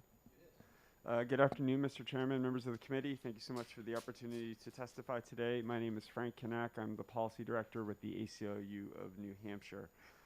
We are, at this point at least, neutral. It was helpful to get more information from the bill sponsor about the intent. We are still, like the previous speaker, confused about the intent of this bill. And just to kind of go over a few of the issues that raise flags for us. Most of the laws that this bill is amending already have protections for religion or creed in law. For example, under our law against discrimination, an employer who adopts a mandatory vaccine policy already is required to make efforts to accommodate employees whose religious objections, who have religious objections to becoming vaccinated. Similarly, Title VII of the Federal Civil Rights Act of '64, which prohibits discrimination based on religion. An employer is required to provide employees with the right to request an exception to the vaccine requirement. Reasonable exception, the standard is reasonable accommodation if there's not an undue burden. Adding to our concern is, other ways that this bill, if enacted, could be used to harm people, particularly people seeking reproductive health care services, LGBTQ plus people. For example, under this bill, could an employer take action against an employee who refuses on religious grounds to provide or sell birth control, condoms, or fulfill a medical prescription for reproductive health care? It is unclear. Further, under this bill, could employees be prevented from being able to comply with non-discrimination laws because they have an employee who may hold religious beliefs that they are not going to be nice or not respect LGBTQ plus people? Again, unclear under this law. And so those are questions that we have serious concerns about, and we hope the committee will look into that more in depth. So thank you. Thank you. Are there any questions? Yes, Representative Wolper. So the confusion to which you refer about LGBTQ or I forget which else you mentioned, does that not exist already? We have protections in law. This law would add confusion to that, and so we're unclear why that's being attempted here. Yep. So I'm trying to understand how it would add confusion. You are adding in terms and concepts that are unclear. In this, as the last speaker mentioned, there's lack of clarity on what the intent of this law is trying to do. We have clarity right now under New Hampshire law to protect LGBTQ plus people. This would add uncertainty to that at a minimum, and so we think that the committee should look into that more seriously. Thank you. Are there any other questions? Seeing none, thank you for your testimony. Thank you. Is there anyone else who wishes to testify on House Bill 1519? If I may ever so briefly, Mr. Chair. Yep. I'm going to ask you to fill out a pink card when you're done. Yes, I will. Turn that in. So I'm not testifying in favor or in opposition to this, but I just wanted to Just point. identify yourself for the record. I apologize. Michael Tierney of Kentucky, New Hampshire, speaking just on my own behalf personally. I'm not testifying in support or in opposition, but I just wanted to point out to the committee that the language dictates of his own conscience comes directly from the New Hampshire Constitution, Part 1, Article 5, and it appears to be being added into the statutory protections of RSA 354, but the language is already there in the New Hampshire Constitution, and pursuant to the Supreme Court's Mack decision, unlike the federal religious protections, the New Hampshire state constitution protects both worship as well as practice. And that's the holding of the Mack decision. It does incorporate practice of a non-theistic religion. Thank you. Thank you for that clarification. That's helpful. Any questions for Mr. Tierney? Oh, I'm sorry. Thank you. Is there anyone else who wishes to testify on House Bill 1519? Seeing no one, we'll declare the hearing closed on House Bill 1519.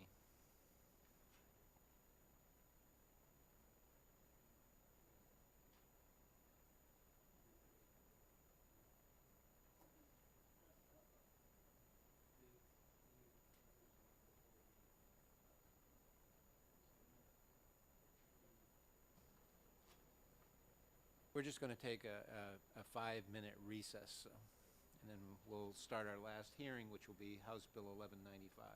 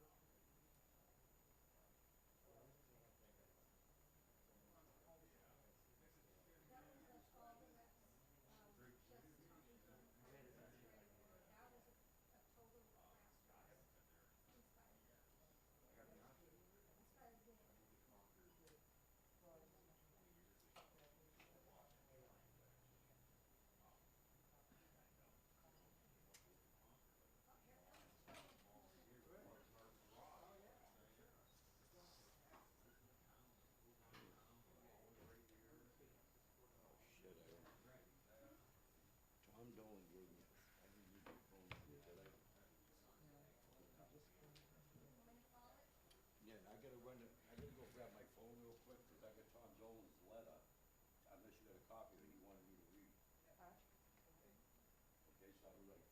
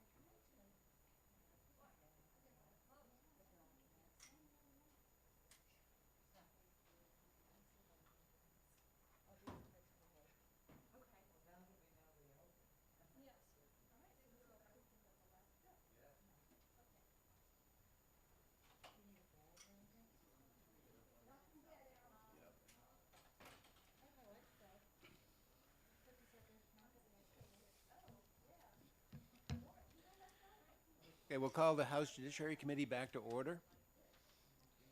Our next item of business is a hearing on House Bill 1195. This is relative to public comment periods at public meetings. The bill was sponsored by Representative Dolan, but I understand that we have a substitute for him today, and that is Representative Baldessaro. Thank you, Mr. Chairman. I am co-sponsor on the bill, and for the record, Representative Al Baldessaro, Rockingham County District 5, which is Londonderry.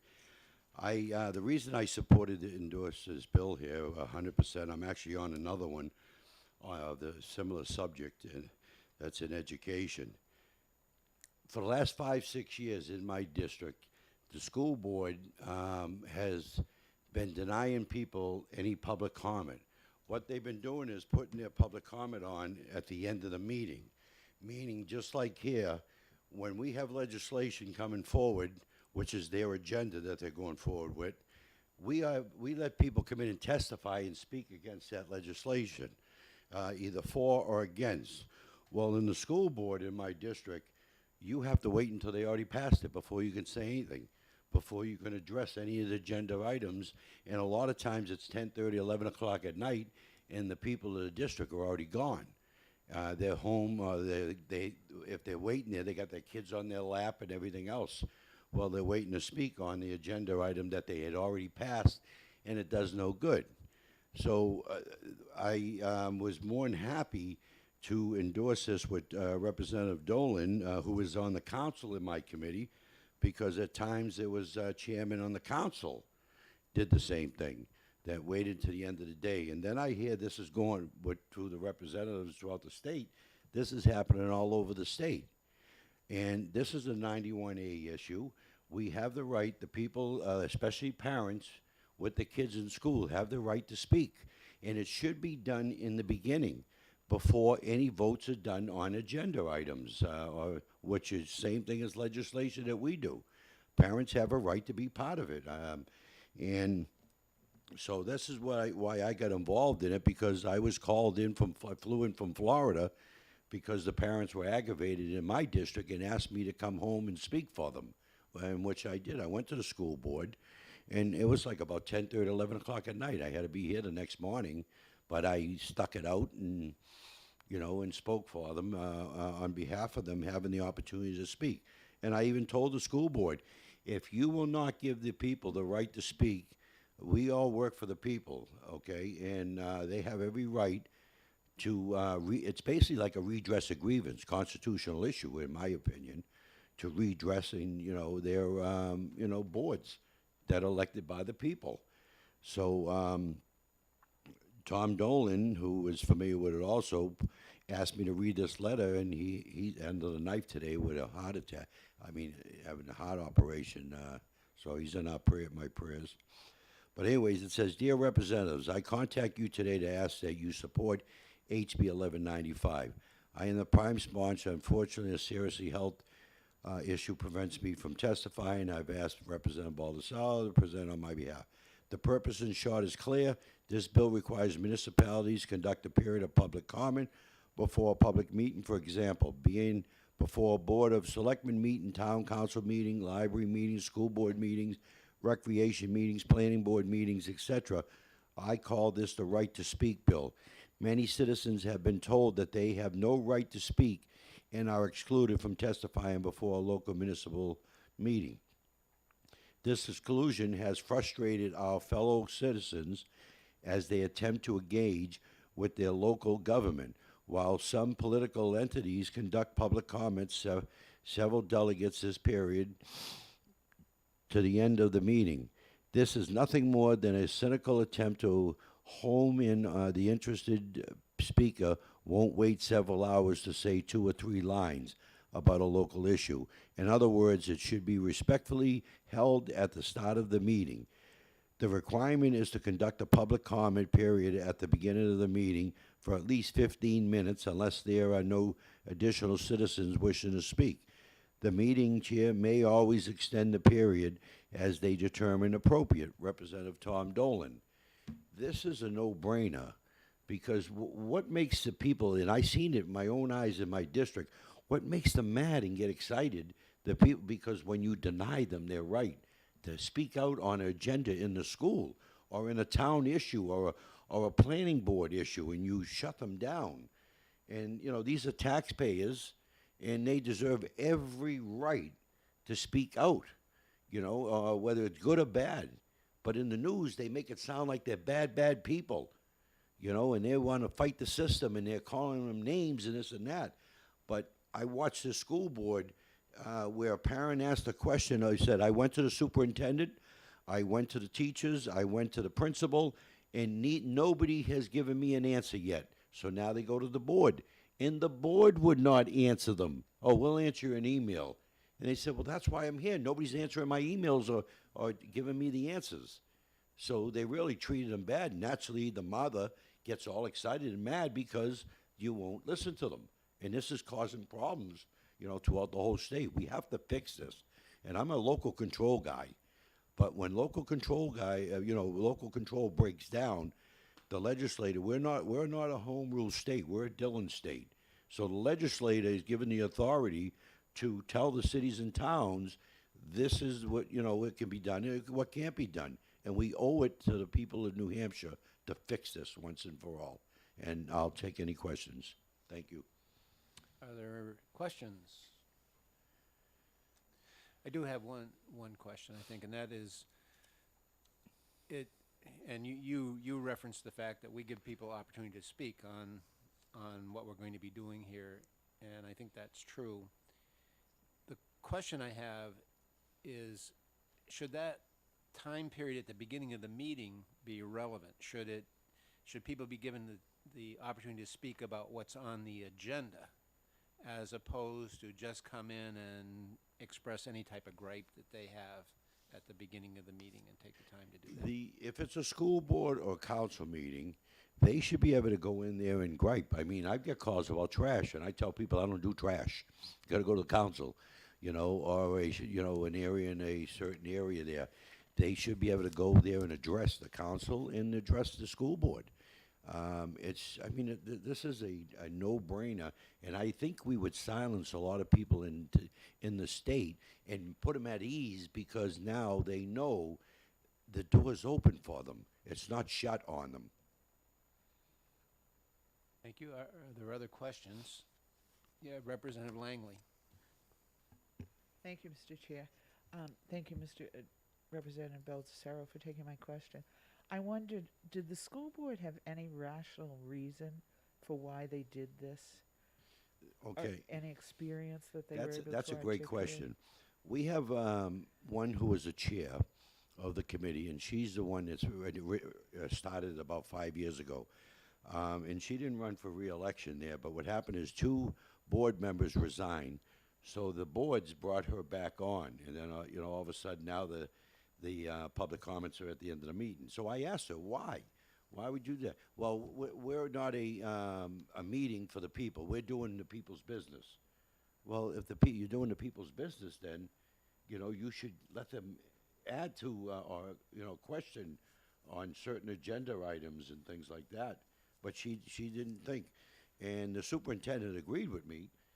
because he said, you know, you're right, this is a public hearing for the good of the people, and we owe it to them. But the board voted there to say no, and they put it, the public comments at the end of the meeting.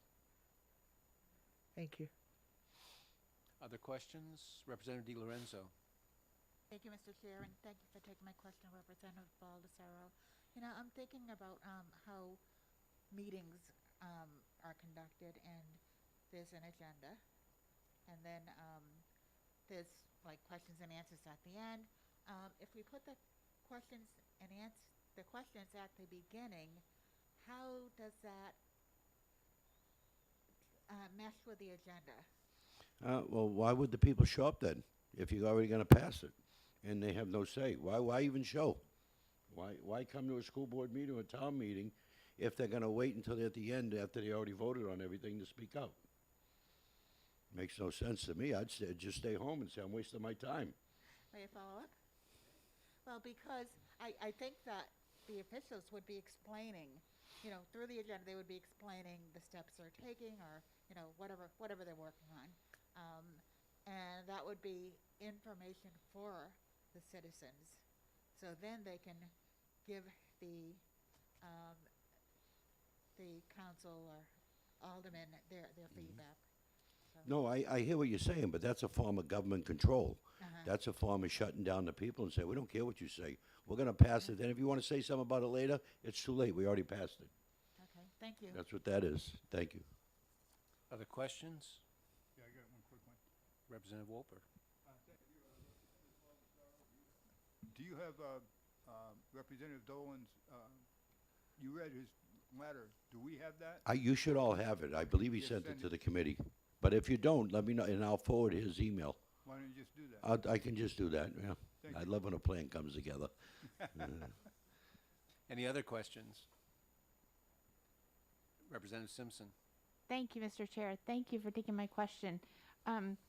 So I definitely experienced in our SAU having the public comment period at the beginning. So I can see the value in that for sure.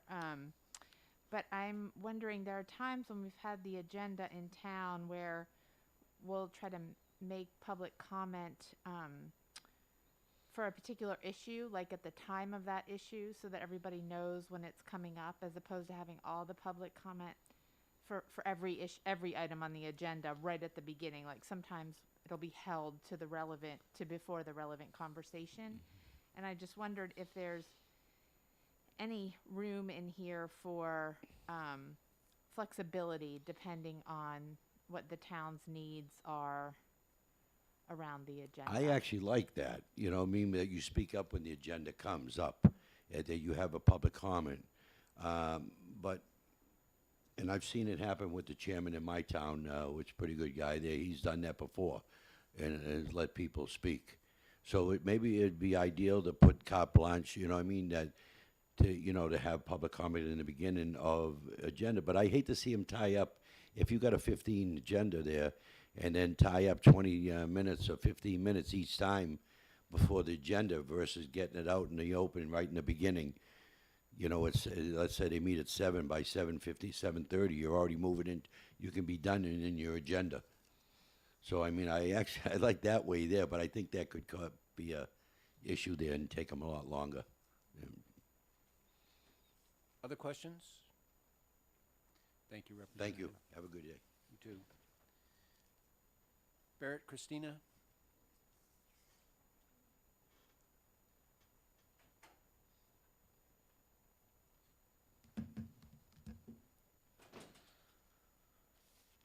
Thank you again, Chairman Gordon. Thank you again, members of the committee. For the record, Barrett Christina from the New Hampshire School Boards Association.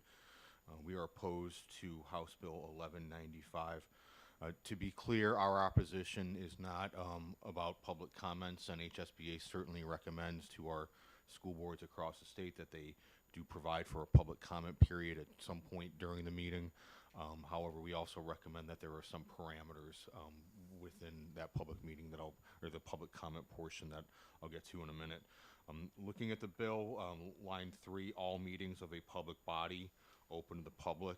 I'm reading the definition of a public body under RSA 91A, 1A, paragraph 6.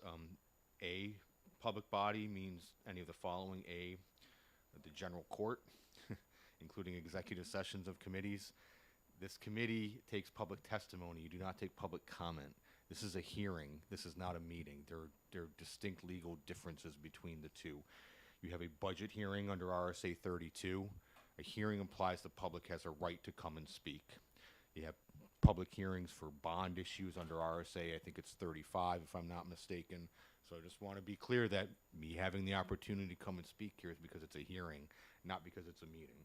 If this were to pass, this committee and every other committee within this building would have to have a public comment period before we actually got into the hearings and started talking about the bills. The second aspect to that is that you cannot, I'm on line 5 and 6, shall not limit or censor the content of the public comment. So when we're in a public hearing, I'm only allowed to talk about this bill or issues that are germane to this bill. If we are not censoring or limiting public comment, I would be able to come in here and talk about anything that I wanted to. The war in Afghanistan, you know, global warming, you pick the topic. I'd be able to come in and talk about it. It would not be germane or relevant to the business of this body. Also, the other concern NHSBA has on line 4, it says the chairperson may develop the length of time for both total time and individual time through school board governance. That's a school board policy. It's not the chairperson that does that. I suppose the board could delegate that to the board chair, but we do it through a collective policy. Other aspects, you know, again, we certainly agree that it's a best practice to have public comments.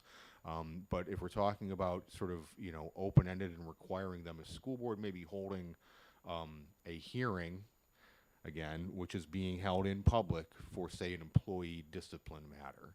The employee has a right to have that in public session or non-public session, but even if it's a non-public session, you're opening a public meeting, which would mean that if your board's only meeting for that employee matter, you're opening the public meeting, the public would have a right to come and talk about whatever they wanted to.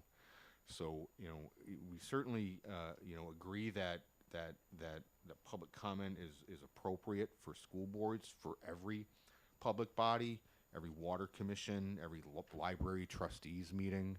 We think that would be imprudent.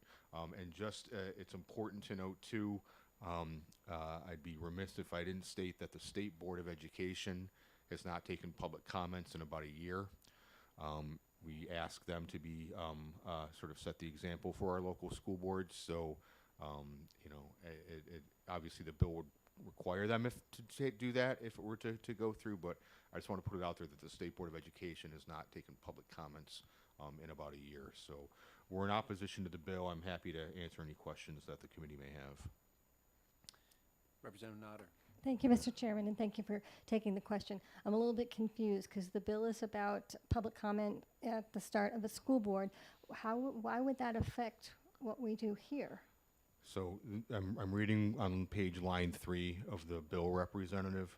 It says all meetings of a public body open to the public under the chapter shall include a period of public comment at the beginning of the agenda for the meeting.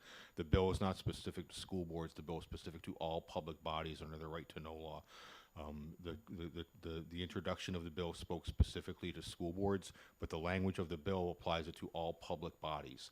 And the definitions of public bodies in the statute, the general court, including executive sessions and including any advisory committee established by the general court, the executive council and the governor with executive council, so there'd have to be a public comment period when governor and council are meeting. Any board or commission of any state agency or authority. I just said that the State Board of Education is not taking public comments currently. The Board of Trustees of the University System of New Hampshire, and any committee, advisory, or otherwise, they're established by such entities. So I've never been to a meeting of the Board of Trustees. I don't know if they take public comment or not. Any legislative body, governing body, board, commission, committee, agency, or authority of any county, town, municipal corporation, school district. So all these public bodies listed in the definition of a public body under RSA 91A1A would be required to comply with this provision because it's all meetings of a public body shall have a public comment period. Thank you. Are there other questions, Mr. Christina? I guess I did have, it occurred to me one thing, we have our town meetings. Town meeting includes the first article, which is the election of officers. So if I were to read this literally, it would appear that we need to have a public comment period before we have our election. Thank you. I'm not sure if there was a question in there, Mr. Chair. Would you believe? The question, I think, I think the town meeting or the school district annual meeting, it's kind of a public meeting. It's kind of not. You know, for example, public comment policies for a school board can limit it to, say, residents of the district, or perhaps or not. You know, a school board could not have a provision in there limiting it to residents of the district. We know that generally some moderators have rules that if somebody wishes to speak who is not a voter or resident of that district, they have to get permission from the moderator. So there's some nuances there. It's certainly open to the public. Anybody can come in and watch, but you know, sometimes if there's non-voters, they'll put them over in sort of the roped off section, if you will. Representative Welper is sort of nodding and smiling along with me. So, but you know, yeah, you may have to have a public comment period at the beginning of your annual meeting, and the comments may or may not be germane to the business of the legislative body. They could talk about global warming, as I said, global warming, the war in Afghanistan, you know, the Loch Ness Monster, and who knows what else. Thank you. Any other questions? Thank you to the committee. Thank you for your testimony today. Thank you. Nate Grays. Thank you, Mr. Chair. Nate Graves for the New Hampshire Municipal Association. I'm going to answer your question to the last witness in the affirmative. Yes, that is the interpretation we would have, is that any meeting of any public body would have to have a 15-minute public comment period. And as the last witness alluded to, we think this is broader than it needs to be if this is something the committee wants to do. There are no exceptions included in this bill. So you could have anything from a cemetery trustees commission, which virtually never has anyone come before it, have to have a 15-minute period. And, you know, there's no reason for that to occur. It's not clear that they could conduct board business for that 15 minutes or whether they just have to sit there and twiddle their thumbs. You have town meeting, which is a meeting of a legislative body. It's the townspeople. They're there to vote. Whether or not they want people who are not members of that body to speak is something the body gets to decide. And they'd have to sit there and listen to people talk for 15 minutes potentially. If a board is meeting just for a non-public session, is really the only thing on the agenda. So for example, the select board might be considering abatements, and all of the abatements are for people in town who simply can't afford their property taxes. Maybe they're, you know, on fixed incomes, disabled, veterans, etc. They're going to meet in non-public session to discuss the abatements. You know, they're not going to, that's going to be a reputation issue if they put that out in public. And really all they're doing at that meeting is discussing those, finalizing that. Nobody's going to know what happens at the non-public session, except that it's, you know, they probably won't figure out it's for abatements. But there's really no reason to have a public comment period to begin that. And the list kind of goes on and on and on. You know, I don't think I will join the last witness to open up the legislative session here at the General Court, but that's certainly a concern as well. I'm happy to take questions. Any questions? Mr. Graves? Thank you for your testimony. Thank you very much. And our last card is Gloria Ortolano, excuse me.